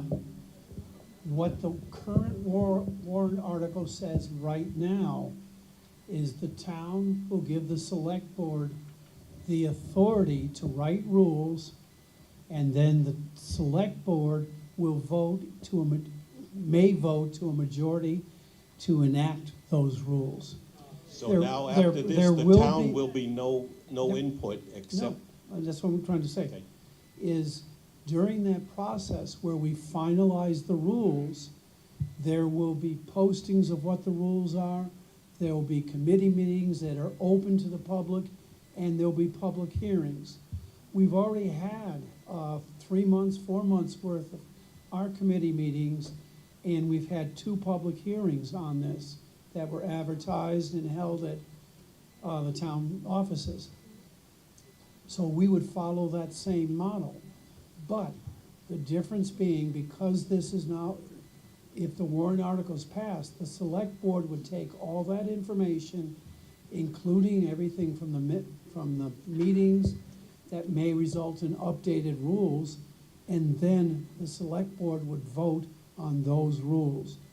That's what's that's what's being proposed right now. So what you're saying is that if we okay it today, the 3 people up there that are select people will make all of the rules, finalize them, and implement them for everybody in town. With public opinion and public thoughts, but So yes. why can't there be a vote on it with the whole town voting on it instead of just 3 people and then the few people that go to the town meetings? That's what this warrant article will determine. Then I say no.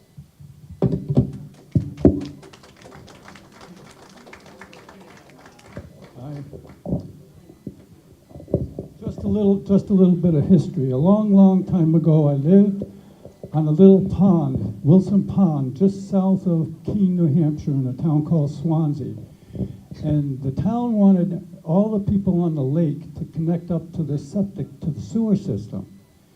And so the people in the town and on the lake tested the water coming in from the brook and the stream from Keene, and they also tested the water going out of Swansea. Out of the pond, going out. The water coming in was a lot dirtier and more polluted than the water going out. And they said, no, we do not want that.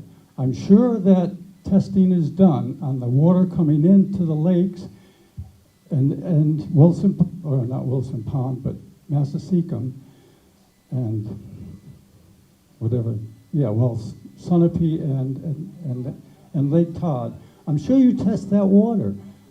And if there's a problem there, why don't you just go up and find out whereabouts that problem is and educate people, and instead regulate them? And I think that's totally incorrect. Thank you.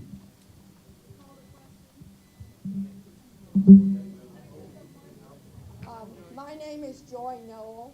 I live at 197 Fortune Road in South Newberry. We are the most South house, culturally and geographically. The reason I'm up here is because I love Newberry. I love all of this area, and I want to see the best for it. I agree that we need to be alert to the problems that are affecting our lake and our land. But I don't want to vote on something that I don't know exactly what it is. I think it's better to have all of the details worked out. The reason I say that is otherwise we're going to end up with some legal challenges. And then we'll be glad that they increased the legal portion that we're setting aside. I think it would be better to go through correct channels with zoning and so forth, so that we do not end up in the courts. We don't want to be there. We want to get this done among ourselves. Please, This is a wonderful idea, but it needs to be fleshed out so we know what we are voting on. Please, let's vote no today and have a meeting once it has been fleshed out so that we know exactly what we're getting. We all know we need to take care of this. Let's do it the right way, please.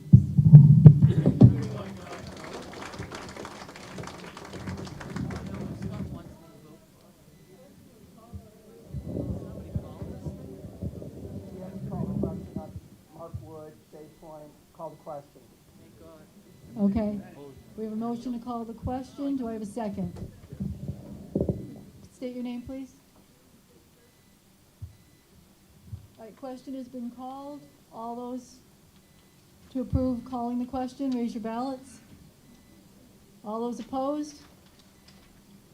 Okay, we will go right to voting.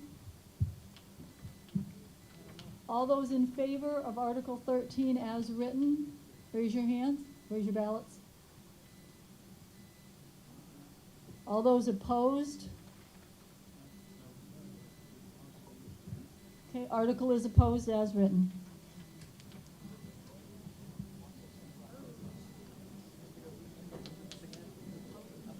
Before we go on to Article 14, I'm going to go back and revisit Article 11. We have ballot counts available.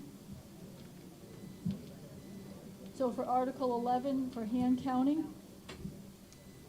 yes was 38, no was 163. So Article 11 was defeated.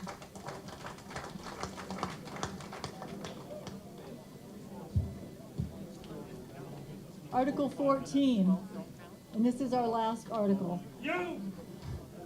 Lot line adjustment with the church.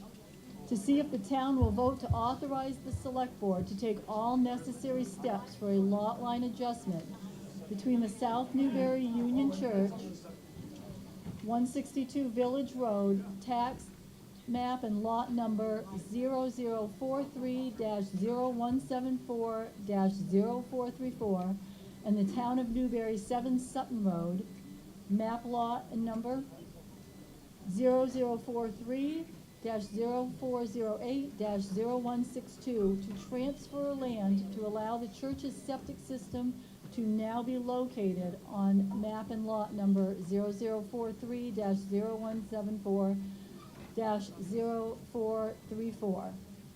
This is recommended by the select board. I'll second. Anyone speaking Mark to it? Wood, Bay Point, I'd like to call the question. Motion has been made to call that question? Yes. Anybody opposed to calling the question? Okay. All those in favor? Thank you. All those opposed? Awesome. Article 14 is approved. We have other announcements before you leave. Please don't leave yet. I want to go to my front there, but I want to speak really important, so I'd ask you not to leave for 2 minutes. What is it now? That's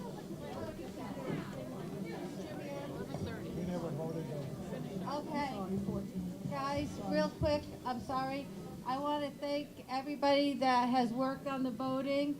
Not Linda back there. I want to make sure I thank you, Jennifer. But most importantly, please, people, I want to give a round of applause and a standing ovation to our town clerk, Linda, who has been with us for 35 years.